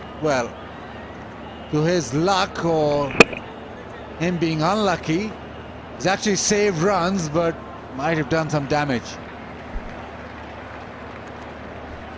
Very fortunate that it wasn't head height. Came on and was sent away. Physiotherapist. Obviously tough to find a hairdresser in these COVID times, Baz. Yeah. Oh, baby. Absolutely spot on. 14 deliveries remaining, so if they want to look at maybe getting 15, 16 off the last over, with Fahim possibly bowling,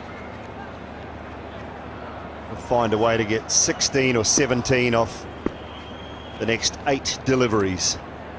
2 from Haris Ralph and then an over from Shaheen. Whipped away leg side, chance, is it? No, it's all the way. No, it isn't. Brilliant. Very well caught, right on the boundary. I thought he'd misjudged it for a moment. But that is outstanding work from Hyder Ali. Drop kick into the leg side, and Hyder Ali, well, he always looked comfortable under this. Little flick, timed well enough, but boundaries too long.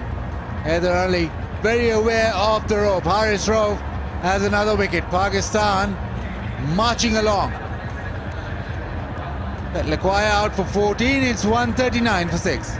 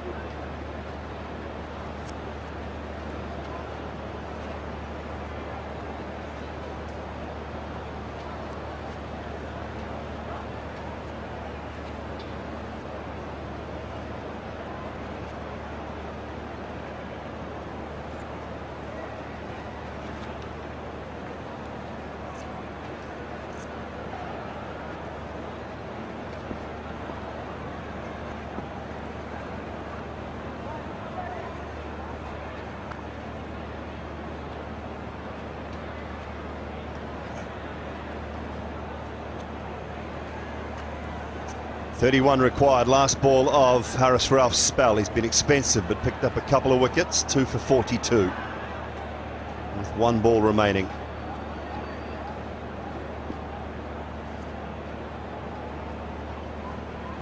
Fortain is the new batsman.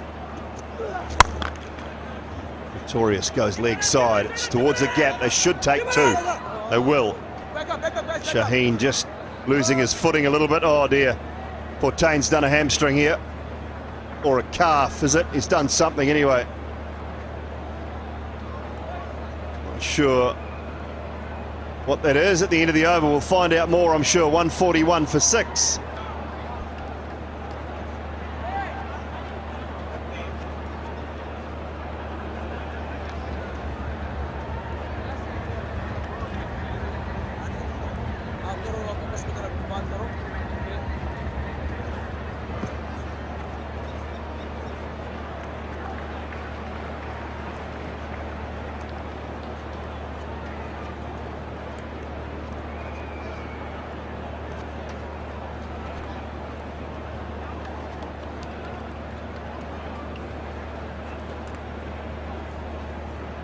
Running repairs, maybe it's the calf, maybe the ankle.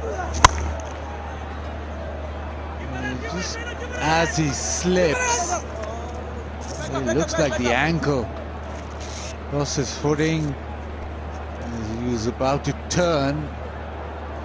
The spikes didn't grip enough in the surface. Maybe he just twisted the ankle. He looks okay. He's running on it now, hobbling around. It just seems as if he's putting more weight on it. Yeah, definitely just slipped, didn't he? You could see that, pick that up in the shot of just that slip as he went to turn and then hobbled his way back. If the bowler had actually been at the stumps, would have been able to run him out quite comfortably. Just watch Fortain, right of screen. Foot slips there and rolls his ankle and comes back now. If the bowler had actually been at the stumps instead of back there, probably could have run him out quite comfortably. However, not to be. 29 required, 2 overs to go. Shaheen. Oh, the penultimate over. Try and close this out for Pakistan.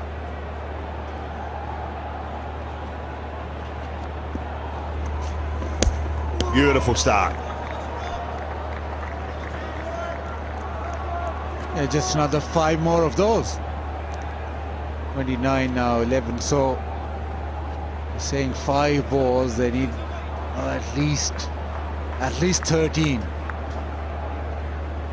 Third man and point in the circle. So, the opportunity to maybe get a boundary behind the wicket. Now there's a change in field. Fine leg goes back, square leg comes in. But it seems as if Shaheen will be, more often than not, erring full.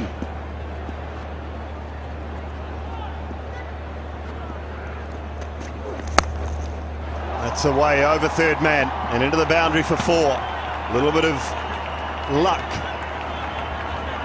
Yeah, that's the opportunity with the third man in the circle. You swing, you get an edge. And that's the best you can hope for. With third man in the circle. The edge with pace is rolled away. That's 1 boundary for the over. Need at least 2 more.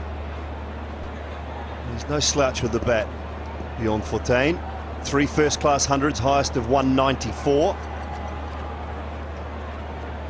He's got some credentials, but it's hitting power that's required right now for South Africa. Slower ball, lovely. Really nicely bowled. Every delivery that doesn't go to the fence is now a win. Pakistan marching towards that victory. You know that Shaheen Shah Afridi with the ball will either be going Yorker or into the pitch slow ones. I think the into the pitch slow one has worked extremely well throughout the game.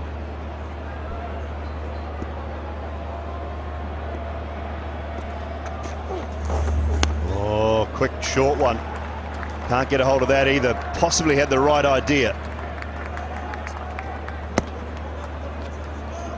Tell you, Buzz, that the record for Pakistan when defending totals in excess of 150 is phenomenally good. 52 matches, they've won 44 when defending a score of 150 plus. Lost only 8 of those games, so it's an 84% winning record. So it'll click over 85%, I would say. They get the job done tonight.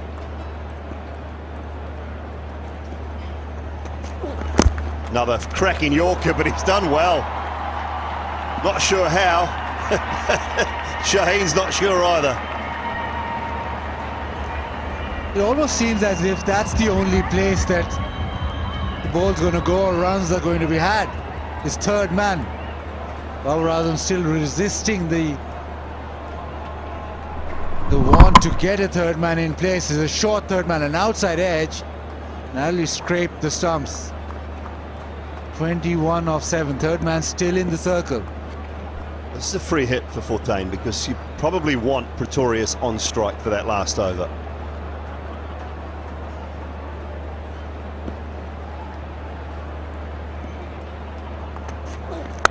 And he gets it well out of the middle. There is a man out there. Should come back for 2. Oh, in the end, yes, I think. Fahim Ashraf. I think he's done well. Get yourself sorted, son, because you've got to come and bowl the last over. 19 gone. I think that'll be 2. 151 for 6.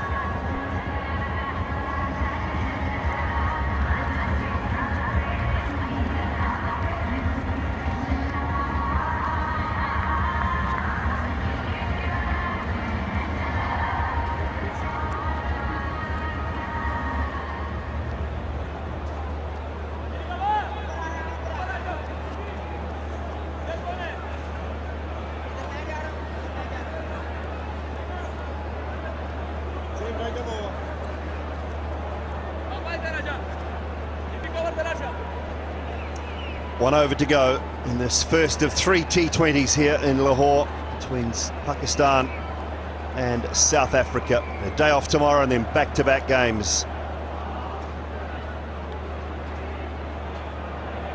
Saturday and Sunday. Second and third of these 3 T20s. Been a good contest so far tonight. South Africa winning the toss, sending Pakistan into bat. Posted 169 for 6, and Mohammad Rizwan, his maiden T20 International 100, was brilliant with the bat. Fahim, last over, 19 required.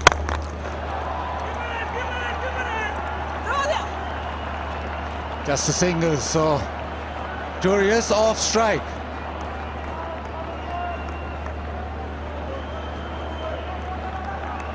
Yeah, just calm the nerves. Pakistan in front. 18 left, 5 deliveries. Need this one to go the distance.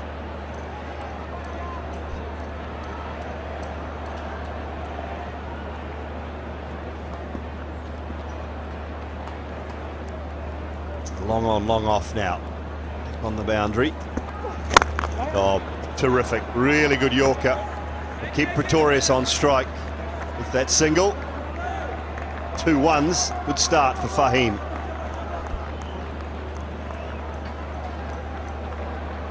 Time running out.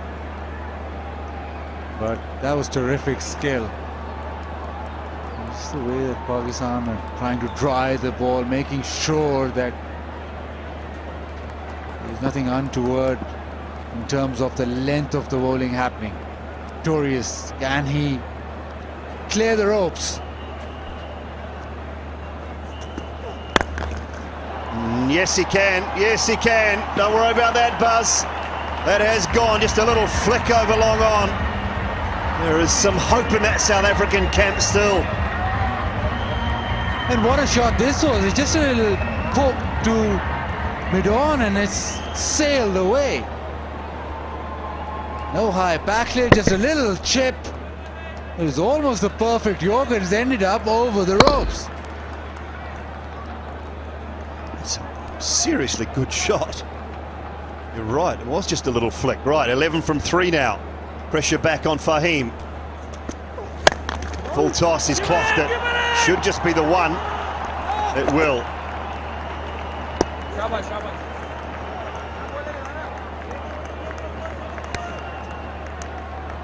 6 and 4 does it, but this man is off strike.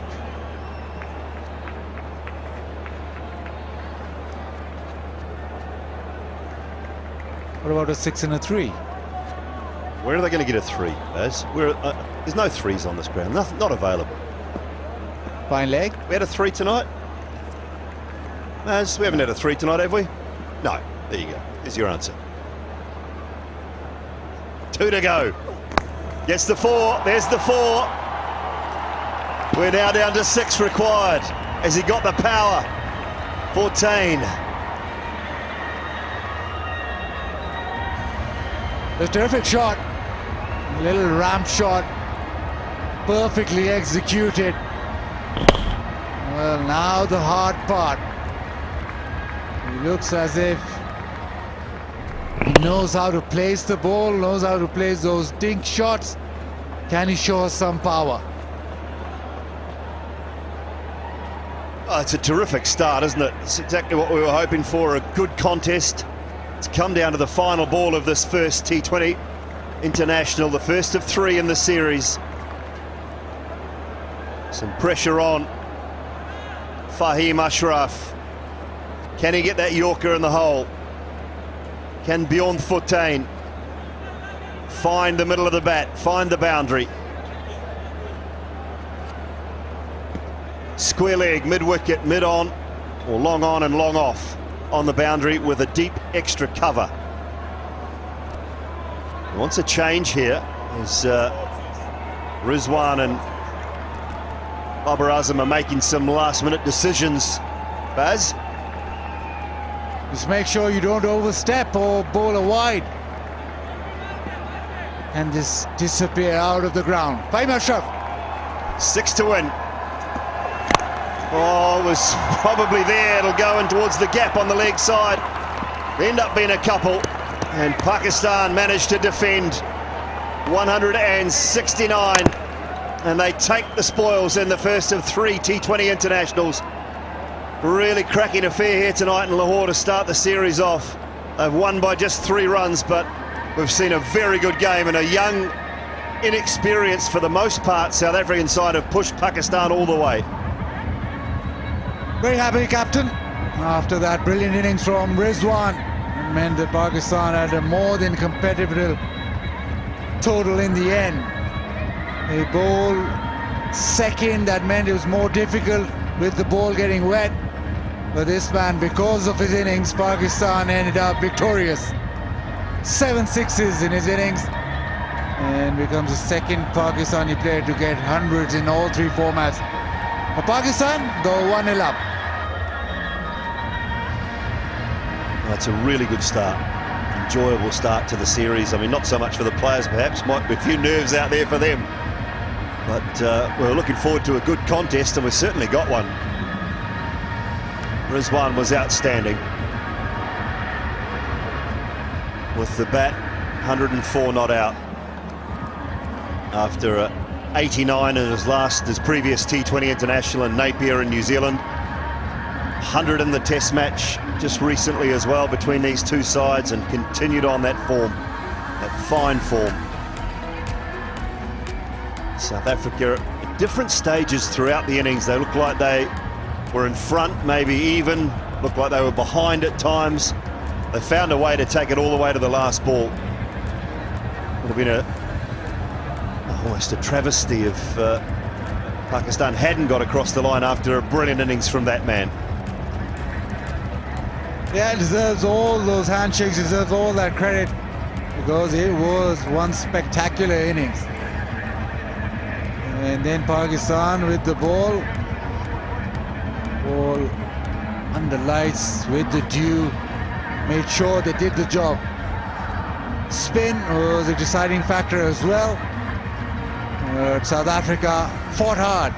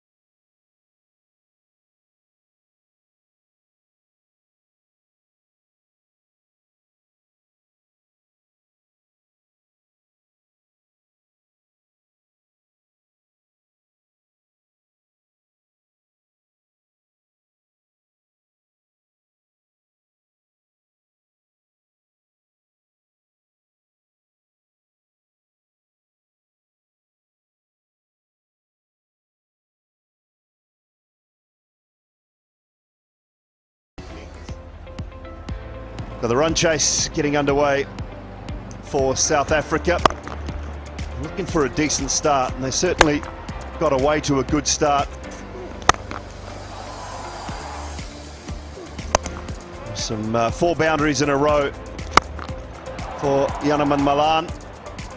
Until that happened, Usman bought into the attack, produced a beautiful leg spinner to disturb the off stump. Couldn't read it at all, Snyman. Like he was really troubled by the leg spin. David Miller just never really got going either. His form has certainly tailed off in the last couple of years for the left-handed South African. Good catch on the boundary. That was straight to the man. And at this stage, the South African innings looked like it was just faltering, in a little bit of trouble. Reza Hendricks bringing up a half century. And then just unsure where the ball went. Ended up with Rizwan racing and cleaning it up in his right glove and picking it up brilliantly. I'm sure that Peklukwayo thought that was going all the way. Haider Ali had other ideas. And it was left to the all-rounders and the tail-enders to try and get South Africa across the line. Pretorius tried hard, picked up a 6 there. There was a couple of late boundaries for Tane, but in the end, just a bridge too far for South Africa. 6 required off the last ball.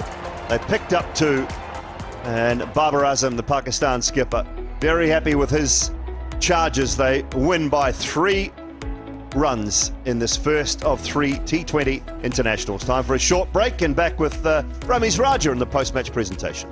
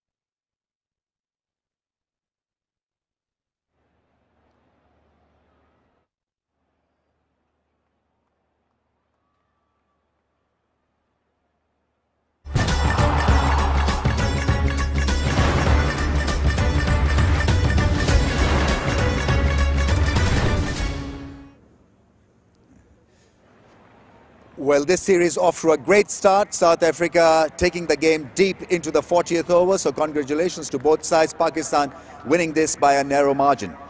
Firstly, PCB would like to thank the sponsors, local administration, security agencies and all other departments who have extended their massive support for putting on this spectacular cricket match. Now we'll introduce our guest. Mr. Zishan Yusuf is here, CEO ITEL Mobile. Mr. M. Zakir Ali, CEO Inverex Solar Energy, and Dr. Mohammad Imran, Group Head Islamic Banking, Bank Al Falah. Like the Karachi and Rawalpindi test, first we have the PCB Awards 2020 presentations for you. The first one is for PCB Spirit of Cricket Award. May I invite Babar Azam to please come forward and receive the award. On behalf of the cricket team, Pakistan team visited the Bangladesh dressing room after the series, T20 series, to thank them for returning to Pakistan in more than a decade. May I now invite Naseem Shah to please come forward and collect the Men's Emerging International Cricketer of 2020 trophy. Naseem took 20 wickets in 8 tests in 2020, including that famous hat-trick against Bangladesh.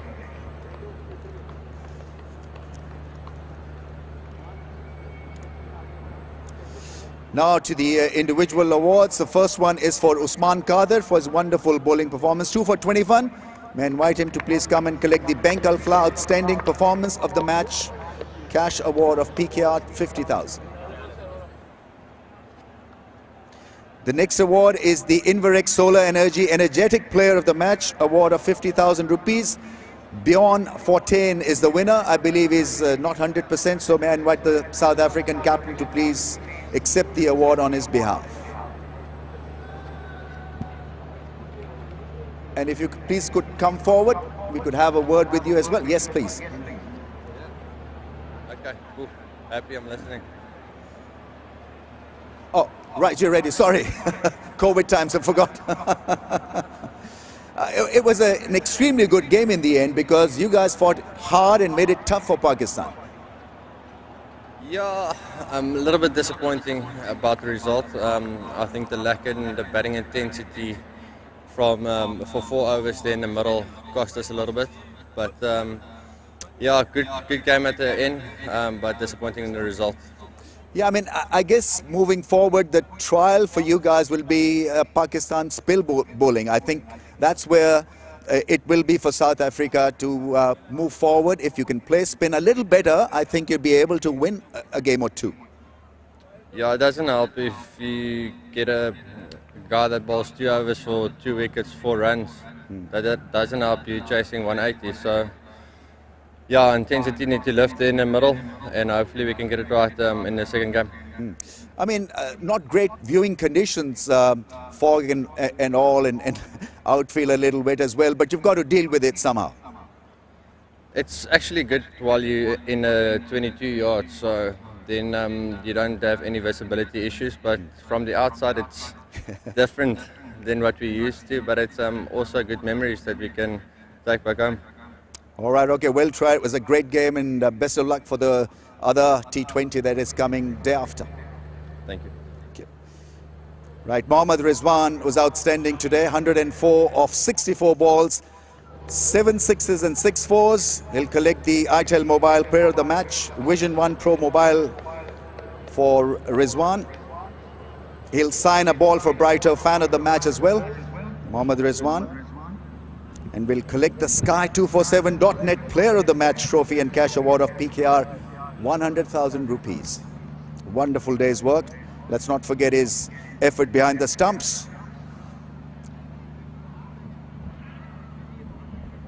Rizwan साहब बात करेंगे थोड़ी सी. Trophy भी आपकी, पैसे भी आपके, बहुत बहुत मुबारक हो. फॉर्म लगी हुई है, उस फॉर्म को कन्वर्ट करना T20 में भी इम्पोर्टेंट था. तो आज कैसा फील किया? क्योंकि स्टार्ट थोड़ा सा जो था वो उस हिसाब से नहीं था जिस हिसाब से आपने इनिंग्स एंड की. लाजवाब बैटिंग की आपने.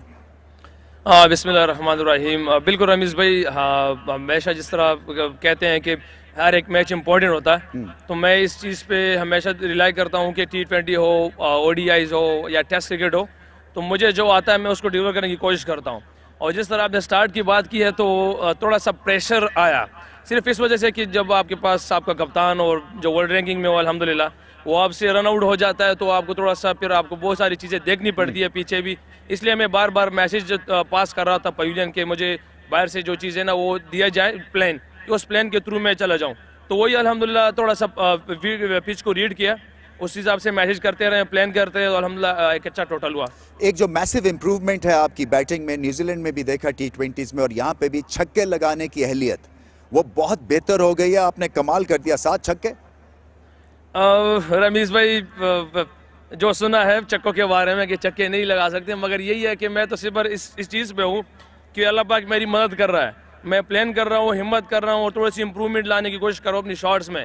बाकी अल्लाह पाक जहाँ चाह रहा हूँ तो वहीं पे मिल रहा है, इसलिए अल्हम्दुलिल्लाह अल्लाह पाक चक्के ही लगवा रहा है. बहुत ज़बरदस्त बैटिंग कर रहे हैं आप और ग्रेट फाइटर हैं, टीम प्लेयर हैं. बहुत बहुत मुबारक हो आपको. थैंक यू भाई, thank you. Right, man of the match award winner Babar Azam, to please come forward. आइए बाबर. बाबर मियाँ, बाल बाल बच गए एंड में, नहीं? नहीं रमेश भाई, मेरे ख्याल से लड़कों ने काफ़ी एफर्ट की है. बिल्कुल, अगर पहले हाफ का अगर बात करें, पावर प्ले में थोड़ा सा हमने रन ज़्यादा दिए, जिसमें 2-3 ओवर हमने बुरे किए, जिसकी वजह से थोड़ा सा मैच दूर गया. लेकिन मैं क्रेडिट देता हूँ यहाँ पे स्पिनर्स को. उस्मान कादिर नवाज़ ने शुरू में अच्छे बॉल किए और उस उस्मान कादिर ने जो आके गेम को थोड़ा सा रोका, उससे काफ़ी हेल्प मिली. आपका ख्याल है कि ज़्यादातर स्पिनर्स के थ्रू ही आप प्रेशर डालेंगे साउथ अफ्रीका पे? आज जो आपने उनका डिस्प्ले देखा बैटिंग, आप समझते हैं कि स्कोप और भी बढ़ गया है स्पिनर्स के थ्रू जीत का? हाँ बिल्कुल रमेश भाई, क्योंकि थोड़ा सा ग्रिप हो रहा था और स्पिनर को हेल्प मिल रही थी, तो बैट्समैन थोड़ा सा, क्योंकि पहले इनिंग्स में भी स्पिनर्स को हेल्प मिल रही थी और सेकंड इनिंग में भी मिली, तो बिल्कुल ऐसा ही है. लेकिन एंड में जो कमबैक किया फास्ट बॉलर्स ने, वही गेम में लाए और जो उन्होंने 2-4 ओवर थे जिसमें हमने आउटस्टैंडिंग परफॉर्मेंस दी. स्कोर तो 170 था बाबर, 100 उसमें से अकेला रिजवान के थे. सो आप समझते हैं कि बल्लेबाजों को थोड़ी सी और मेहनत भी करनी पड़ेगी, और कहाँ समझते हैं कि पाकिस्तान की गलती हो जाती है T20 में? रमेश भाई देखें, जब स्टार्ट किया था तो मेरे ख्याल से बॉल वैसे बल्ले पे नहीं आ रहा था, थोड़ा सा स्लो आ रहा था, तो वहाँ पे आपको थोड़ा सा क्रिकेटिंग का शॉट से आपको खेलना पड़ता है, थोड़ा सा गेम को लंबा करना पड़ता है, पार्टनरशिप लगानी पड़ती है, जिसकी वजह से आप पे फिर बाद में जब यूटिलाइज़ करते हैं, जब आप सेट होते हैं तो आप चार्ज करते हैं, तो वो उस चीज़ पे हमने थोड़ा लैग किया. हम थोड़ा सी शॉट्स पे गए, जिसकी वजह से हम काफ़ी विकटें लूज़ की. लेकिन क्रेडिट देता हूँ यहाँ पे रिजवान को, जिस तरह वो थ्रू आउट गेम को लेके चला और उसके इर्द गिर्द उसने अपने प्लेयर जो बैट्समैन थे उसको चलाए, लेकिन जो उसको लग रहा था उसकी गेम थी उसने वो अप्लाई किया और आउटस्टैंडिंग उसने परफॉर्मेंस की और टीम के लिए उन्होंने रन्स किए. आखिरी सवाल, डिफेंस बड़ा अच्छा था इसलिए कि ओस भी थी, फॉगी कंडीशंस थी, शायद आउटफील्ड में बॉल भी ठीक नज़र नहीं आ रहा था. सो इससे हिम्मत मिलती है कि चाहे बॉलिंग पहले करें या बाद में करें, मैच जीते हैं, सो उससे कॉन्फिडेंस आया होगा ज़रूर. बिल्कुल रमेश भाई, काफ़ी कॉन्फिडेंस आता है जब आप मैच जीते हैं. देखें बिल्कुल ओस का इतना मेरे ख्याल से अफेक्ट नहीं पड़ा. हाँ, फोक की वजह से थोड़ा सा बॉल कम नज़र आता था, लेकिन मेरे ख्याल से जैसे लड़कों ने एफर्ट किया है, कोई एक्सक्यूज़ नहीं दिया और 100% दिया. जिनके पास फील्डिंग भी काफ़ी इम्प्रूवमेंट आपको नज़र आई होगी. इंशाल्लाह कोशिश यही होगी कि डे बाय डे इन चीज़ को भी इम्प्रूव करें और आपको रिज़ल्ट दें. चलें बाबर, आपको बहुत बहुत मुबारक हो. और लाहौर में अभी तक आपने 2 मैच खेले, मैं बताऊंगा नहीं कि उसका क्या अभी तक रिकॉर्ड है. उम्मीद मैं ये करता हूँ लाहौर में आप छा जाए अगले मैच में, इंशाल्लाह. Thank you. Alright, okay. Babar Azam, the winning captain, that is what we have from the presentation ceremony as well.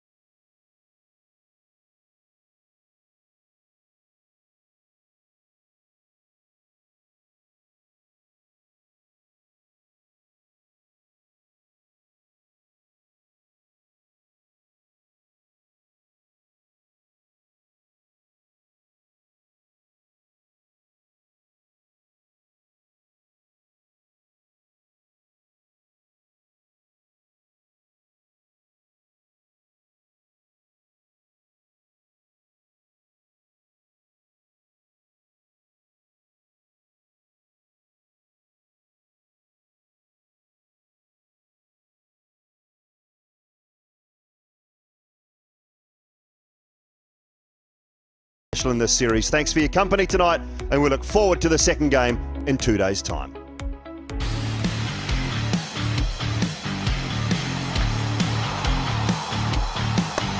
Chance and goal! Direct hit! That's his reply. Magnificently hit for 6. That brings up his 50 as well. And straight to the player. What an innings! Mohammad Rizwan, take a bow! What a shot that is.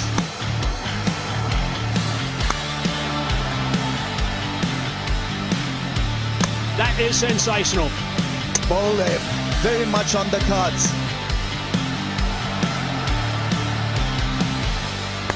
Very unlucky for Klaasen. Oh my goodness, he's gone here.